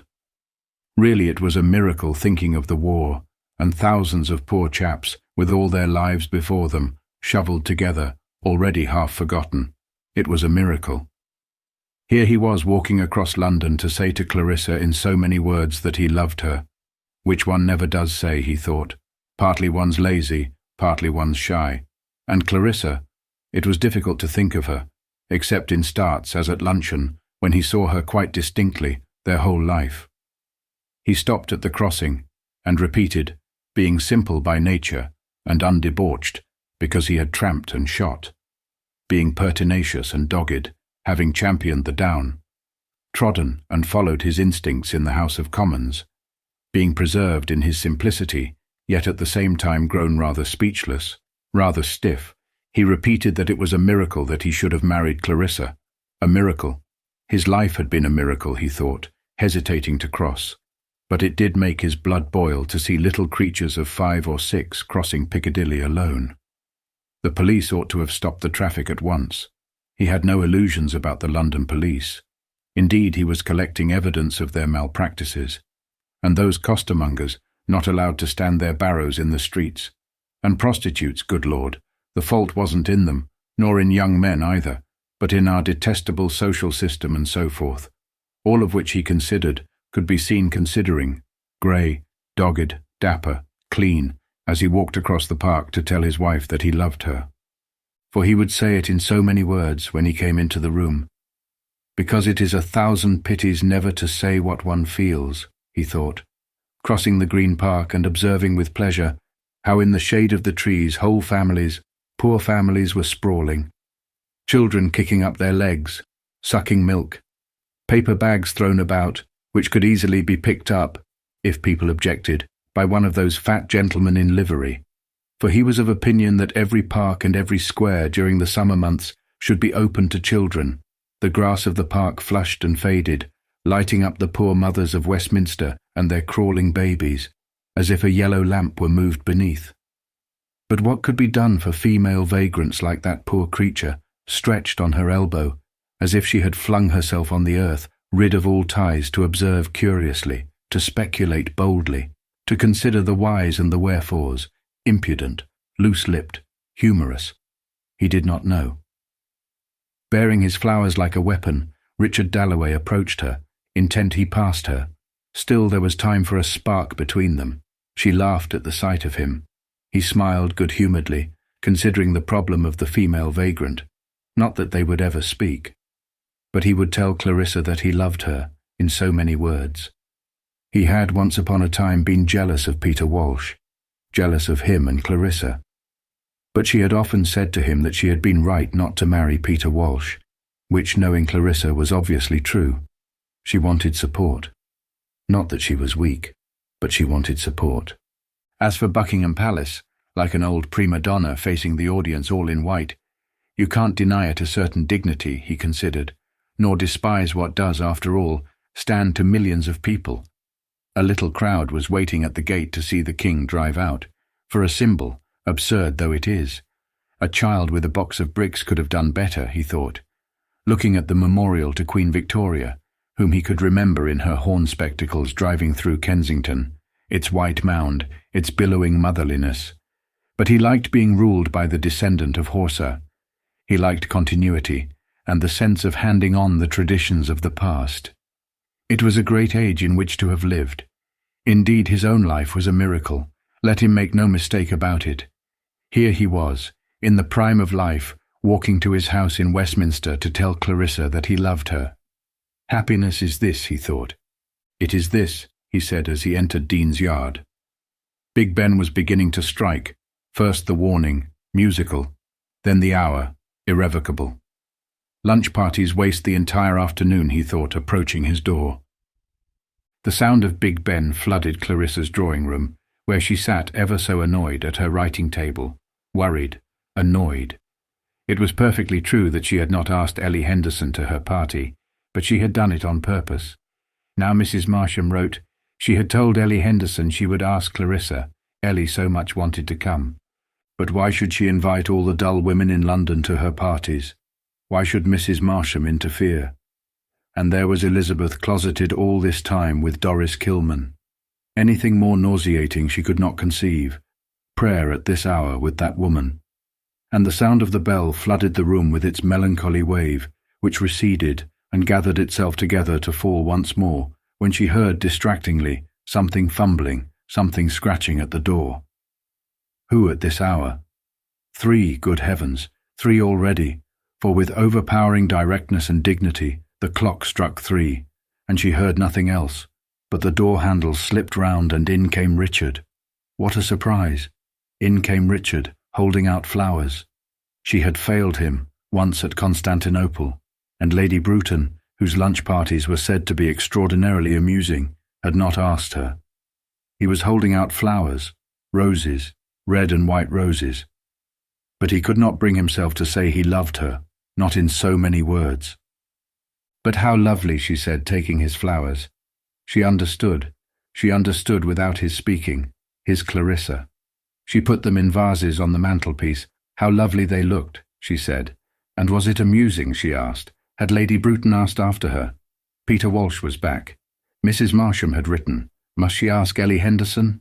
That woman Kilman was upstairs. But let us sit down for 5 minutes, said Richard. It all looked so empty. All the chairs were against the wall. What had they been doing? Oh, it was for the party. No, he had not forgotten. The party. Peter Walsh was back. Oh yes, she had had him. And he was going to get a divorce. And he was in love with some woman out there, and he hadn't changed in the slightest. There she was, mending her dress. "Thinking of Borton," she said. "Hugh was at lunch," said Richard. She had met him too. Well, he was getting absolutely intolerable. Buying Evelyn necklaces, fatter than ever, an intolerable ass. "And it came over me, I might have married you," she said, thinking of Peter sitting there in his little bow tie, with that knife opening it, shutting it. Just as he always was, you know. They were talking about him at lunch, said Richard, but he could not tell her he loved her. He held her hand. Happiness is this, he thought. They had been writing a letter to the Times for Millicent Bruton. That was about all Hugh was fit for. "And our dear Miss Kilman?" he asked. Clarissa thought the roses absolutely lovely, first bunched together, now of their own accord starting apart. "Kilman arrives just as we've done lunch," she said. "Elizabeth turns pink. They shut themselves up. I suppose they're praying. Lord, he didn't like it, but these things pass over if you let them." "In a mackintosh with an umbrella," said Clarissa. He had not said "I love you," but he held her hand. Happiness is this, he thought. "But why should I ask all the dull women in London to my parties?" said Clarissa. "And if Mrs. Marsham gave a party, did she invite her guests?" "Poor Ellie Henderson," said Richard. It was a very odd thing how much Clarissa minded about her parties, he thought. But Richard had no notion of the look of a room. However, what was he going to say? If she worried about these parties, he would not let her give them. Did she wish she had married Peter? But he must go. He must be off, he said, getting up. But he stood for a moment as if he were about to say something, and she wondered what. Why? There were the roses. "Some committee?" she asked as he opened the door. "Armenians," he said, or perhaps it was Albanians. "And there is a dignity in people, a solitude, even between husband and wife, a gulf. And that one must respect," thought Clarissa, watching him open the door. For one would not part with it oneself, or take it against his will, from one's husband, without losing one's independence, one's self-respect, something after all priceless. He returned with a pillow and a quilt. "An hour's complete rest after luncheon," he said, and he went. How like him. He would go on saying an hour's complete rest after luncheon to the end of time, because a doctor had ordered it once. It was like him to take what doctors said literally, part of his adorable, divine simplicity, which no one had to the same extent, which made him go and do the thing while she and Peter frittered their time away bickering. He was already halfway to the House of Commons, to his Armenians, his Albanians, having settled her on the sofa, looking at his roses. And people would say, "Clarissa Dalloway is spoilt." She cared much more for her roses than for the Armenians, hunted out of existence, maimed, frozen, the victims of cruelty and injustice. She had heard Richard say so over and over again. No, she could feel nothing for the Albanians, or was it the Armenians? But she loved her roses.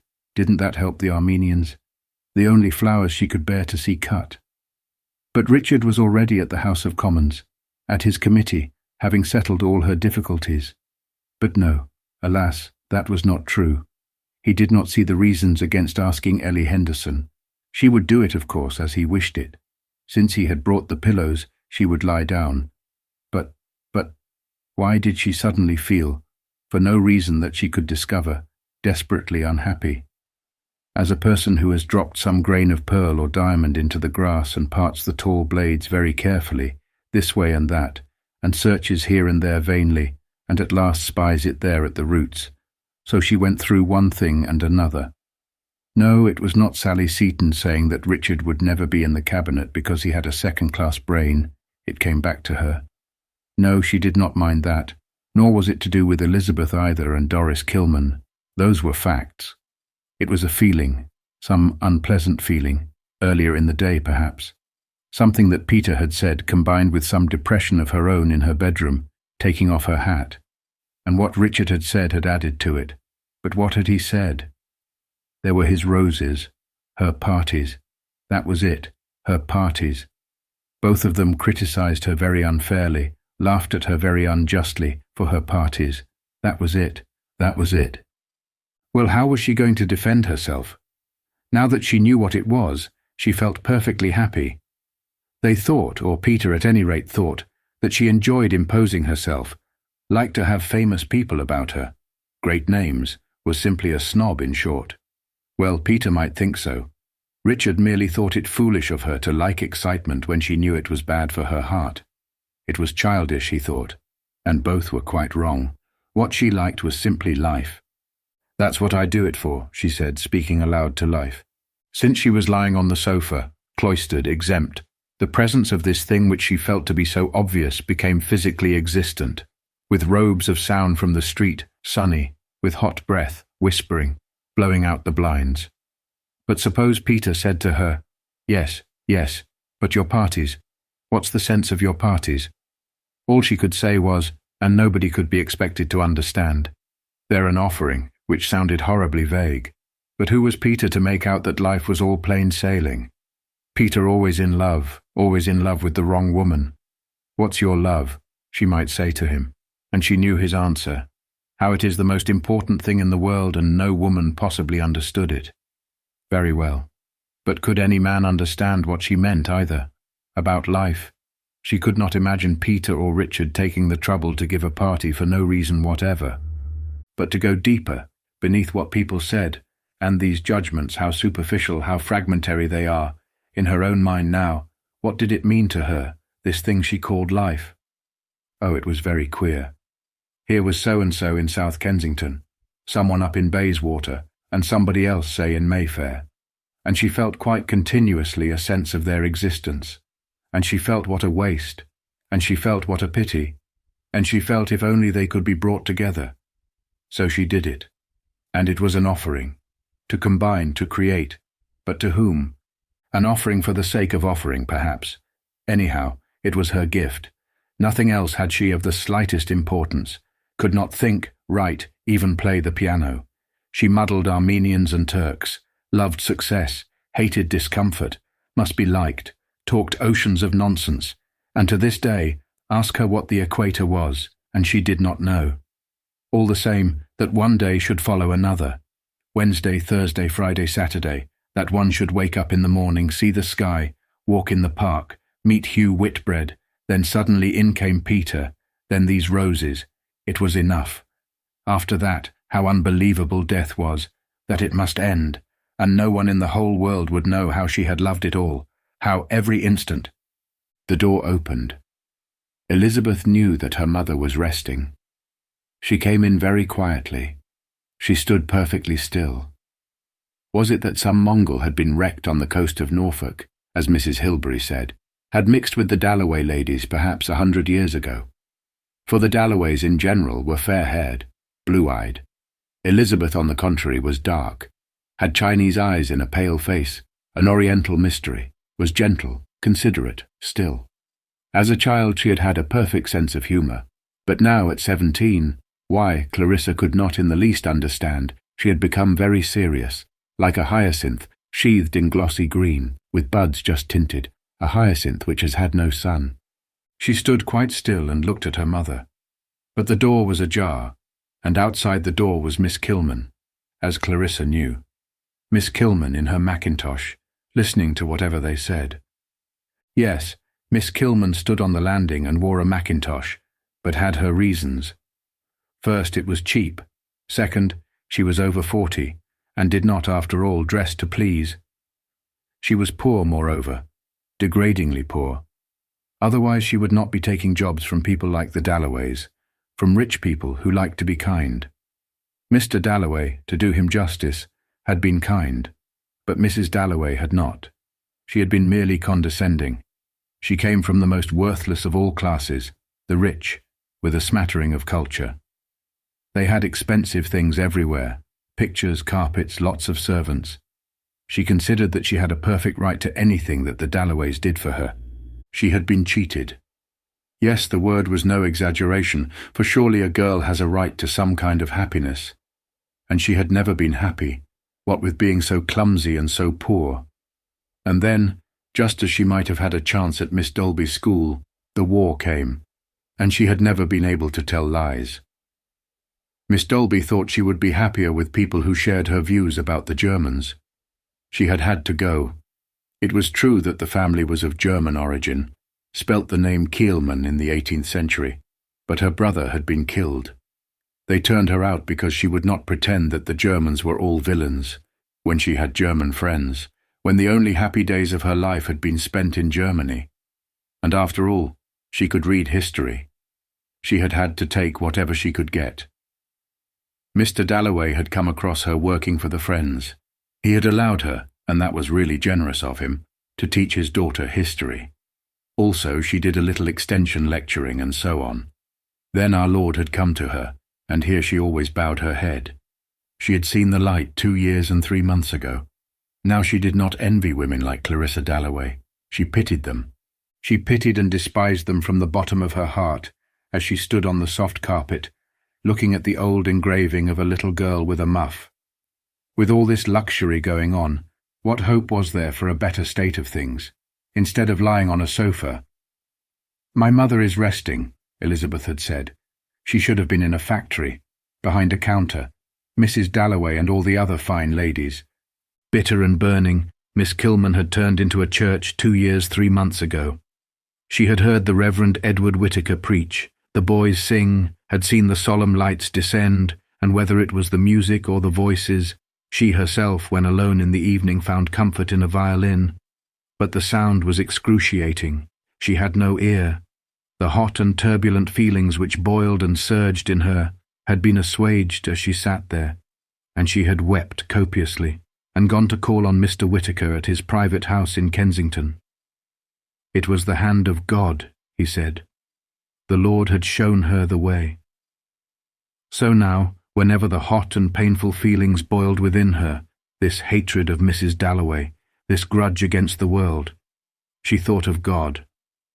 She thought of Mr. Whittaker. Rage was succeeded by calm. A sweet savour filled her veins, her lips parted, and standing formidable upon the landing in her mackintosh, she looked with steady and sinister serenity at Mrs. Dalloway, who came out with her daughter.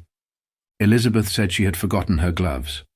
That was because Miss Kilman and her mother hated each other. She could not bear to see them together. She ran upstairs to find her gloves. But Miss Kilman did not hate Mrs. Dalloway. Turning her large gooseberry-coloured eyes upon Clarissa, observing her small pink face, her delicate body, her air of freshness and fashion, Miss Kilman felt, "Fool, simpleton, you who have known neither sorrow nor pleasure, who have trifled your life away." And there rose in her an overmastering desire to overcome her, to unmask her. If she could have felled her, it would have eased her. But it was not the body. It was the soul and its mockery that she wished to subdue, make feel her mastery.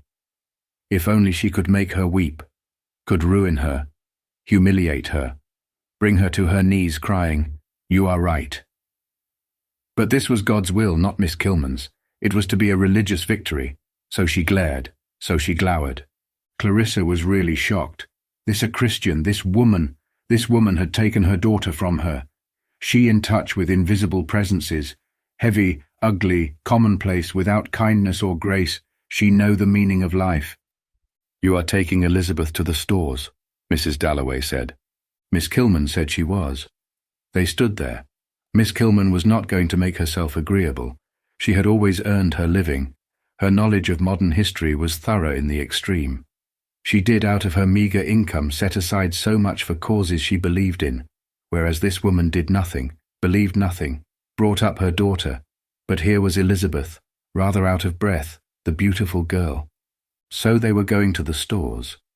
Odd it was, as Miss Kilman stood there, and stand she did with the power and taciturnity of some prehistoric monster armoured for primeval warfare, how second by second the idea of her diminished, how hatred, which was for ideas, not people, crumbled, how she lost her malignity, her size, became second by second merely Miss Kilman, in a mackintosh, whom heaven knows Clarissa would have liked to help.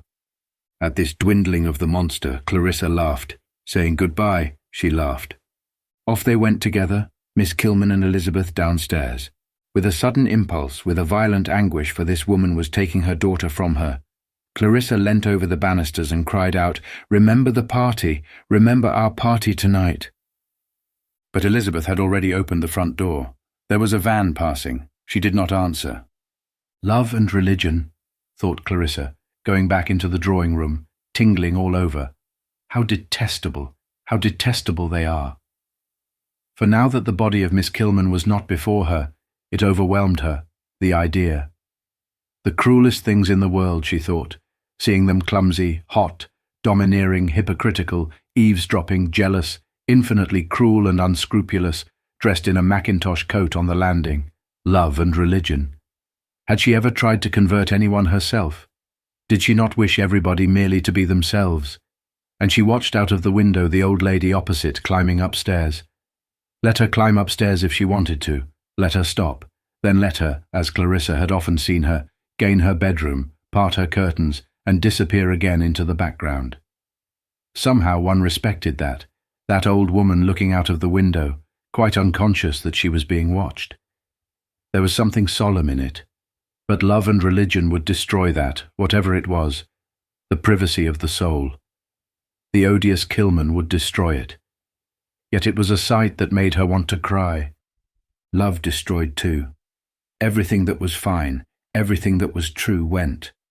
Take Peter Walsh now. There was a man, charming, clever, with ideas about everything. If you wanted to know about Pope, say, or Addison, or just to talk nonsense, what people were like, what things meant, Peter knew better than anyone. It was Peter who had helped her, Peter who had lent her books. But look at the women he loved. Vulgar, trivial, commonplace. Think of Peter in love. He came to see her after all these years, and what did he talk about? Himself. Horrible passion, she thought.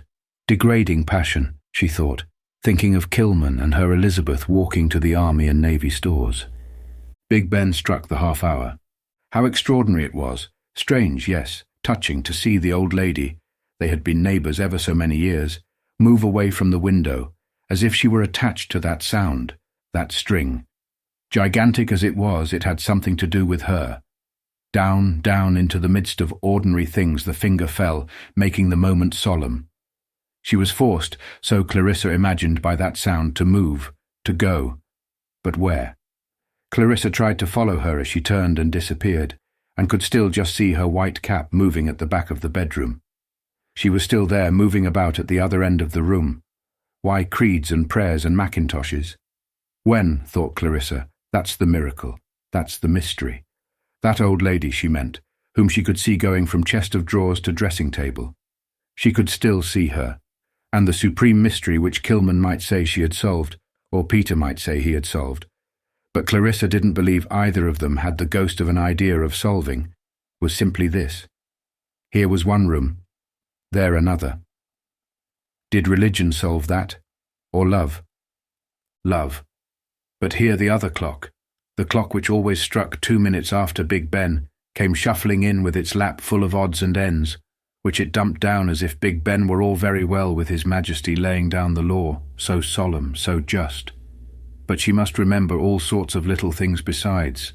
Mrs. Marsham, Ellie Henderson, glasses for ices. All sorts of little things came flooding and lapping and dancing in on the wake of that solemn stroke which lay flat like a bar of gold on the sea. Mrs. Marsham, Ellie Henderson, glasses for ices. She must telephone now at once. Volubly, troublously the late clock sounded, coming in on the wake of Big Ben, with its lap full of trifles. Beaten up, broken up by the assault of carriages, the brutality of vans, the eager advance of myriads of angular men, of flaunting women, the domes and spires of offices and hospitals. The last relics of this lap full of odds and ends seemed to break, like the spray of an exhausted wave, upon the body of Miss Kilman standing still in the street for a moment to mutter, "It is the flesh." It was the flesh that she must control. Clarissa Dalloway had insulted her, that she expected, but she had not triumphed, she had not mastered the flesh. Ugly, clumsy Clarissa Dalloway had laughed at her for being that, and had revived the fleshly desires, for she minded looking as she did beside Clarissa. Nor could she talk as she did. But why wish to resemble her? Why? She despised Mrs. Dalloway from the bottom of her heart. She was not serious. She was not good. Her life was a tissue of vanity and deceit. Yet Doris Kilman had been overcome. She had, as a matter of fact, very nearly burst into tears when Clarissa Dalloway laughed at her. "It is the flesh. It is the flesh," she muttered, it being her habit to talk aloud, trying to subdue this turbulent and painful feeling as she walked down Victoria Street. She prayed to God. She could not help being ugly. She could not afford to buy pretty clothes. Clarissa Dalloway had laughed, but she would concentrate her mind upon something else until she had reached the pillar box. At any rate, she had got Elizabeth. But she would think of something else. She would think of Russia, until she reached the pillar box. How nice it must be, she said, in the country, struggling as Mr. Whittaker had told her, with that violent grudge against the world which had scorned her, sneered at her, cast her off, beginning with this indignity, the infliction of her unlovable body which people could not bear to see. Do her hair as she might, her forehead remained like an egg, bald, white. No clothes suited her. She might buy anything. And for a woman, of course, that meant never meeting the opposite sex. Never would she come first with anyone. Sometimes lately it had seemed to her that except for Elizabeth, her food was all that she lived for, her comforts, her dinner, her tea, her hot water bottle at night. But one must fight, vanquish, have faith in God. Mr. Whittaker had said she was there for a purpose, but no one knew the agony.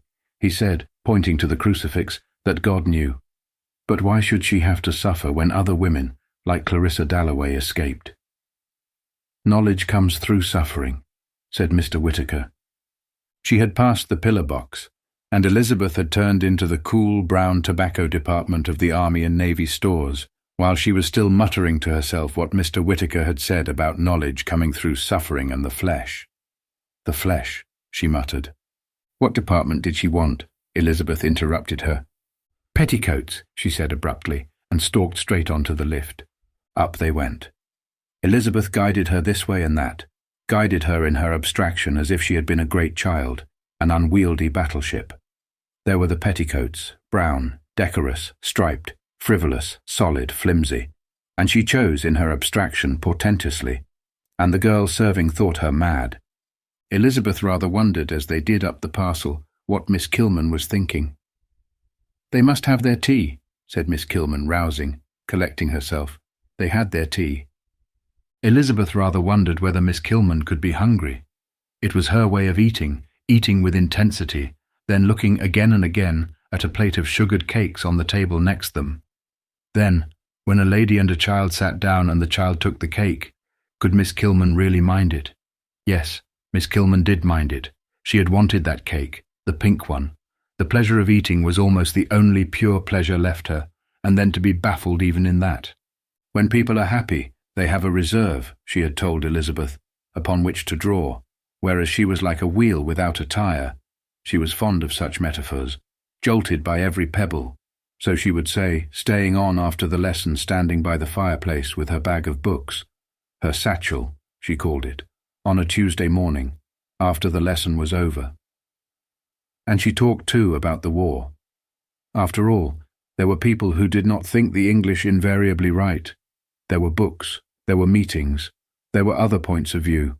Would Elizabeth like to come with her to listen to so-and-so, a most extraordinary-looking old man? Then Miss Kilman took her to some church in Kensington, and they had tea with a clergyman. She had lent her books. Law, medicine, politics, all professions are open to women of your generation, said Miss Kilman. But for herself, her career was absolutely ruined. And was it her fault? Good gracious, said Elizabeth, no. And her mother would come calling to say that a hamper had come from Bourton, and would Miss Kilman like some flowers? To Miss Kilman she was always very, very nice, but Miss Kilman squashed the flowers all in a bunch, and hadn't any small talk, and what interested Miss Kilman bored her mother, and Miss Kilman and she were terrible together, and Miss Kilman swelled and looked very plain. But then Miss Kilman was frightfully clever. Elizabeth had never thought about the poor. They lived with everything they wanted. Her mother had breakfast in bed every day. Lucy carried it up, and she liked old women because they were duchesses and being descended from some lord. But Miss Kilman said, one of those Tuesday mornings when the lesson was over, "My grandfather kept an oil and colour shop in Kensington." Miss Kilman made one feel so small. Miss Kilman took another cup of tea. Elizabeth, with her oriental bearing, Her inscrutable mystery sat perfectly upright. No, she did not want anything more. She looked for her gloves, her white gloves. They were under the table. Ah, but she must not go. Miss Kilman could not let her go. This youth, that was so beautiful, this girl whom she genuinely loved. Her large hand opened and shut on the table. But perhaps it was a little flat somehow, Elizabeth felt, and really she would like to go. But said Miss Kilman, "I've not quite finished yet." Of course then Elizabeth would wait, but it was rather stuffy in here. "Are you going to the party tonight?" Miss Kilman said. Elizabeth supposed she was going. Her mother wanted her to go. She must not let parties absorb her, Miss Kilman said, fingering the last 2 inches of a chocolate eclair. She did not much like parties, Elizabeth said. Miss Kilman opened her mouth, slightly projected her chin, and swallowed down the last inches of the chocolate eclair, then wiped her fingers and washed the tea round in her cup. She was about to split asunder, she felt. The agony was so terrific. If she could grasp her, if she could clasp her, if she could make her hers absolutely and forever and then die, that was all she wanted. But to sit here, unable to think of anything to say, to see Elizabeth turning against her, to be felt repulsive even by her, it was too much. She could not stand it. The thick fingers curled inwards. "I never go to parties," said Miss Kilman, just to keep Elizabeth from going. "People don't ask me to parties." And she knew as she said it that it was this egotism that was her undoing. Mr. Whittaker had warned her, but she could not help it. She had suffered so horribly. "Why should they ask me?" she said. "I'm plain. I'm unhappy." She knew it was idiotic, but it was all those people passing, people with parcels who despised her, who made her say it. However, she was Doris Kilman. She had a degree. She was a woman who had made her way in the world. Her knowledge of modern history was more than respectable. "I don't pity myself," she said. "I pity—" She meant to say your mother, but no, she could not to Elizabeth. "I pity other people," she said, "more. Like some dumb creature who has been brought up to a gate for an unknown purpose and stands there longing to gallop away." Elizabeth Dalloway sat silent. Was Miss Kilman going to say anything more? "Don't quite forget me," said Doris Kilman. Her voice quivered. Right away to the end of the field the dumb creature galloped in terror. The great hand opened and shut. Elizabeth turned her head. The waitress came. "One had to pay at the desk," Elizabeth said, and went off, drawing out. So Miss Kilman felt the very entrails in her body, stretching them as she crossed the room, and then with a final twist, bowing her head very politely, she went. She had gone. Miss Kilman sat at the marble table among the eclairs, stricken once, twice, thrice by shocks of suffering. She had gone. Mrs. Dalloway had triumphed. Elizabeth had gone. Beauty had gone. Youth had gone. So she sat. She got up, blundered off among the little tables, rocking slightly from side to side, and somebody came after her with her petticoat, and she lost her way, and was hemmed in by trunks specially prepared for taking to India. Next got among the accouchement sets and baby linen. Through all the commodities of the world, perishable and permanent, hams, drugs, flowers, stationery, variously smelling, now sweet, now sour, she lurched. Saw herself thus lurching with her hat askew, very red in the face, full length in a looking-glass, and at last came out into the street. The tower of Westminster Cathedral rose in front of her, the habitation of God. In the midst of the traffic, there was the habitation of God. Doggedly she set off with her parcel to that other sanctuary, the Abbey, where, raising her hands in a tent before her face, she sat beside those driven into shelter too. The variously assorted worshippers, now divested of social rank, almost of sex, as they raised their hands before their faces. But once they removed them, instantly reverent, middle class, English men and women, some of them desirous of seeing the wax works. But Miss Kilman held her tent before her face. Now she was deserted, now rejoined. New worshippers came in from the street to replace the strollers, and still, as people gazed round and shuffled past the tomb of the unknown warrior, still she barred her eyes with her fingers and tried in this double darkness, for the light in the Abbey was bodiless, to aspire above the vanities, the desires, the commodities, to rid herself both of hatred and of love. Her hands twitched. She seemed to struggle, yet to others, God was accessible and the path to him smooth. Mr. Fletcher, retired of the Treasury, Mrs. Gorham, widow of the famous K.C., approached him simply, and having done their praying, leant back, enjoyed the music, the organ pealed sweetly, and saw Miss Kilman at the end of the row, praying, and, being still on the threshold of their underworld, thought of her sympathetically as a soul haunting the same territory, a soul cut out of immaterial substance, not a woman, a soul. But Mr. Fletcher had to go. He had to pass her, and being himself neat as a new pin, could not help being a little distressed by the poor lady's disorder, her hair down, her parcel on the floor. She did not at once let him pass, but as he stood gazing about him, at the white marbles, grey window panes, and accumulated treasures, for he was extremely proud of the Abbey, her largeness, robustness, and power, as she sat there shifting her knees from time to time. It was so rough the approach to her God, so tough her desires, impressed him, as they had impressed Mrs. Dalloway. She could not get the thought of her out of her mind that afternoon. The Reverend Edward Whittaker, and Elizabeth too. And Elizabeth waited in Victoria Street for an omnibus. It was so nice to be out of doors. She thought perhaps she need not go home just yet. It was so nice to be out in the air, so she would get on to an omnibus. And already, even as she stood there in her very well-cut clothes, it was beginning.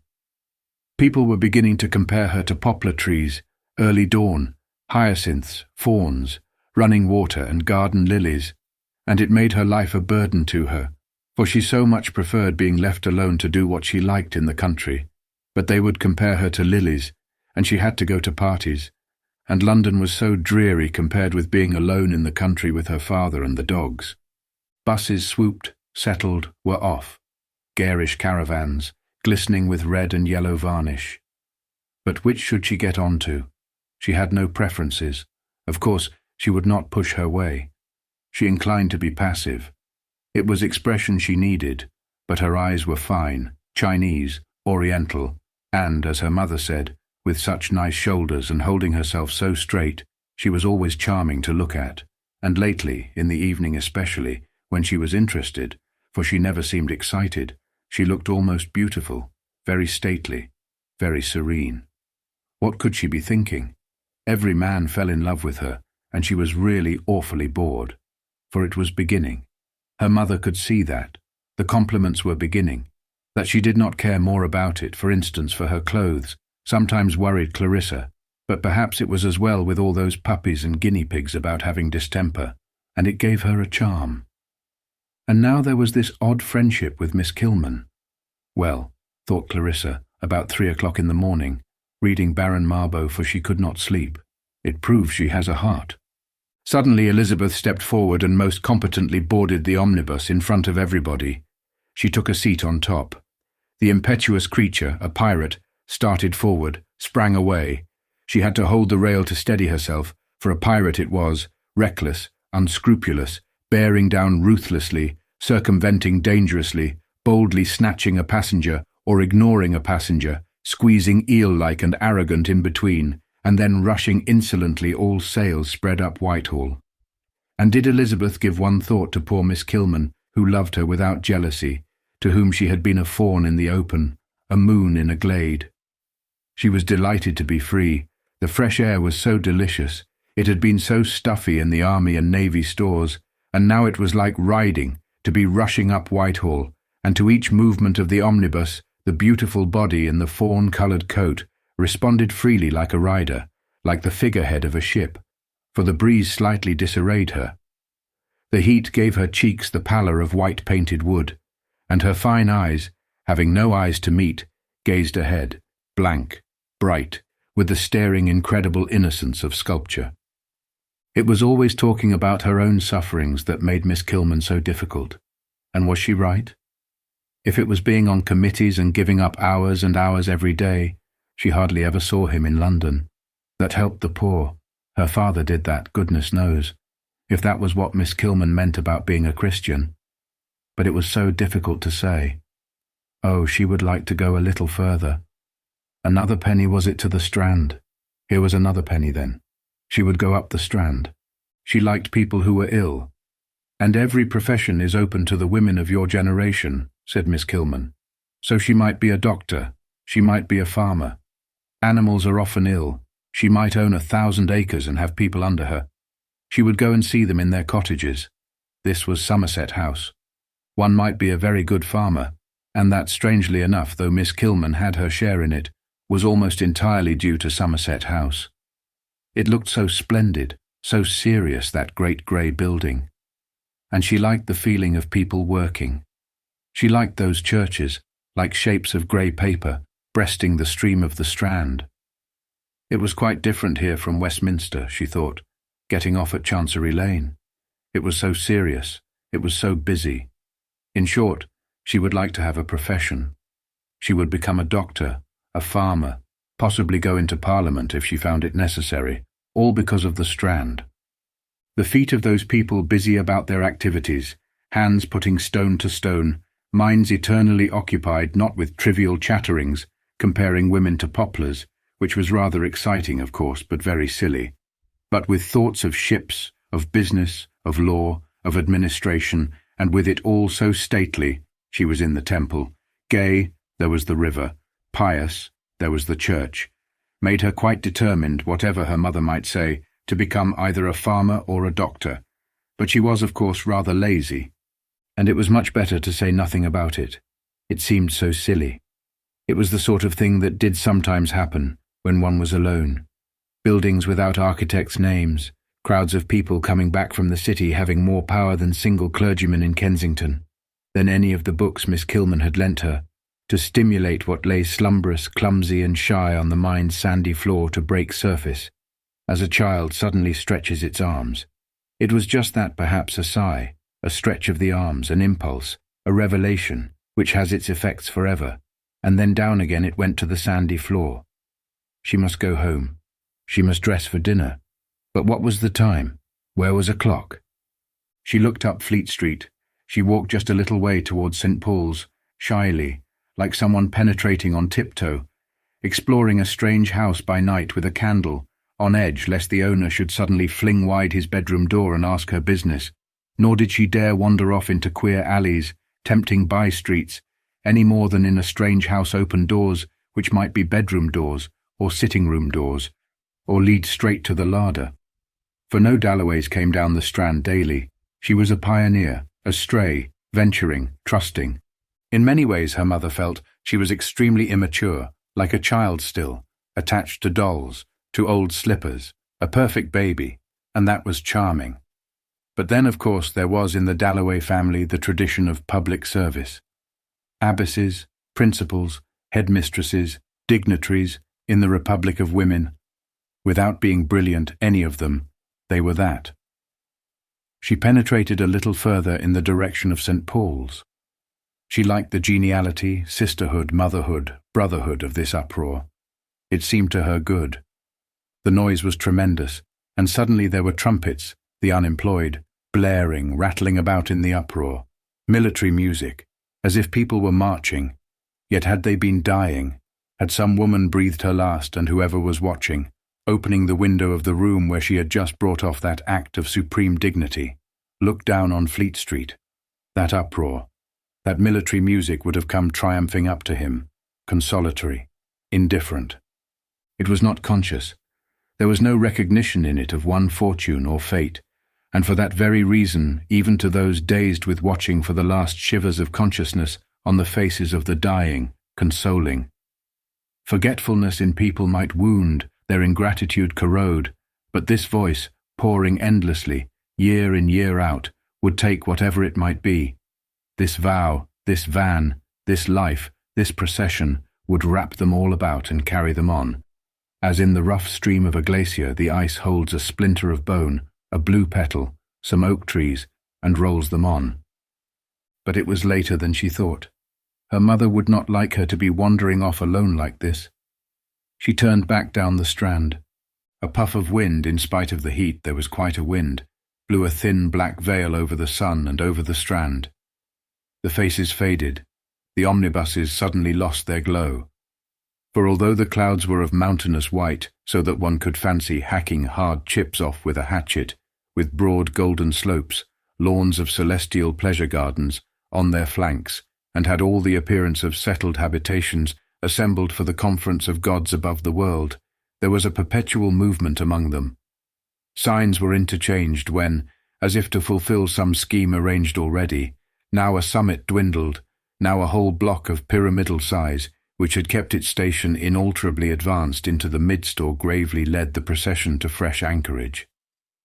Fixed though they seemed at their posts, at rest in perfect unanimity, nothing could be fresher, freer, more sensitive superficially than the snow-white or gold-kindled surface.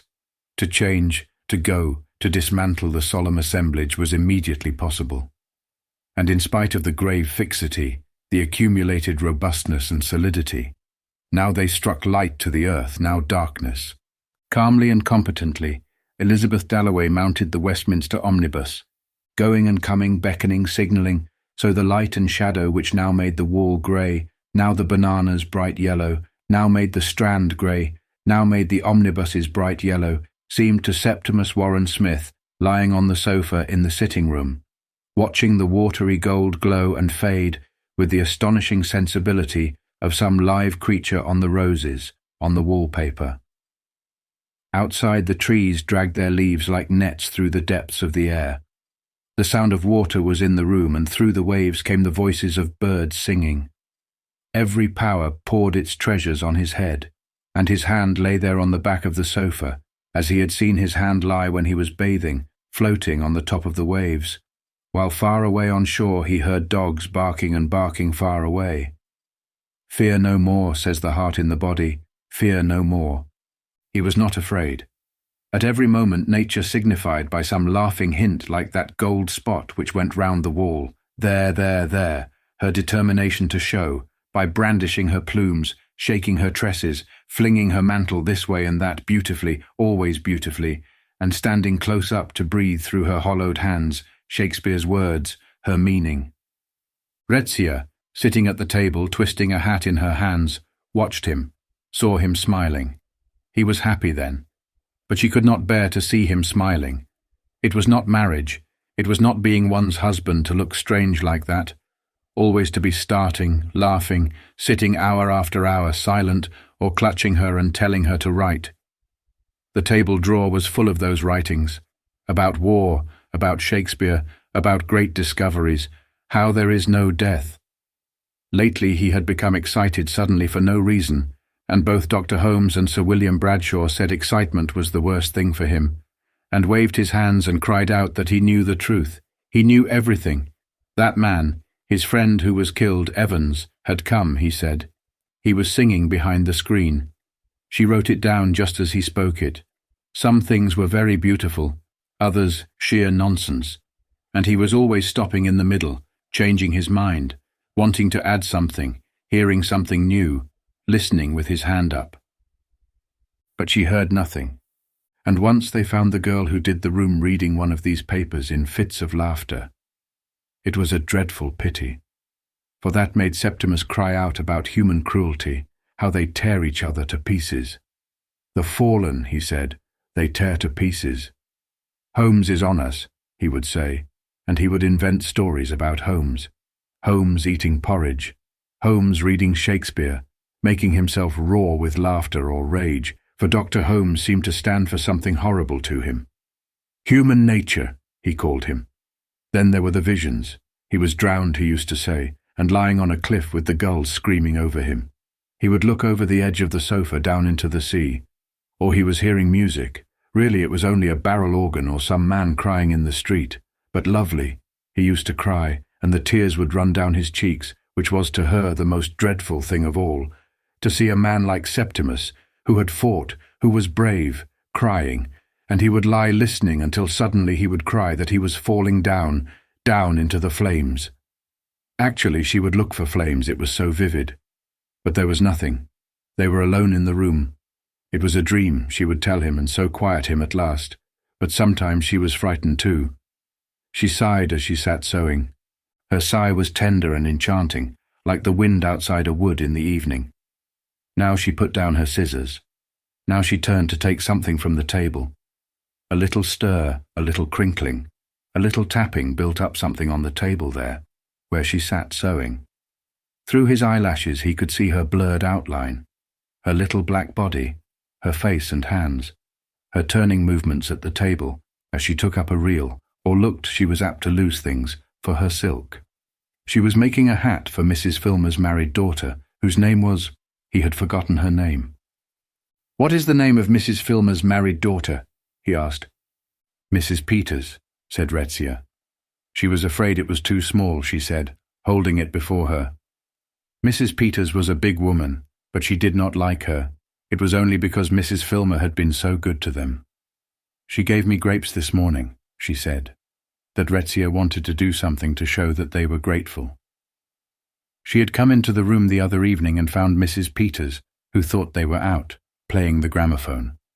"Was it true?" he asked. She was playing the gramophone. Yes, she had told him about it at the time. She had found Mrs. Peters playing the gramophone. He began, very cautiously, to open his eyes, to see whether a gramophone was really there. But real things were too exciting. He must be cautious. He would not go mad. First he looked at the fashion papers on the lower shelf, then gradually at the gramophone with the green trumpet. Nothing could be more exact. And so, gathering courage, he looked at the sideboard, the plate of bananas, the engraving of Queen Victoria and the Prince Consort, at the mantelpiece, with the jar of roses. None of these things moved. All were still. All were real. "She is a woman with a spiteful tongue," said Retzia. "What does Mr. Peters do?" Septimus asked. "Ah," said Retzia, trying to remember. She thought Mrs. Filmer had said that he travelled for some company. "Just now he is in Hull," she said. "Just now." She said that with her Italian accent. She said that herself. He shaded his eyes so that he might see only a little of her face at a time. First the chin, then the nose, then the forehead, in case it were deformed, or had some terrible mark on it. But no, there she was, perfectly natural, sewing, with the pursed lips that women have, the set, the melancholy expression, when sewing. But there was nothing terrible about it, he assured himself, looking a second time, a third time at her face, her hands, for what was frightening or disgusting in her as she sat there in broad daylight sewing? Mrs. Peters had a spiteful tongue. Mr. Peters was in Hull. Why then rage and prophecy? Why fly scourged and outcast? Why be made to tremble and sob by the clouds? Why seek truths and deliver messages when Retzia sat sticking pins into the front of her dress, and Mr. Peters was in Hull? Miracles, revelations, agonies, loneliness, falling through the sea, down into the flames, all were burnt out, for he had a sense, as he watched Retzia trimming the straw hat for Mrs. Peters, of a coverlet of flowers. "It's too small for Mrs. Peters," said Septimus. For the first time for days he was speaking as he used to do. Of course it was absurdly small, she said, but Mrs. Peters had chosen it. He took it out of her hands. He said it was an organ-grinder's monkey's hat. How it rejoiced her that. Not for weeks had they laughed like this together, poking fun privately like married people. What she meant was that if Mrs. Filmer had come in, or Mrs. Peters or anybody, they would not have understood what she and Septimus were laughing at. "There," she said, pinning a rose to one side of the hat. Never had she felt so happy. Never in her life.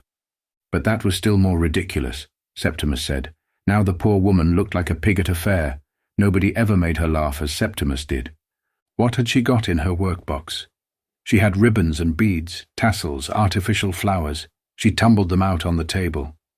He began putting odd colours together, for though he had no fingers, could not even do up a parcel, he had a wonderful eye, and often he was right, sometimes absurd, of course, but sometimes wonderfully right. "She shall have a beautiful hat," he murmured, taking up this and that, Retzia kneeling by his side, looking over his shoulder. Now it was finished, that is to say the design. She must stitch it together. But she must be very, very careful, he said, to keep it just as he had made it.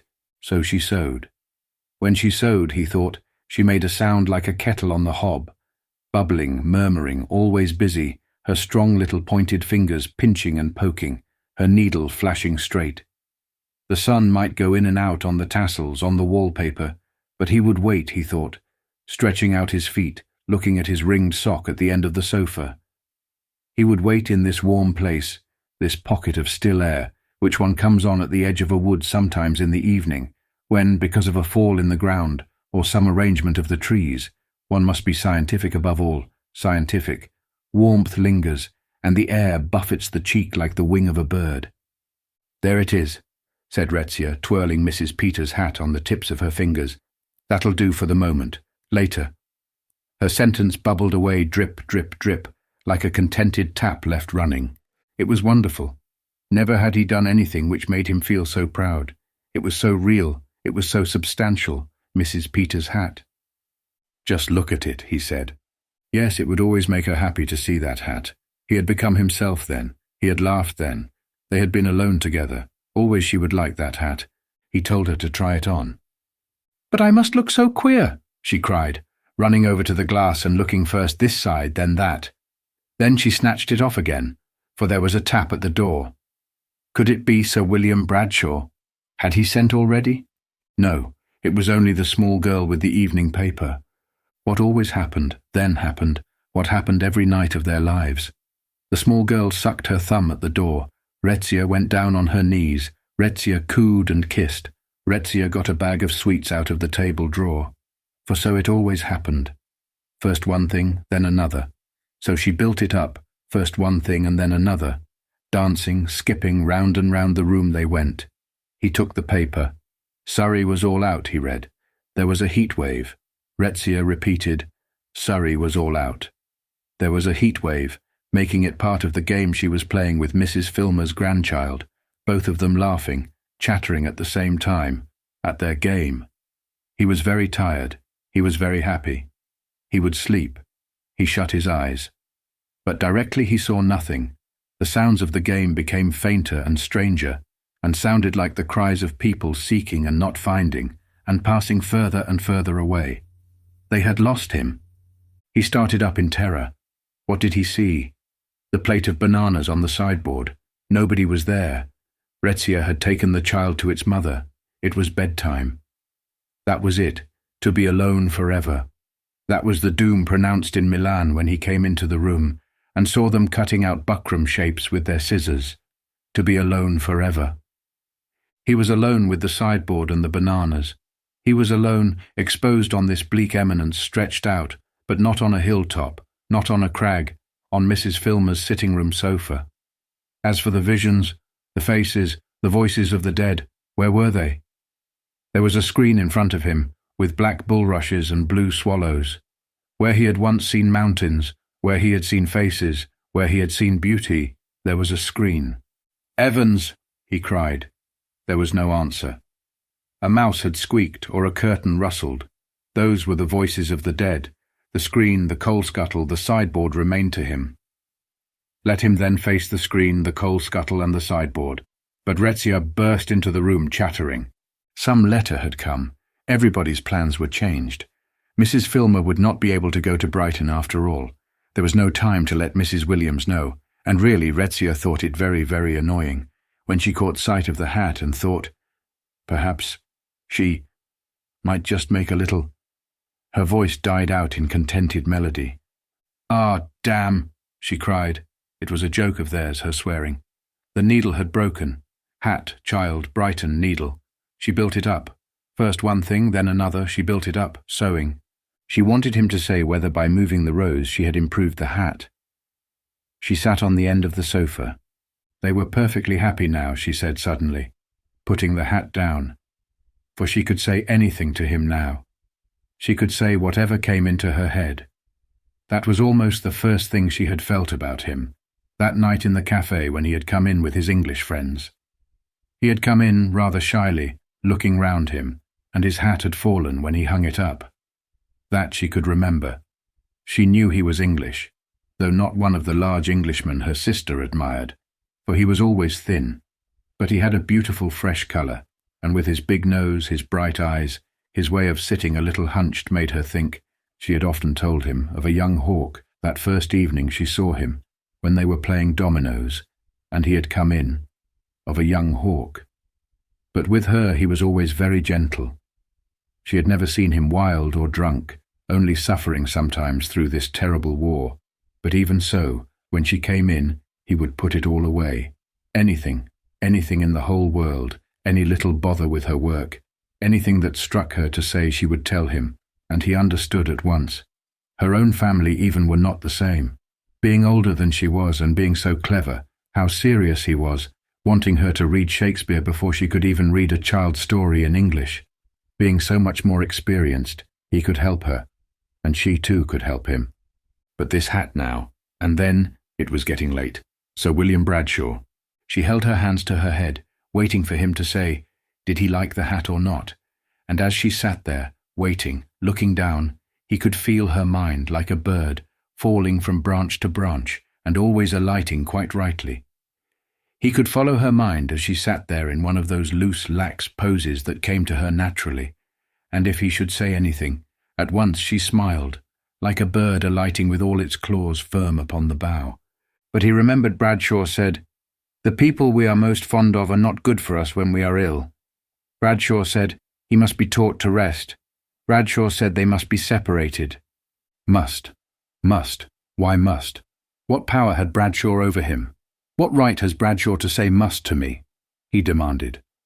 It is because you talked of killing yourself, said Retzier. Mercifully, she could now say anything to Septimus. So he was in their power. Holmes and Bradshaw were on him. The brute with the red nostrils was snuffing into every secret place. Must, it could say. Where were his papers, the things he had written? She brought him his papers, the things he had written, things she had written for him. She tumbled them out onto the sofa. They looked at them together. Diagrams, designs, little men and women brandishing sticks for arms with wings, were they? On their backs. Circles traced round shillings and sixpences, the suns and stars. Zigzagging precipices with mountaineers ascending roped together, exactly like knives and forks. Sea pieces with little faces laughing out of what might perhaps be waves. The map of the world. Burn them, he cried. Now for his writings. How the dead sing behind rhododendron bushes. Odes to time. Conversations with Shakespeare. Evans, his messages from the dead. Do not cut down trees. Tell the Prime Minister. Universal love. The meaning of the world. Burn them, he cried.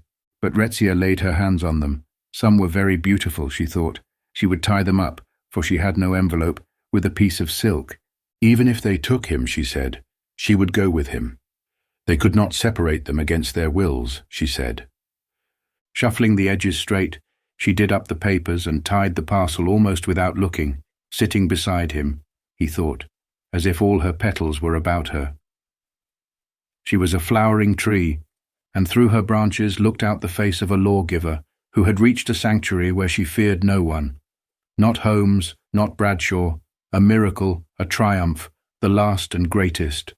Staggering, he saw her mount the appalling staircase, laden with Holmes and Bradshaw, men who never weighed less than 11 stone 6, who sent their wives to court, men who made 10,000 a year and talked of proportion, who different in their verdicts, for Holmes said one thing, Bradshaw another, yet judges they were, who mixed the vision and the sideboard, saw nothing clear, yet ruled, yet inflicted. Must, they said. Over them she triumphed. There, she said. The papers were tied up. No one should get at them. She would put them away. And, she said, nothing should separate them. She sat down beside him and called him by the name of that hawk or crow, which being malicious and a great destroyer of crops was precisely like him. No one could separate them, she said. Then she got up to go into the bedroom to pack their things, but hearing voices downstairs and thinking that Dr. Holmes had perhaps called, ran down to prevent him coming up. Septimus could hear her talking to Holmes on the staircase. "My dear lady, I have come as a friend," Holmes was saying. "No, I will not allow you to see my husband," she said. He could see her like a little hen with her wings spread barring his passage, but Holmes persevered. "My dear lady, allow me," Holmes said, putting her aside. Holmes was a powerfully built man. Holmes was coming upstairs. Holmes would burst open the door. Holmes would say, "In a funk, eh?" Holmes would get him. But no, not Holmes, not Bradshaw. Getting up rather unsteadily, hopping indeed from foot to foot, he considered Mrs. Filmer's nice clean bread knife with bread carved on the handle. Ah, but one mustn't spoil that. The gas fire. But it was too late now. Holmes was coming. Razors he might have got, but Retzier, who always did that sort of thing, had packed them. There remained only the window, the large Bloomsbury lodging-house window, the tiresome, the troublesome, and rather melodramatic business of opening the window and throwing himself out. It was their idea of tragedy, not his or Retzier's, for she was with him. Holmes and Bradshaw liked that sort of thing. He sat on the sill. But he would wait till the very last moment. He did not want to die. Life was good, the sun hot, only human beings. What did they want? Coming down the staircase opposite, an old man stopped and stared at him. Holmes was at the door. "I'll give it you," he cried, and flung himself vigorously, violently down onto Mrs. Filmer's area railings. "The coward!" cried Dr. Holmes, bursting the door open. Retzier ran to the window she saw. She understood. Dr. Holmes and Mrs. Filmer collided with each other. Mrs. Filmer flapped her apron and made her hide her eyes in the bedroom. There was a great deal of running up and down stairs. Dr. Holmes came in, white as a sheet, shaking all over, with a glass in his hand. She must be brave and drink something, he said. What was it? Something sweet. For her husband was horribly mangled, would not recover consciousness. She must not see him, must be spared as much as possible, would have the inquest to go through, poor young woman. Who could have foretold it? A sudden impulse, no one was in the least to blame, he told Mrs. Filmer. And why the devil he did it, Dr. Holmes could not conceive. It seemed to her as she drank the sweet stuff that she was opening long windows, stepping out into some garden. But where? The clock was striking. 1, 2, 3. How sensible the sound was, compared with all this thumping and whispering, like Septimus himself. She was falling asleep, but the clock went on striking, 4, 5, 6, and Mrs. Filmer waving her apron. They wouldn't bring the body in here, would they? Seemed part of that garden. Or a flag. She had once seen a flag slowly rippling out from a mast when she stayed with her aunt at Venice. Men killed in battle were thus saluted, and Septimus had been through the war. Of her memories, most were happy. She put on her hat and ran through cornfields. Where could it have been? Onto some hill somewhere near the sea, for there were ships, gulls, butterflies. They sat on a cliff. In London too, there they sat, and half dreaming, came to her through the bedroom door. Rain falling, whisperings, stirrings among dry corn, the caress of the sea, as it seemed to her, hollowing them in its arched shell, and murmuring to her laid on shore, strewn, she felt, like flying flowers over some tomb. "He is dead," she said, smiling at the poor old woman who guarded her with her honest light blue eyes fixed on the door. They wouldn't bring him in here, would they? But Mrs. Filmer pooh-poohed. Oh no, they were carrying him away now. Ought she not to be told? Married people ought to be together, Mrs. Filmer thought, but they must do as the doctor said. "Let her sleep," said Dr. Holmes, feeling her pulse. She saw the large outline of his body standing dark against the window. So that was Dr. Holmes. One of the triumphs of civilization, Peter Walsh thought. It is one of the triumphs of civilization, as the light high bell of the ambulance sounded. Swiftly, cleanly, the ambulance sped to the hospital, having picked up instantly, humanely, some poor devil. Someone hit on the head, struck down by disease, knocked over perhaps a minute or so ago at one of these crossings, as might happen to oneself. That was civilization. It struck him coming back from the East, the efficiency, the organization, the communal spirit of London. Every cart or carriage of its own accord drew aside to let the ambulance pass. Perhaps it was morbid, or was it not touching, rather, the respect which they showed this ambulance with its victim inside. Busy men hurrying home, yet instantly bethinking them as it passed of some wife. Or presumably how easily it might have been them there, stretched on a shelf with a doctor and a nurse. Ah, but thinking became morbid, sentimental. Directly one began conjuring up doctors, dead bodies. A little glow of pleasure, a sort of lust, too, over the visual impression warned one not to go on with that sort of thing any more. Fatal to art, fatal to friendship. True. And yet, thought Peter Walsh, as the ambulance turned the corner, though the light high bell could be heard down the next street and still farther, as it crossed the Tottenham Court Road, chiming constantly. It is the privilege of loneliness. In privacy, one may do as one chooses. One might weep if no one saw. It had been his undoing, this susceptibility, in Anglo-Indian society, not weeping at the right time or laughing either. I have that in me, he thought, standing by the pillar box, which could now dissolve in tears. Why, heaven knows. Beauty of some sort, probably, and the weight of the day, which, beginning with that visit to Clarissa, had exhausted him with its heat, its intensity, and the drip, drip of one impression after another down into that cellar where they stood, deep, dark, and no one would ever know. Partly for that reason, its secrecy, complete and inviolable, he had found life like an unknown garden, full of turns and corners. Surprising, yes. Really, it took one's breath away, these moments. There, coming to him by the pillar box opposite the British Museum, one of them. A moment in which things came together. This ambulance and life and death. It was as if he were sucked up to some very high roof by that rush of emotion, and the rest of him, like a white shell-sprinkled beach, left bare. It had been his undoing in Anglo-Indian society, this susceptibility. Clarissa once, going on top of an omnibus with him somewhere. Clarissa, superficially at least, so easily moved, now in despair, now in the best of spirits, all a-quiver in those days and such good company, spotting queer little scenes, names, people from the top of a bus, for they used to explore London and bring back bags full of treasures from the Caledonian market. Clarissa had a theory in those days. They had heaps of theories, always theories, as young people have. It was to explain the feeling they had of dissatisfaction, not knowing people, not being known. For how could they know each other? You met every day, then not for 6 months or years. It was unsatisfactory, they agreed, how little one knew people. But she said, sitting on the bus going up Shaftesbury Avenue, she felt herself everywhere, not here, here, here, and she tapped the back of the seat, but everywhere. She waved her hand, going up Shaftesbury Avenue. She was all that, so that to know her or anyone, one must seek out the people who completed them, even the places.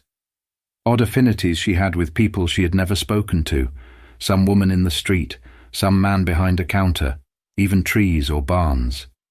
It ended in a transcendental theory which, with her horror of death, allowed her to believe or say that she believed, for all her skepticism, that since our apparitions, the part of us which appears, are so momentary compared with the other, the unseen part of us, which spreads wide, the unseen might survive, be recovered somehow attached to this person or that, or even haunting certain places after death. Perhaps. Looking back over that long friendship of almost 30 years, her theory worked to this extent.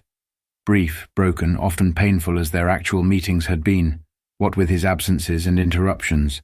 This morning, for instance, in came Elizabeth, like a long-legged colt, handsome, dumb, just as he was beginning to talk to Clarissa. The effect of them on his life was immeasurable. There was a mystery about it. You were given a sharp, acute, uncomfortable grain. The actual meeting, horribly painful as often as not. Yet in absence, in the most unlikely places, it would flower out, open, shed its scent, let you touch, taste, look about you, get the whole feel of it and understanding, after years of lying lost. Thus she had come to him, on board ship, in the Himalayas, suggested by the oddest things. So Sally Seton, generous, enthusiastic goose, thought of him when she saw blue hydrangeas. She had influenced him more than any person he had ever known, and always in this way coming before him without his wishing it, cool, ladylike, critical, or ravishing, romantic, recalling some field or English harvest. He saw her most often in the country, not in London, one scene after another at Bourton. He had reached his hotel. He crossed the hall with its mounds of reddish chairs and sofas, its spike-leaved, withered-looking plants. He got his key off the hook. The young lady handed him some letters. He went upstairs. He saw her most often at Bourton, in the late summer, when he stayed there for a week, or fortnight even, as people did in those days. First on top of some hill there she would stand, hands clapped to her hair, her cloak blowing out, pointing, crying to them. She saw the 7 beneath, or in a wood, making the kettle boil, very ineffective with her fingers, the smoke curtsying, blowing in their faces, her little pink face showing through, begging water from an old woman in a cottage, who came to the door to watch them go. They walked always, the others drove. She was bored driving, disliked all animals, except that dog. They tramped miles along roads. She would break off to get her bearings, pilot him back across country, and all the time they argued, discussed poetry, discussed people, discussed politics. She was a radical then, never noticing a thing except when she stopped, cried out at a view or a tree, and made him look with her. And so on again, through stubble fields, she walking ahead, with a flower for her aunt, never tired of walking for all her delicacy, to drop down on Bourton in the dusk. Then, after dinner, old Breitkopf would open the piano and sing without any voice, and they would lie sunk in armchairs, trying not to laugh, but always breaking down and laughing, laughing at nothing. Breitkopf was supposed not to see, and then in the morning flirting up and down like a wagtail in front of the house. Oh, it was a letter from her. This blue envelope. That was her hand, and he would have to read it. Here was another of those meetings bound to be painful. To read her letter needed the devil of an effort. How heavenly it was to see him. She must tell him that. That was all. But it upset him. It annoyed him. He wished she hadn't written it. Coming on top of his thoughts, it was like a nudge in the ribs. Why couldn't she let him be? After all, she had married Dalloway and lived with him in perfect happiness all these years. These hotels are not consoling places. Far from it. Any number of people had hung up their hats on those pegs. Even the flies, if you thought of it, had settled on other people's noses. As for the cleanliness which hit him in the face, it wasn't cleanliness so much as bareness, frigidity, a thing that had to be. Some arid matron made her rounds at dawn, sniffing, peering, causing blue-nosed maids to scour, for all the world as if the next visitor were a joint of meat to be served on a perfectly clean platter. For sleep, 1 bed. For sitting in, 1 armchair. For cleaning one's teeth and shaving one's chin, 1 tumbler, 1 looking-glass. Books, letters, dressing gown, slipped about on the impersonality of the horsehair like incongruous impertinences. And it was Clarissa's letter that made him see all this. Heavenly to see you. She must say so. He folded the paper, pushed it away. Nothing would induce him to read it again. To get that letter to him by 6 o'clock, she must have sat down and written it directly he left her, stamped it, sent somebody to the post. It was, as people say, very like her. She was upset by his visit. She had felt a great deal, had for a moment when she kissed his hand, regretted, envied him even, remembered possibly, for he saw her look it, something he had said. How they would change the world if she married him, perhaps. Whereas it was this. It was middle age. It was mediocrity. Then forced herself with her indomitable vitality to put all that aside, there being in her a thread of life which for toughness, endurance, power to overcome obstacles, and carry her triumphantly through he had never known the like of. Yes, but there would come a reaction directly he left the room. She would be frightfully sorry for him. She would think what in the world she could do to give him pleasure, short always of the one thing, and he could see her with the tears running down her cheeks going to her writing table and dashing off that one line which he was to find greeting him. Heavenly to see you. And she meant it. Peter Walsh had now unlaced his boots. But it would not have been a success, their marriage. The other thing, after all, came so much more naturally. It was odd. It was true. Lots of people felt it. Peter Walsh, who had done just respectably, filled the usual posts adequately, was liked, but thought a little cranky, gave himself airs. It was odd that he should have had, especially now that his hair was grey, a contented look, a look of having reserves. It was this that made him attractive to women who liked the sense that he was not altogether manly. There was something unusual about him, or something behind him. It might be that he was bookish, never came to see you without taking up the book on the table. He was now reading with his bootlaces trailing on the floor. Or that he was a gentleman, which showed itself in the way he knocked the ashes out of his pipe, and in his manners, of course, to women. For it was very charming and quite ridiculous how easily some girl without a grain of sense could twist him round her finger, but at her own risk. That is to say, though he might be ever so easy, and indeed with his gaiety and good breeding fascinating to be with, it was only up to a point. She said something. No, no. He saw through that. He wouldn't stand that. No, no. Then he could shout and rock and hold his sides together over some joke with men. He was the best judge of cooking in India. He was a man, but not the sort of man one had to respect, which was a mercy, not like Major Simmons, for instance, not in the least like that, Daisy thought, when, in spite of her 2 small children, she used to compare them. He pulled off his boots. He emptied his pockets. Out came with his pocket-knife a snapshot of Daisy on the veranda. Daisy all in white, with a fox terrier on her knee. Very charming, very dark, the best he had ever seen of her. It did come after all so naturally, so much more naturally than Clarissa. No fuss, no bother, no finicking and fidgeting, all plain sailing. And the dark, adorably pretty girl on the veranda exclaimed. He could hear her. Of course she would give him everything. She cried, she had no sense of discretion, everything he wanted. She cried, running to meet him, whoever might be looking. And she was only 24, and she had 2 children. Well, well. Well, indeed, he had got himself into a mess at his age, and it came over him when he woke in the night pretty forcibly. Suppose they did marry. For him it would be all very well, but what about her? Mrs. Burgess, a good sort and no chatterbox, in whom he had confided, thought this absence of his in England, ostensibly to see lawyers, might serve to make Daisy reconsider, think what it meant. It was a question of her position, Mrs. Burgess said, the social barrier, giving up her children. She'd be a widow with a past one of these days, draggling about in the suburbs, or more likely indiscriminate. You know, she said, what such women get like, with too much paint. But Peter Walsh pooh-poohed all that. He didn't mean to die yet. Anyhow, she must settle for herself, judge for herself, he thought, padding about the room in his socks, smoothing out his dress shirt, for he might go to Clarissa's party, or he might go to one of the halls, or he might settle in and read an absorbing book written by a man he used to know at Oxford. And if he did retire, that's what he'd do, write books. He would go to Oxford and poke about in the Bodleian.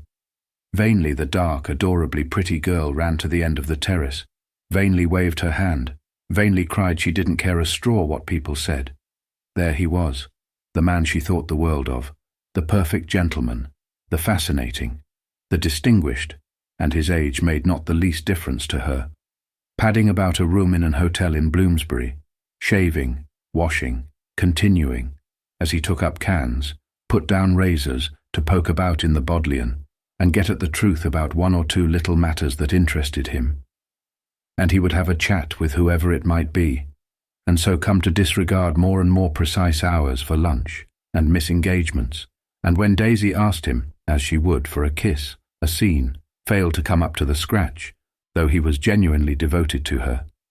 In short, it might be happier, as Mrs. Burgess said, that she should forget him, or merely remember him as he was in August 1922, like a figure standing at the crossroads at dusk, which grows more and more remote as the dog-cart spins away, carrying her securely fastened to the back seat, though her arms are outstretched, and as she sees the figure dwindle and disappear still, she cries out how she would do anything in the world, anything, anything, anything.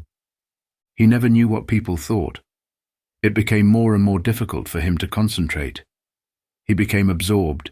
He became busied with his own concerns, now surly, now gay, dependent on women, absent-minded, moody, less and less able, so he thought as he shaved, to understand why Clarissa couldn't simply find them a lodging and be nice to Daisy, introduce her. And then he could just do what? Just haunt and hover.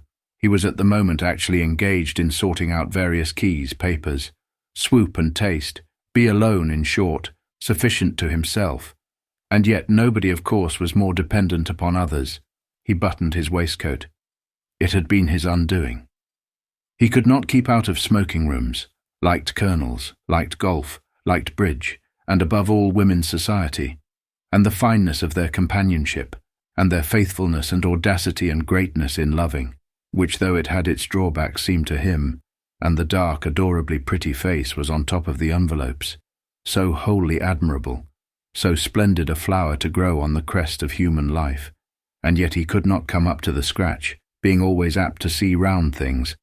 Clarissa had sapped something in him permanently, and to tire very easily of mute devotion, and to want variety in love, though it would make him furious if Daisy loved anybody else. Furious. For he was jealous, uncontrollably jealous by temperament. He suffered tortures. But where was his knife, his watch, his seals, his note-case, and Clarissa's letter, which he would not read again but liked to think of, and Daisy's photograph? And now for dinner.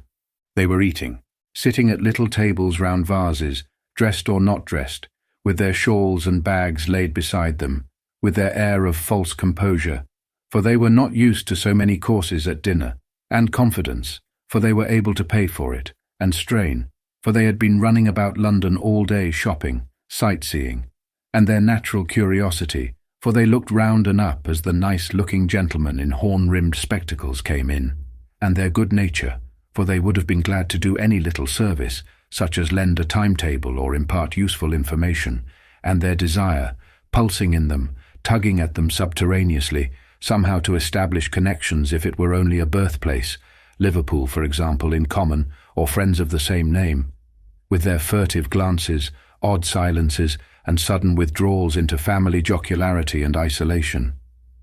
There they sat eating dinner when Mr. Walsh came in and took his seat at a little table by the curtain. It was not that he said anything, for being solitary he could only address himself to the waiter. It was his way of looking at the menu, of pointing his forefinger to a particular wine, of hitching himself up to the table, of addressing himself seriously, not gluttonously to dinner, that won him their respect, which, having to remain unexpressed for the greater part of the meal, flared up at the table where the Morrises sat when Mr. Walsh was heard to say at the end of the meal, "Bartlett pears." Why he should have spoken so moderately yet firmly, with the air of a disciplinarian well within his rights which are founded upon justice, neither young Charles Morris nor old Charles, neither Miss Elaine nor Mrs. Morris knew. But when he said, "Bartlett pears," sitting alone at his table, they felt that he counted on their support in some lawful demand, was champion of a cause which immediately became their own, so that their eyes met his eyes sympathetically, and when they all reached the smoking-room simultaneously, a little talk between them became inevitable. It was not very profound, only to the effect that London was crowded, had changed in 30 years, that Mr. Morris preferred Liverpool, that Mrs. Morris had been to the Westminster Flower Show, and that they had all seen the Prince of Wales.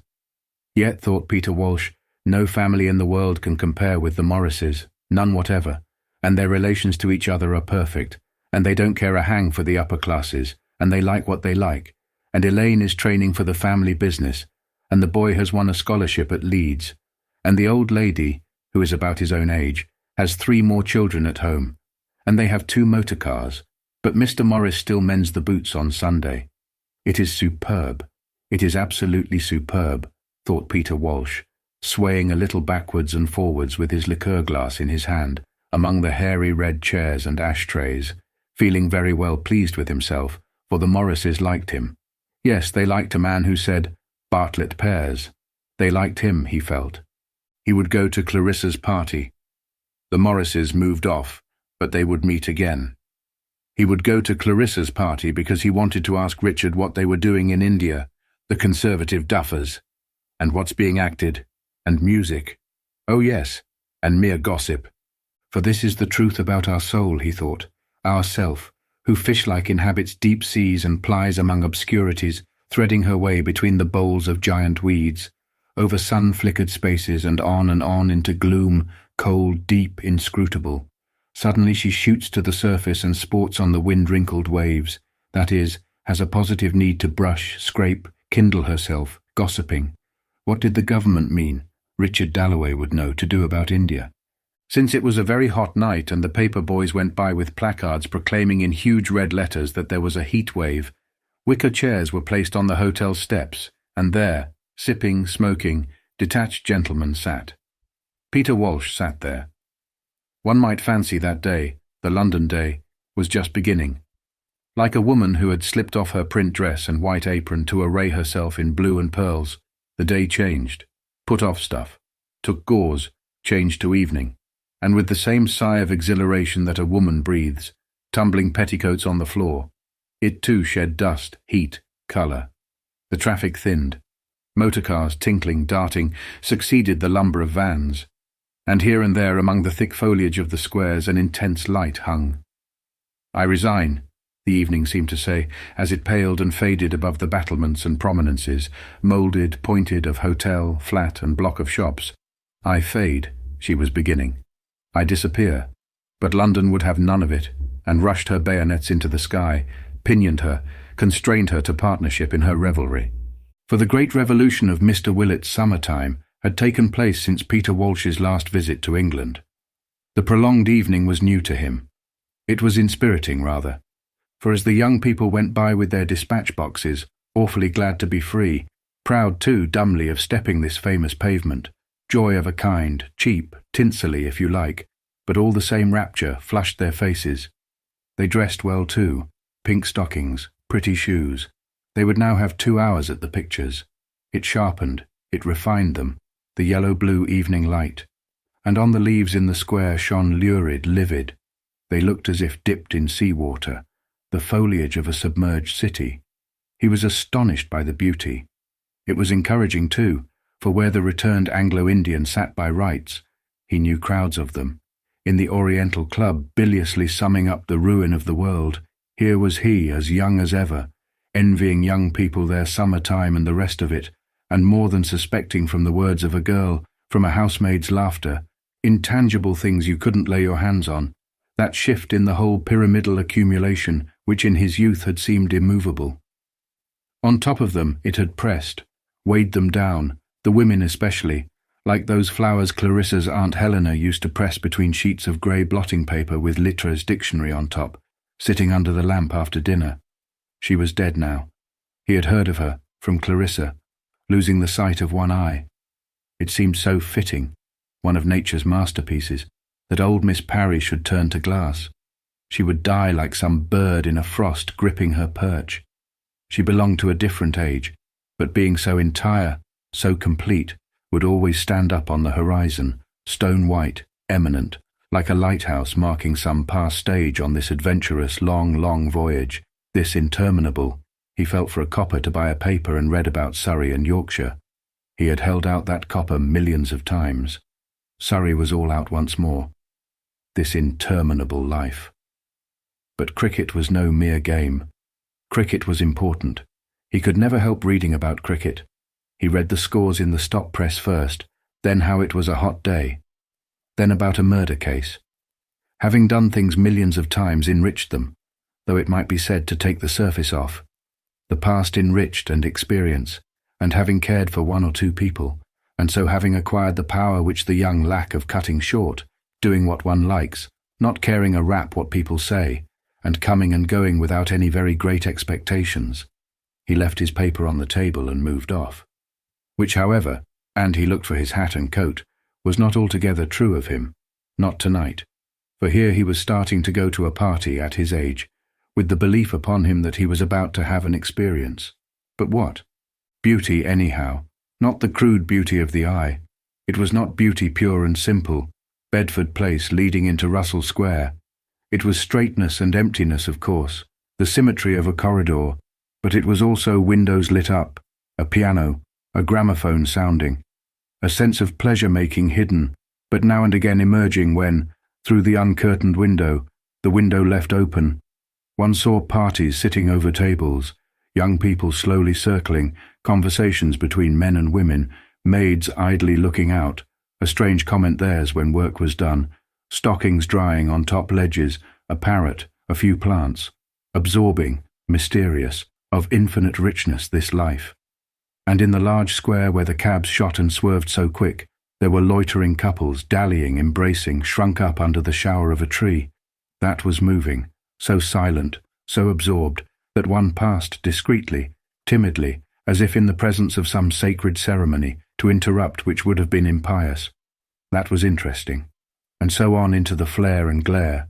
His light overcoat blew open. He stepped with indescribable idiosyncrasy, leant a little forward, tripped, with his hands behind his back and his eyes still a little hawk-like. He tripped through London towards Westminster, observing. Was everybody dining out then? Doors were being opened here by a footman to let issue a high-stepping old dame in buckled shoes with 3 purple ostrich feathers in her hair. Doors were being opened for ladies wrapped like mummies in shawls with bright flowers on them, ladies with bare heads, and in respectable quarters with stucco pillars through small front gardens lightly swathed with combs in their hair, having run up to see the children. Women came. Men waited for them, with their coats blowing open, and the motor started. Everybody was going out. What with these doors being opened, and the descent and the start, it seemed as if the whole of London were embarking in little boats moored to the bank, tossing on the waters, as if the whole place were floating off in carnival. And Whitehall was skated over, silver-beaten as it was, skated over by spiders, and there was a sense of midges round the arc lamps. It was so hot that people stood about talking. And here in Westminster was a retired judge, presumably, sitting 4 square at his house door dressed all in white. An Anglo-Indian, presumably. And here a shindy of brawling women, drunken women. Here only a policeman and looming houses, high houses, domed houses, churches, parliaments, and the hoot of a steamer on the river, a hollow, misty cry. But it was her street, this, Clarissa's. Cabs were rushing round the corner, like water round the piers of a bridge, drawn together, it seemed to him, because they bore people going to her party. Clarissa's party. The cold stream of visual impressions failed him now, as if the eye were a cup that overflowed and let the rest run down its china walls unrecorded. The brain must wake now. The body must contract now, entering the house, the lighted house, where the door stood open, where the motor cars were standing, and bright women descending. The soul must brave itself to endure. He opened the big blade of his pocket-knife. Chapter 8. Lucy came running full tilt downstairs, having just nipped into the drawing-room to smooth a cover, to straighten a chair, to pause a moment and feel whoever came in must think how clean, how bright, how beautifully cared for, when they saw the beautiful silver, the brass fire-irons, the new chair covers, and the curtains of yellow chintz. She appraised each, heard a roar of voices, people already coming up from dinner. She must fly. The Prime Minister was coming, Agnes said, so she had heard them say in the dining-room. She said, coming in with a tray of glasses. Did it matter? Did it matter in the least? One Prime Minister more or less? It made no difference at this hour of the night to Mrs. Walker among the plates, saucepans, cullenders, frying pans, chicken in aspic, ice cream freezers, pared crusts of bread, lemons, soup tureens and pudding basins, which, however hard they washed up in the scullery, seemed to be all on top of her, on the kitchen table, on chairs, while the fire blared and roared, the electric lights glared, and still supper had to be laid. All she felt was, one Prime Minister more or less made not a scrap of difference to Mrs. Walker. The ladies were going upstairs already, said Lucy. The ladies were going up one by one, Mrs. Dalloway walking last and almost always sending back some message to the kitchen. My love to Mrs. Walker. That was it one night. Next morning they would go over the dishes, the soup, the salmon. The salmon Mrs. Walker knew, as usual underdone, for she always got nervous about the pudding and left it to Jenny. So it happened. The salmon was always underdone. But some lady with fair hair and silver ornaments had said, Lucy said, about the entree, was it really made at home? But it was the salmon that bothered Mrs. Walker, as she spun the plates round and pulled in dampers and pulled out dampers. And there came a burst of laughter from the dining-room, a voice speaking, then another burst of laughter, the gentlemen enjoying themselves when the ladies had gone. The tokay, said Lucy, running in. Mr. Dalloway had sent for the tokay, from the Emperor's cellars, the imperial tokay. It was borne through the kitchen. Over her shoulder, Lucy reported how Miss Elizabeth looked quite lovely. She couldn't take her eyes off her, in her pink dress, wearing the necklace Mr. Dalloway had given her. Jenny must remember the dog, Miss Elizabeth's fox terrier, which, since it bit, had to be shut up, And might, Elizabeth thought, want something. Jenny must remember the dog. But Jenny was not going upstairs with all those people about. There was a motor at the door already. There was a ring at the bell, and the gentleman still in the dining room drinking Tokay. There they were going upstairs. That was the first to come, and now they would come faster and faster, so that Mrs. Parkinson, hired for parties, would leave the hall door ajar, and the hall would be full of gentlemen waiting. They stood waiting, sleeking down their hair, while the ladies took their cloaks off in the room along the passage, where Mrs. Barnett helped them, old Ellen Barnett, who had been with the family for 40 years, and came every summer to help the ladies, and remembered mothers when they were girls, and though very unassuming did shake hands, said milady very respectfully, yet had a humorous way with her, looking at the young ladies, and ever so tactfully helping Lady Lovejoy, who had some trouble with her underbodice. And they could not help feeling, Lady Lovejoy and Miss Alice, that some little privilege in the matter of brush and comb was awarded them, having known Mrs. Barnett. 30 years, milady, Mrs. Barnett supplied her. Young ladies did not use to rouge, said Lady Lovejoy, when they stayed at Bourton in the old days. And Miss Alice didn't need rouge, said Mrs. Barnett, looking at her fondly. There Mrs. Barnett would sit in the cloakroom, patting down the furs, smoothing out the Spanish shawls, tidying the dressing-table, and knowing perfectly well, in spite of the furs and the embroideries, which were nice ladies, which were not. The dear old body, said Lady Lovejoy, mounting the stairs, Clarissa's old nurse. And then Lady Lovejoy stiffened.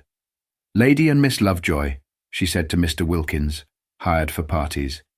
He had an admirable manner, as he bent and straightened himself, and announced with perfect impartiality, Lady and Miss Lovejoy, Sir John and Lady Needham, Miss Weld, Mr. Walsh. His manner was admirable.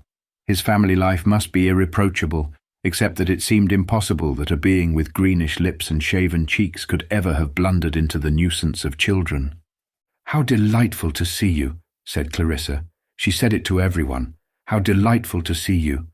She was at her worst, effusive, insincere. It was a great mistake to have come. He should have stayed at home and read his book, thought Peter Walsh. Should have gone to a music hall. He should have stayed at home, for he knew no one. Oh dear, it was going to be a failure, a complete failure. Clarissa felt it in her bones as dear old Lord Lexham stood there apologizing for his wife, who had caught cold at the Buckingham Palace garden party. She could see Peter out of the tail of her eye, criticizing her there in that corner. Why, after all, did she do these things? Why seek pinnacles and stand drenched in fire? Might it consume her anyhow? Burn her to cinders? Better anything. Better brandish one's torch and hurl it to earth than taper and dwindle away like some Ellie Henderson. It was extraordinary how Peter put her into these states just by coming and standing in a corner. He made her see herself, exaggerate. It was idiotic. But why did he come then? Merely to criticize. Why always take, never give? Why not risk one's one little point of view? There he was wandering off, and she must speak to him. But she would not get the chance. Life was that, humiliation, renunciation. What Lord Lexham was saying was that his wife would not wear her furs at the garden party because, my dear, you ladies are all alike, Lady Lexham being 75 at least. It was delicious how they petted each other, that old couple. She did like old Lord Lexham. She did think it mattered, her party, and it made her feel quite sick to know that it was all going wrong, all falling flat. Anything, any explosion, any horror was better than people wandering aimlessly, standing in a bunch at a corner like Ellie Henderson, not even caring to hold themselves upright. Gently the yellow curtain with all the birds of paradise blew out, and it seemed as if there were a flight of wings into the room, right out, then sucked back, for the windows were open. Was it draughty? Ellie Henderson wondered. She was subject to chills, but it did not matter that she should come down sneezing tomorrow. It was the girls with their naked shoulders she thought of, being trained to think of others by an old father, an invalid, late vicar of Bourton. But he was dead now, and her chills never went to her chest, never. It was the girls she thought of, the young girls with their bare shoulders, she herself having always been a wisp of a creature, with her thin hair and meagre profile. though now, past 50, there was beginning to shine through some mild beam, something purified into distinction by years of self-abnegation, but obscured again, perpetually, by her distressing gentility, her panic fear, which arose from £300 income, and her weaponless state. She could not earn a penny, and it made her timid and more disqualified year by year to meet well-dressed people who did this sort of thing every night of the season, merely telling their maids, "I'll wear so-and-so," whereas Ellie Henderson ran out nervously and bought cheap pink flowers, half a dozen, and then threw a shawl over her old black dress. For her invitation to Clarissa's party had come at the last moment. She was not quite happy about it. She had a sort of feeling that Clarissa had not meant to ask her this year. Why should she?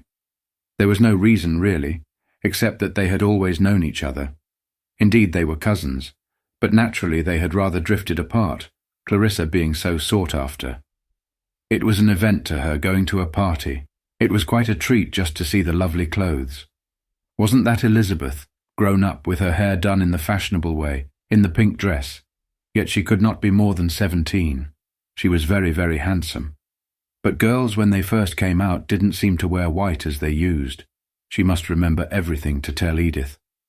Girls wore straight frocks, perfectly tight, with skirts well above the ankles. It was not becoming, she thought. So with her weak eyesight, Ellie Henderson craned rather forward, and it wasn't so much she who minded not having anyone to talk to. She hardly knew anybody there, for she felt that they were all such interesting people to watch. Politicians, presumably. Richard Dalloway's friends. But it was Richard himself who felt that he could not let the poor creature go on standing there all the evening by herself. "Well, Ellie, and how's the world treating you?" he said in his genial way. And Ellie Henderson, getting nervous and flushing and feeling that it was extraordinarily nice of him to come and talk to her, said that many people really felt the heat more than the cold. "Yes, they do," said Richard Dalloway. "Yes." But what more did one say? "Hello, Richard," said somebody, taking him by the elbow. And good Lord, there was old Peter Walsh. He was delighted to see him, ever so pleased to see him. He hadn't changed a bit, and off they went together, walking right across the room, giving each other little pats, as if they hadn't met for a long time, Ellie Henderson thought, watching them go, certain she knew that man's face. A tall man, middle-aged, rather fine eyes, dark, wearing spectacles with a look of John Burroughs. Edith would be sure to know. The curtain with its flight of birds of paradise blew out again. And Clarissa saw Ralph Lyon beat it back and go on talking. So it wasn't a failure after all. It was going to be all right now, her party. It had begun. It had started. But it was still touch and go. She must stand there for the present. People seemed to come in a rush. Colonel and Mrs. Garrard, Mr. Hugh Whitbread, Mr. Bowley, Mrs. Hilbery, Lady Mary Maddox, Mr. Quinn, intoned Wilkin. She had 6 or 7 words with each, and they went on. They went into the rooms, into something now, not nothing, since Ralph Lyon had beat back the curtain. And yet for her own part, it was too much of an effort. She was not enjoying it. It was too much like being just anybody, standing there. Anybody could do it. Yet this anybody she did a little admire couldn't help feeling that she had, anyhow, made this happen. That it marked a stage, this post that she felt herself to have become. For oddly enough, she had quite forgotten what she looked like, but felt herself a stake driven in at the top of her stairs. Every time she gave a party, she had this feeling of being something not herself, and that everyone was unreal in one way, much more real in another. It was, she thought, partly their clothes, partly being taken out of their ordinary ways, partly the background. It was possible to say things you couldn't say anyhow else, things that needed an effort, possible to go much deeper, but not for her, not yet anyhow. "How delightful to see you," she said. "Dear old Sir Harry, he would know everyone." And what was so odd about it was the sense one had as they came up the stairs one after another. Mrs. Mountain Celia, Herbert Ainsty, Mrs. Dacres, oh, and Lady Bruton. "How awfully good of you to come," she said, and she meant it. It was odd how standing there one felt them going on, some quite old, some— What name? Lady Rossiter. But who on earth was Lady Rossiter? Clarissa, that voice. It was Sally Seton after all these years. She loomed through a mist, for she hadn't looked like that Sally Seton when Clarissa grasped the hot water can to think of her under this roof, not like that. All on top of each other, embarrassed, laughing, words tumbled out. Passing through London, heard from Clara Hayden, what a chance of seeing you. So I thrust myself in, without an invitation. One might put down the hot water can quite composedly. The lustre had gone out of her. Yet it was extraordinary to see her again, older, happier, less lovely. They kissed each other, first this cheek, then that, by the drawing-room door, and Clarissa turned, with Sally's hand in hers, and saw her rooms full, heard the roar of voices, saw the candlesticks, the blowing curtains, and the roses which Richard had given her. "I have 5 enormous boys," said Sally. She had the simplest egotism, the most open desire to be thought first always, and Clarissa loved her for being still like that. "I can't believe it," she cried, kindling all over with pleasure at the thought of the past. But alas, Wilkins wanted her. Wilkins was emitting in a voice of commanding authority, as if the whole company must be admonished, and the hostess reclaimed from frivolity one name. "The Prime Minister," said Peter Walsh. The Prime Minister, was it really? Ellie Henderson marvelled. What a thing to tell Edith. One couldn't laugh at him. He looked so ordinary. You might have stood him behind a counter and bought biscuits. Poor chap, all rigged up in gold lace. And to be fair, as he went his rounds, first with Clarissa, then with Richard escorting him, he did it very well. He tried to look somebody. It was amusing to watch. Nobody looked at him. They just went on talking, yet it was perfectly plain that they all knew, felt to the marrow of their bones, this majesty passing, this symbol of what they all stood for, English society. Old Lady Bruton, and she looked very fine too, very stalwart in her lace, swam up, and they withdrew into a little room which at once became spied upon, guarded, and a sort of stir and rustle rippled through everyone openly. The Prime Minister, Lord, the snobbery of the English, thought Peter Walsh, standing in the corner. How they loved dressing up in gold lace and doing homage. There, that must be, by Jove it was, Hugh Whitbread, snuffing round the precincts of the great, grown rather fatter, rather whiter, the admirable Hugh. He looked always as if he were on duty, thought Peter, a privileged but secretive being, hoarding secrets which he would die to defend, though it was only some little piece of tittle-tattle dropped by a court footman, which would be in all the papers tomorrow. Such were his rattles, his baubles, in playing with which he had grown white, come to the verge of old age, enjoying the respect and affection of all who had the privilege of knowing this type of the English public school man. Inevitably, one made up things like that about Hugh. That was his style, the style of those admirable letters which Peter had read thousands of miles across the sea in the Times, and had thanked God he was out of that pernicious hubble-bubble, if it were only to hear baboons chatter and coolies beat their wives. An olive-skinned youth from one of the universities stood obsequiously by. Him he would patronize, initiate, teach how to get on. For he liked nothing better than doing kindnesses, making the hearts of old ladies palpitate with the joy of being thought of in their age, their affliction, thinking themselves quite forgotten. Yet here was dear Hugh driving up and spending an hour talking of the past, remembering trifles, praising the home-made cake, though Hugh might eat cake with a duchess any day of his life, and to look at him, probably did spend a good deal of time in that agreeable occupation. The all-judging, the all-merciful might excuse.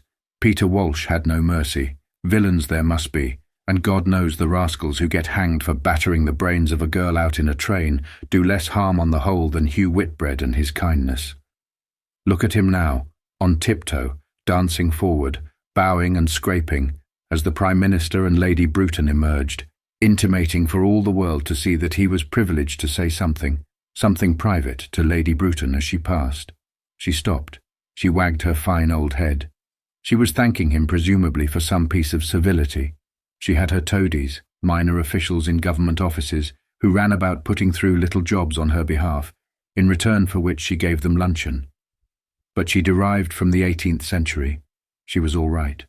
And now Clarissa escorted her Prime Minister down the room, prancing, sparkling with the stateliness of her grey hair. She wore earrings and a silver-green mermaid's dress. Lolloping on the waves and braiding her tresses, she seemed, having that gift still, to be, to exist, to sum it all up in the moment as she passed, turned, caught her scarf in some other woman's dress, unhitched it, laughed, all with the most perfect ease and air of a creature floating in its element. But age had brushed her. Even as a mermaid might behold in her glass the setting sun on some very clear evening over the waves. There was a breath of tenderness. Her severity, her prudery, her woodenness were all warmed through now, and she had about her as she said goodbye to the thick gold-laced man who was doing his best, and good luck to him, to look important, an inexpressible dignity, an exquisite cordiality, as if she wished the whole world well and must now, being on the very verge and rim of things, take her leave. So she made him think. But he was not in love. Indeed, Clarissa felt the Prime Minister had been good to come, and walking down the room with him, with Sally there and Peter there and Richard very pleased, with all those people rather inclined perhaps to envy, she had felt that intoxication of the moment, that dilatation of the nerves of the heart itself, till it seemed to quiver, steeped, upright. Yes, but after all, it was what other people felt, that. For though she loved it and felt it tingle and sting, still these semblances, these triumphs, dear old Peter, for example, thinking her so brilliant, had a hollowness. At arm's length they were, not in the heart, and it might be that she was growing old, but they satisfied her no longer as they used. And suddenly, as she saw the Prime Minister go down the stairs, the gilt rim of the Sir Joshua picture of the little girl with a muff brought back Kilman with a rush, Kilman her enemy. That was satisfying, that was real. Ah, how she hated her, hot, hypocritical, corrupt, with all that power, Elizabeth seducer, the woman who had crept in to steal and defile. Richard would say, what nonsense. She hated her, she loved her. It was enemies one wanted, not friends, not Mrs. Durrant and Clara, Sir William and Lady Bradshaw, Miss Trulock and Eleanor Gibson, whom she saw coming upstairs. They must find her if they wanted her. She was for the party. There was her old friend Sir Harry. Dear Sir Harry, she said, going up to the fine old fellow who had produced more bad pictures than any other two academicians in the whole of St. John's Wood. They were always of cattle, standing in sunset pools absorbing moisture, or signifying, for he had a certain range of gesture, by the raising of one foreleg and the toss of the antlers, the approach of the stranger. All his activities, dining out, racing, were founded on cattle standing absorbing moisture in sunset pools. "What are you laughing at?" she asked him, for Willie Titcombe and Sir Harry and Herbert Ainsty were all laughing. But no, Sir Harry could not tell Clarissa Dalloway, much though he liked her. Of her type he thought her perfect and threatened to paint her. His stories of the music-hall stage. He chaffed her about her party. He missed his brandy. These circles, he said, were above him. But he liked her, respected her, in spite of her damnable, difficult upper-class refinement, which made it impossible to ask Clarissa Dalloway to sit on his knee, and up came that wandering will-o'-the-wisp, that vagueless phosphorescence, old Mrs. Hilbery, stretching her hands to the blaze of his laughter about the Duke and the lady, which, as she heard it across the room, seemed to reassure her on a point which sometimes bothered her if she woke early in the morning and did not like to call her maid for a cup of tea. How it is certain we must die. "They won't tell us their stories," said Clarissa. "Dear Clarissa," exclaimed Mrs. Hilbery. "She looked tonight," she said, "so like her mother, as she first saw her walking in a garden in a grey hat." And really Clarissa's eyes filled with tears. Her mother, walking in a garden. But alas, she must go. For there was Professor Brierly, who lectured on Milton, talking to little Jim Hutton, who was unable even for a party like this to compass both tie and waistcoat, or make his hair lie flat. And even at this distance they were quarrelling, she could see. For Professor Brierly was a very queer fish. With all those degrees, honours, lectureships between him and the scribblers, he suspected instantly an atmosphere not favourable to his queer compound, his prodigious learning and timidity, his wintry charm without cordiality, his innocence blent with snobbery. He quivered if made conscious by a lady's unkempt hair, a youth's boots of an underworld, very creditable doubtless, of rebels, of ardent young people, of would-be geniuses, and intimated with a little toss of the head, with a sniff. Humph, the value of moderation, of some slight training in the classics in order to appreciate Milton. Professor Brierly, Clarissa could see, wasn't hitting it off with little Jim Hutton, who wore red socks, his black being at the laundry, about Milton. She interrupted. She said she loved Bach. So did Hutton. That was the bond between them, and Hutton, a very bad poet, always felt that Mrs. Dalloway was far the best of the great ladies who took an interest in art. It was odd how strict she was. About music she was purely impersonal. She was rather a prig, but how charming to look at. She made her house so nice if it weren't for her professors. Clarissa had half a mind to snatch him off and set him down at the piano in the back room, for he played divinely. But the noise, she said, the noise, the sign of a successful party. Nodding urbanely, the professor stepped delicately off. He knows everything in the whole world about Milton, said Clarissa. Does he indeed? Said Hutton, who would imitate the professor throughout Hampstead, the professor on Milton, the professor on moderation, the professor stepping delicately off. But she must speak to that couple, said Clarissa, Lord Gayton and Nancy Blow. Not that they added perceptibly to the noise of the party. They were not talking perceptibly as they stood side by the yellow curtains. They would soon be off elsewhere together, and never had very much to say in any circumstances. They looked, that was all. That was enough. They looked so clean, so sound, she with an apricot bloom of powder and paint, but he scrubbed, rinsed with the eyes of a bird, so that no ball could pass him or stroke surprise him. He struck, he leapt accurately on the spot. Ponies' mouths quivered at the end of his reins. He had his honours, ancestral monuments, banners hanging in the church at home. He had his duties, his tenants, a mother and sisters, had been all day at Lord's, and that was what they were talking about. Cricket, cousins, the movies, when Mrs. Dalloway came up. Lord Gayton liked her most awfully, so did Miss Blow. She had such charming manners. It is angelic. It is delicious of you to have come, she said. She loved Lord's, she loved youth, and Nancy, dressed at enormous expense by the greatest artists in Paris, stood there looking as if her body had merely put forth of its own accord a green frill. I had meant to have dancing, said Clarissa, for the young people could not talk. And why should they? Shout, embrace, swing, be up at dawn, carry sugar to ponies, kiss and caress the snouts of adorable chows, and then all tingling and streaming, plunge and swim. But the enormous resources of the English language, the power it bestows after all, of communicating feelings, at their age she and Peter would have been arguing all the evening, was not for them. They would solidify young. They would be good beyond measure to the people on the estate, but alone perhaps rather dull. What a pity, she said. I had hoped to have dancing. It was so extraordinarily nice of them to have come. But talk of dancing. The rooms were packed. There was old Aunt Helena in her shawl. Alas, she must leave them. Lord Gayton and Nancy Blow. There was old Miss Parry, her aunt. For Miss Helena Parry was not dead. Miss Parry was alive. She was past 80. She ascended staircases slowly with a stick. She was placed in a chair. Richard had seen to it. People who had known Burma in the 70s were always led up to her. Where had Peter got to? They used to be such friends. For at the mention of India or even Ceylon, her eyes, only one was glass, slowly deepened, became blue, beheld, not human beings. She had no tender memories, no proud illusions about viceroys, generals, mutinies. It was orchids she saw, and mountain passes, and herself carried on the backs of coolies in the 60s over solitary peaks. Or descending to uproot orchids, startling blossoms never beheld before, which she painted in watercolour. An indomitable Englishwoman, fretful if disturbed by the war, say, which dropped a bomb at her very door, from her deep meditation over orchids and her own figure journeying in the 60s in India. But here was Peter.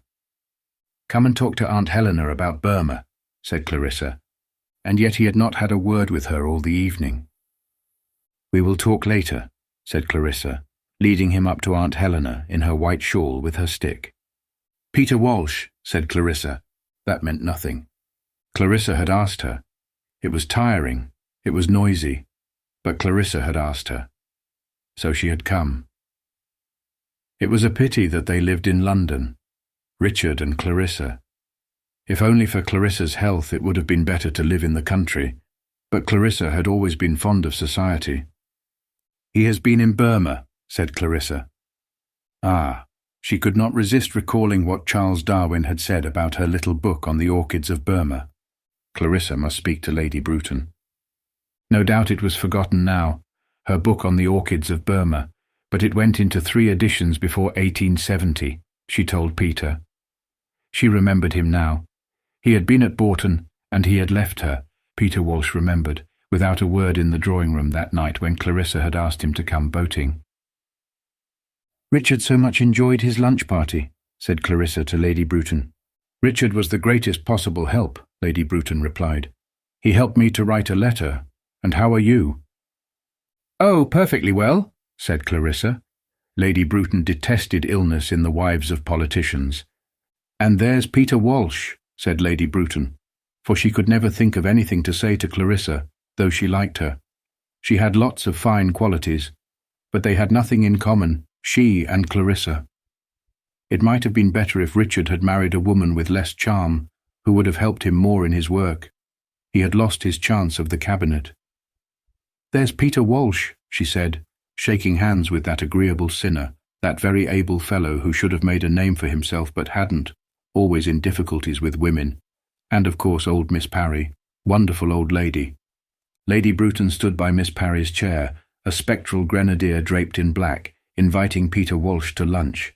Cordial, but without small talk, remembering nothing whatever about the flora or fauna of India.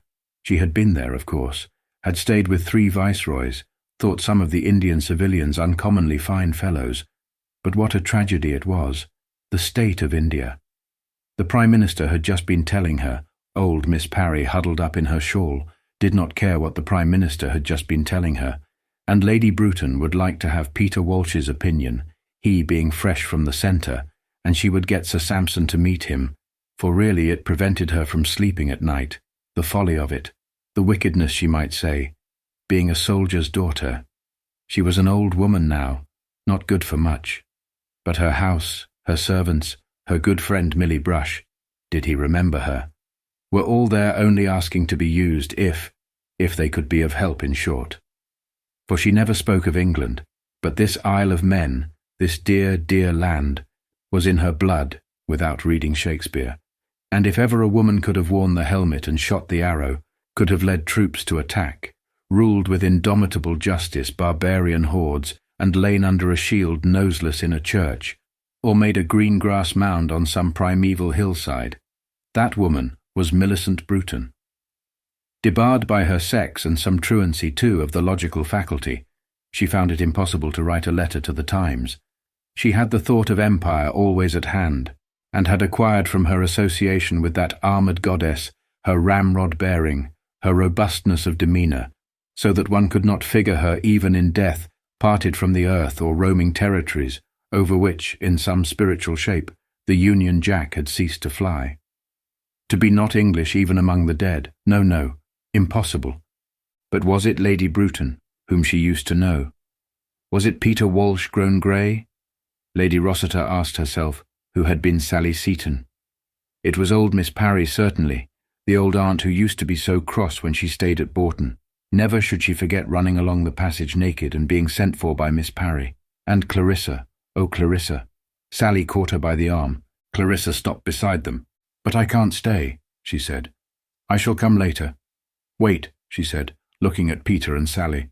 They must wait, she meant, until all these people had gone. "I shall come back," she said, looking at her old friends, Sally and Peter, who were shaking hands, and Sally, remembering the past, no doubt, was laughing. But her voice was wrung of its old ravishing richness, her eyes not aglow as they used to be when she smoked cigars, when she ran down the passage to fetch her sponge bag, without a stitch of clothing on her, and Ellen Atkins asked, what if the gentleman had met her? But everybody forgave her. She stole a chicken from the larder because she was hungry in the night. She smoked cigars in her bedroom. She left a priceless book in the punt. But everybody adored her, except perhaps Papa. It was her warmth, her vitality. She would paint, she would write. Old women in the village never to this day forgot to ask after your friend in the red cloak who seemed so bright. She accused Hugh Whitbread of all people, and there he was, her old friend Hugh, talking to the Portuguese ambassador, of kissing her in the smoking room to punish her for saying that women should have votes. Vulgar men did, she said. And Clarissa remembered having to persuade her not to denounce him at family prayers, which she was capable of doing with her daring, her recklessness, her melodramatic love of being the center of everything and creating scenes. And it was bound, Clarissa used to think, to end in some awful tragedy, her death, her martyrdom, instead of which she had married, quite unexpectedly, a bald man with a large buttonhole who owned, it was said, cotton mills at Manchester. And she had 5 boys. She and Peter had settled down together. They were talking. It seemed so familiar that they should be talking. They would discuss the past. With the two of them, more even than with Richard, she shared her past, the garden, the trees, old Joseph Breitkopf singing Brahms without any voice, the drawing-room wallpaper, the smell of the mats. A part of this Sally must always be, Peter must always be. But she must leave them. There were the Bradshaws, whom she disliked. She must go up to Lady Bradshaw, in grey and silver, balancing like a sea lion at the edge of its tank, barking for invitations, duchesses, the typical successful man's wife. She must go up to Lady Bradshaw and say, but Lady Bradshaw anticipated her. "We are shockingly late, dear Mrs. Dalloway. We hardly dared to come in," she said. And Sir William, who looked very distinguished, with his grey hair and blue eyes, said yes. They had not been able to resist the temptation. He was talking to Richard about that bill, probably, which they wanted to get through the Commons. Why did the sight of him talking to Richard curl her up? He looked what he was, a great doctor, a man absolutely at the head of his profession, very powerful, rather worn. For think what cases came before him, people in the uttermost depths of misery, people on the verge of insanity, husbands and wives. He had to decide questions of appalling difficulty. Yet, what she felt was, one wouldn't like Sir William to see one unhappy. No, not that man. "How is your son at Eton?" she asked Lady Bradshaw. "He had just missed his 11, said Lady Bradshaw, because of the mumps. His father minded even more than he did, she thought, being, she said, nothing but a great boy himself. Clarissa looked at Sir William talking to Richard. He did not look like a boy, not in the least like a boy. She had once gone with someone to ask his advice. He had been perfectly right, extremely sensible. But heavens, what a relief to get out to the street again. There was some poor wretch sobbing, she remembered, in the waiting room, but she did not know what it was, about Sir William, what exactly she disliked. Only Richard agreed with her, didn't like his taste, didn't like his smell. But he was extraordinarily able. They were talking about this bill, some case Sir William was mentioning, lowering his voice. It had its bearing upon what he was saying about the deferred effects of shell shock. There must be some provision in the bill. Sinking her voice, drawing Mrs. Dalloway into the shelter of a common femininity, a common pride in the illustrious qualities of husbands and their sad tendency to overwork. Lady Bradshaw, poor goose, one didn't dislike her, murmured how, "Just as we were starting, my husband was called up on the telephone, a very sad case. A young man, that is what Sir William is telling Mr. Dalloway, had killed himself. He had been in the army." "Oh," thought Clarissa, in the middle of my party, "here's death," she thought. She went on, into the little room where the Prime Minister had gone with Lady Bruton. Perhaps there was somebody there, but there was nobody. The chairs still kept the impress of the Prime Minister and Lady Bruton. She turned deferentially, he sitting foursquare, authoritatively. They had been talking about India. There was nobody.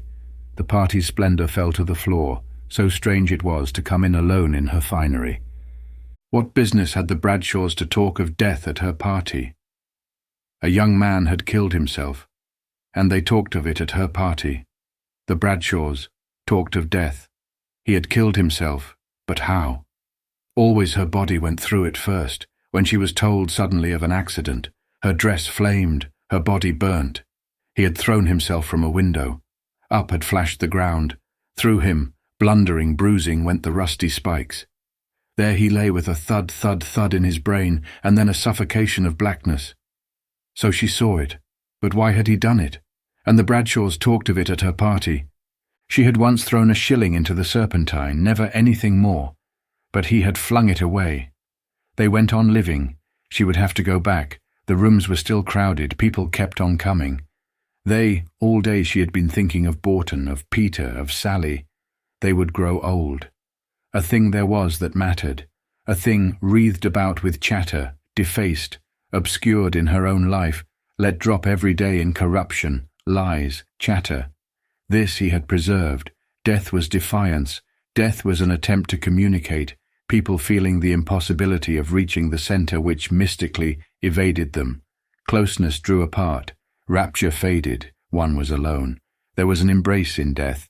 But this young man who had killed himself, had he plunged holding his treasure? If it were now to die, 'twere now to be most happy, she had said to herself once, coming down in white. Or there were the poets and thinkers. Suppose he had had that passion, and had gone to Sir William Bradshaw, a great doctor yet to her obscurely evil, without sex or lust, extremely polite to women, but capable of some indescribable outrage. Forcing your soul, that was it. If this young man had gone to him, and Sir William had impressed him like that with his power, might he not then have said, indeed she felt it now, life is made intolerable. They make life intolerable, men like that. Then, she had felt it only this morning, there was the terror, the overwhelming incapacity, one's parents giving it into one's hands, this life, to be lived to the end, to be walked with serenely. There was in the depths of her heart an awful fear. Even now, quite often if Richard had not been there reading the Times, so that she could crouch like a bird and gradually revive, send roaring up that immeasurable delight, rubbing stick to stick, one thing with another, she must have perished. But that young man had killed himself. Somehow it was her disaster, her disgrace. It was her punishment to see sink and disappear here a man, there a woman, in this profound darkness, and she forced to stand here in her evening dress. She had schemed, she had pilfered, she was never wholly admirable. She had wanted success, Lady Bexborough and the rest of it, and once she had walked on the terrace at Borton. It was due to Richard. She had never been so happy. Nothing could be slow enough, nothing last too long. No pleasure could equal, she thought, straightening the chairs, pushing in one book on the shelf, this having done with the triumphs of youth, lost herself in the process of living, to find it, with a shock of delight, as the sun rose, as the day sank. Many a time had she gone, at Borton when they were all talking, to look at the sky, or seen it between people's shoulders at dinner, seen it in London when she could not sleep. She walked to the window. It held, foolish as the idea was, something of her own in it, this country sky, this sky above Westminster. She parted the curtains. She looked. Oh, but how surprising! In the room opposite the old lady stared straight at her. She was going to bed. And the sky. It will be a solemn sky, she had thought. It will be a dusky sky, turning away its cheek in beauty. But there it was, ashen pale, raced over quickly by tapering vast clouds. It was new to her. The wind must have risen. She was going to bed in the room opposite. It was fascinating to watch her, moving about, that old lady, crossing the room, coming to the window. Could she see her? It was fascinating, with people still laughing and shouting in the drawing room, to watch that old woman quite quietly going to bed. She pulled the blind now. The clock began striking. The young man had killed himself, but she did not pity him. With the clock striking the hour, 1, 2, 3, she did not pity him, with all this going on. There, the old lady had put out her light. The whole house was dark now with this going on, she repeated, and the words came to her. Fear no more the heat of the sun. She must go back to them. But what an extraordinary night. She felt somehow very like him, the young man who had killed himself. She felt glad that he had done it, thrown it away. The clock was striking. The leaden circles dissolved in the air. He made her feel the beauty, made her feel the fun. But she must go back. She must assemble. She must find Sally and Peter. And she came in from the little room. "But where is Clarissa?" said Peter. He was sitting on the sofa with Sally. After all these years he really could not call her Lady Rossiter. "Where's the woman gone to?" he asked. "Where's Clarissa?" Sally supposed, and so did Peter for the matter of that there were people of importance, politicians, whom neither of them knew unless by sight in the picture papers, whom Clarissa had to be nice to, had to talk to. She was with them. Yet there was Richard Dalloway not in the cabinet. He hadn't been a success, Sally supposed. For herself she scarcely ever read the papers. She sometimes saw his name mentioned. But then, well, she lived a very solitary life in the wilds, Clarissa would say, among great merchants, great manufacturers, men, after all, who did things. She had done things too. "I have 5 sons, she told him. Lord, what a change had come over her. The softness of motherhood, its egotism too. Last time they met, Peter remembered, had been among the cauliflowers in the moonlight. The leaves, like rough bronze, she had said, with her literary turn. And she had picked a rose. She had marched him up and down that awful night, after the scene by the fountain. He was to catch the midnight train. Heavens, he had wept. That was his old trick, opening a pocket knife, thought Sally, always opening and shutting a knife when he got excited.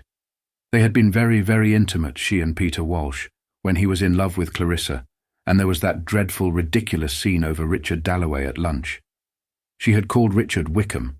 Why not call Richard Wickham? Clarissa had flared up, and indeed they had never seen each other since, she and Clarissa, not more than 6 times perhaps in the last 10 years.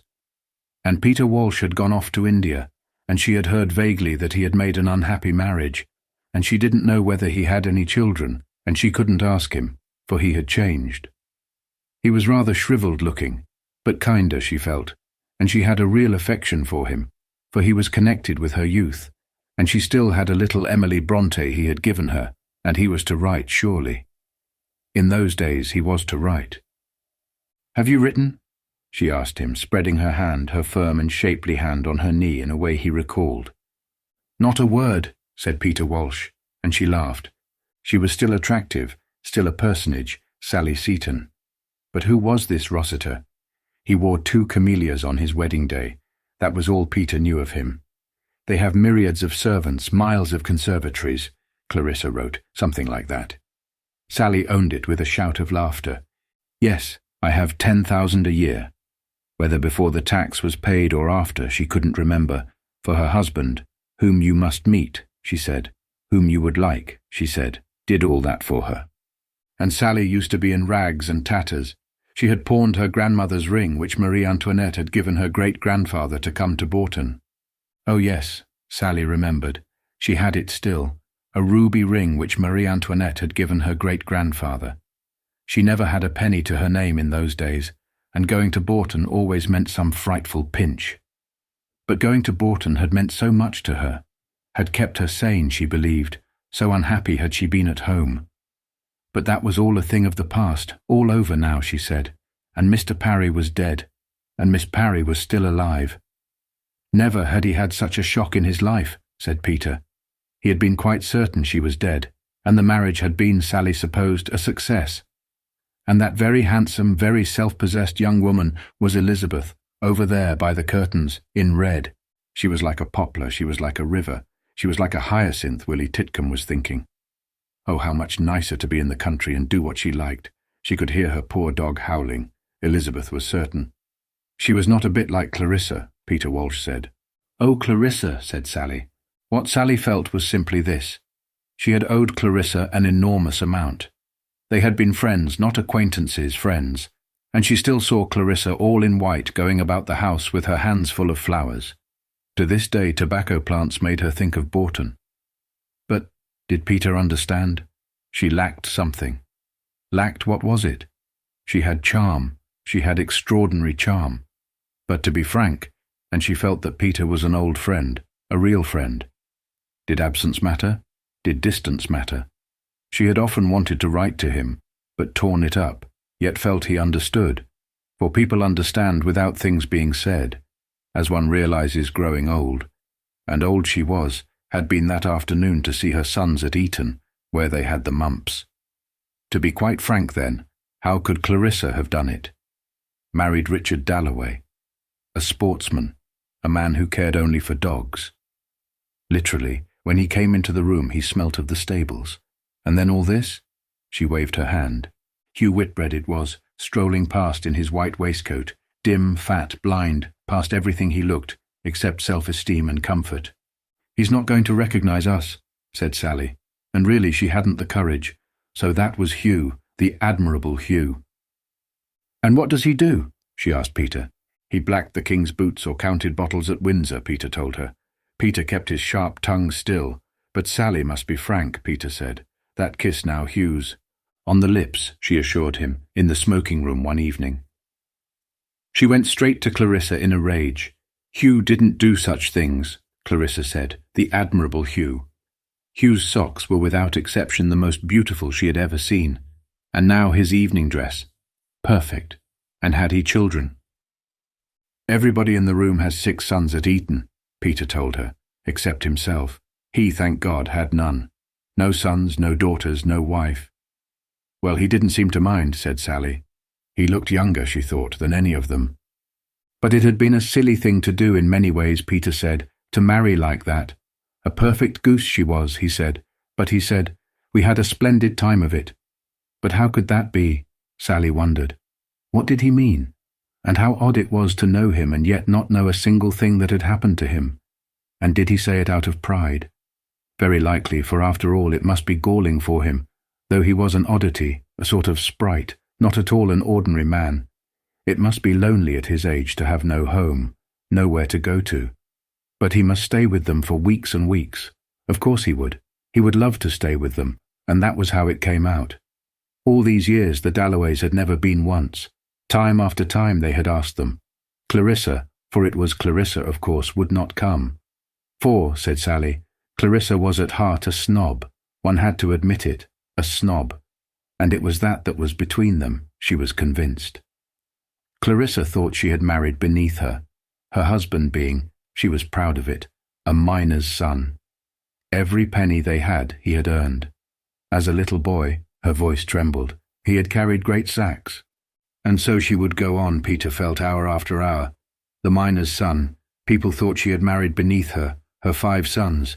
And what was the other thing? Plants, hydrangeas, syringas, very, very rare hibiscus lilies that never grow north of the Suez Canal. But she, with one gardener in a suburb near Manchester, had beds of them, positively beds. Now all that Clarissa had escaped, unmaternal as she was. A snob, was she? Yes, in many ways. Where was she all this time? It was getting late.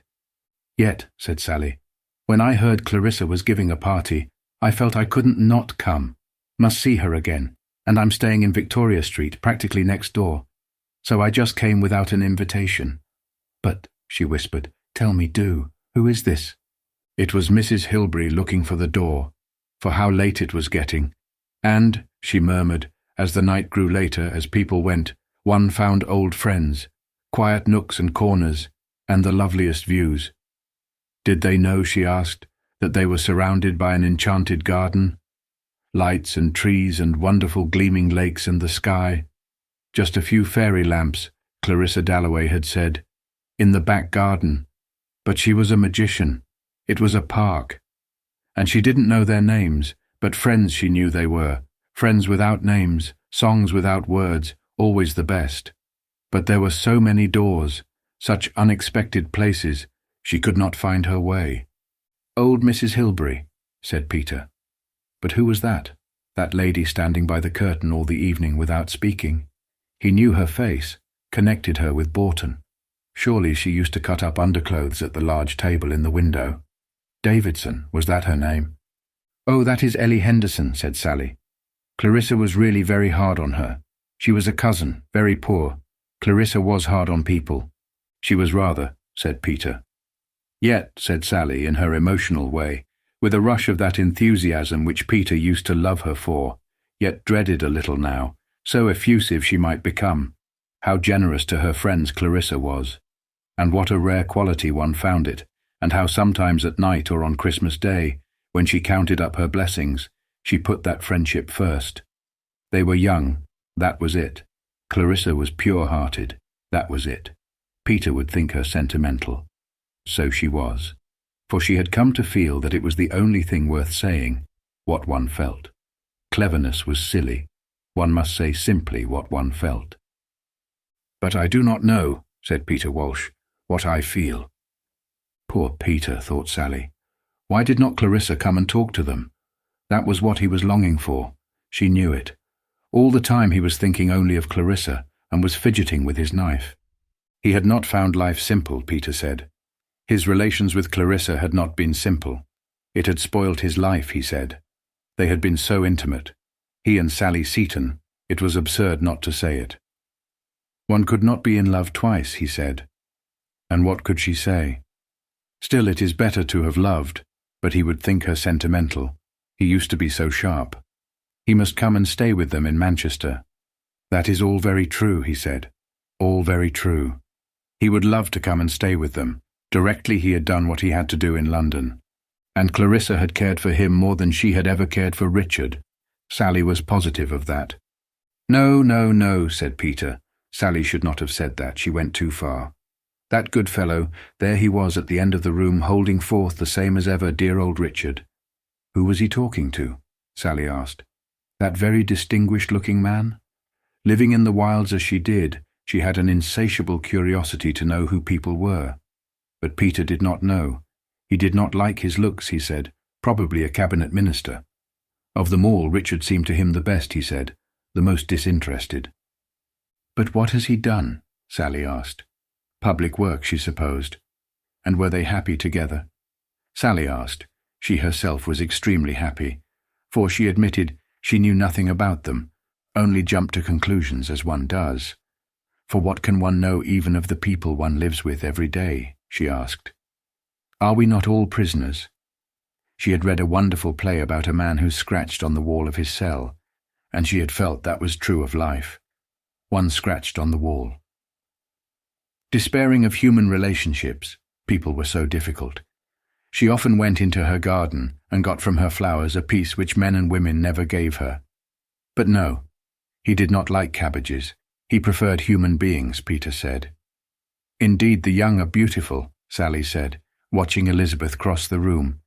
How unlike Clarissa at her age. Could he make anything of her? She would not open her lips. Not much, not yet, Peter admitted. She was like a lily, Sally said, a lily by the side of a pool. But Peter did not agree that we know nothing. We know everything, he said. At least he did. But these two, Sally whispered, these two coming now, and really she must go if Clarissa did not come soon. This distinguished-looking man and his rather common-looking wife who had been talking to Richard. What could one know about people like that? That they're damnable humbugs, said Peter, looking at them casually. He made Sally laugh. But Sir William Bradshaw stopped at the door to look at a picture. He looked in the corner for the engraver's name. His wife looked too. Sir William Bradshaw was so interested in art. When one was young, said Peter, one was too much excited to know people. Now that one was old, 52 to be precise, Sally was 55 in body, she said, but her heart was like a girl's of 20. Now that one was mature then, said Peter, one could watch, one could understand, and one did not lose the power of feeling, he said. No, that is true, said Sally. She felt more deeply, more passionately, every year. It increased, he said, alas, perhaps, but one should be glad of it. It went on increasing in his experience. There was someone in India. He would like to tell Sally about her. He would like Sally to know her. She was married, he said. She had 2 small children. They must all come to Manchester, said Sally. He must promise before they left. There's Elizabeth, he said.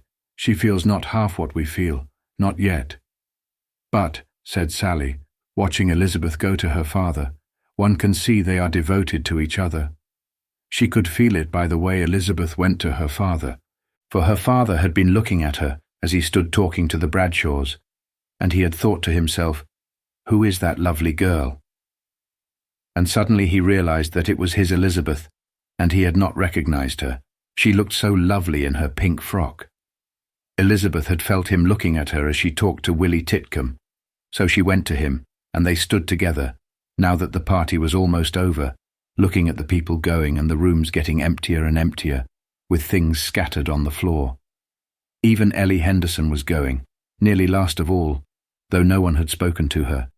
But she had wanted to see everything, to tell Edith, and Richard and Elizabeth were rather glad it was over, but Richard was proud of his daughter. And he had not meant to tell her, but he could not help telling her. He had looked at her, he said, and he had wondered, who is that lovely girl? And it was his daughter. That did make her happy, but her poor dog was howling. Richard has improved. You are right, said Sally. I shall go and talk to him. I shall say good night. What does the brain matter? Said Lady Rossiter, getting up, compared with the heart. I will come, said Peter, but he sat on for a moment. What is this terror? What is this ecstasy? He thought to himself. What is it that fills me with extraordinary excitement? It is Clarissa, he said. For there she was, the end.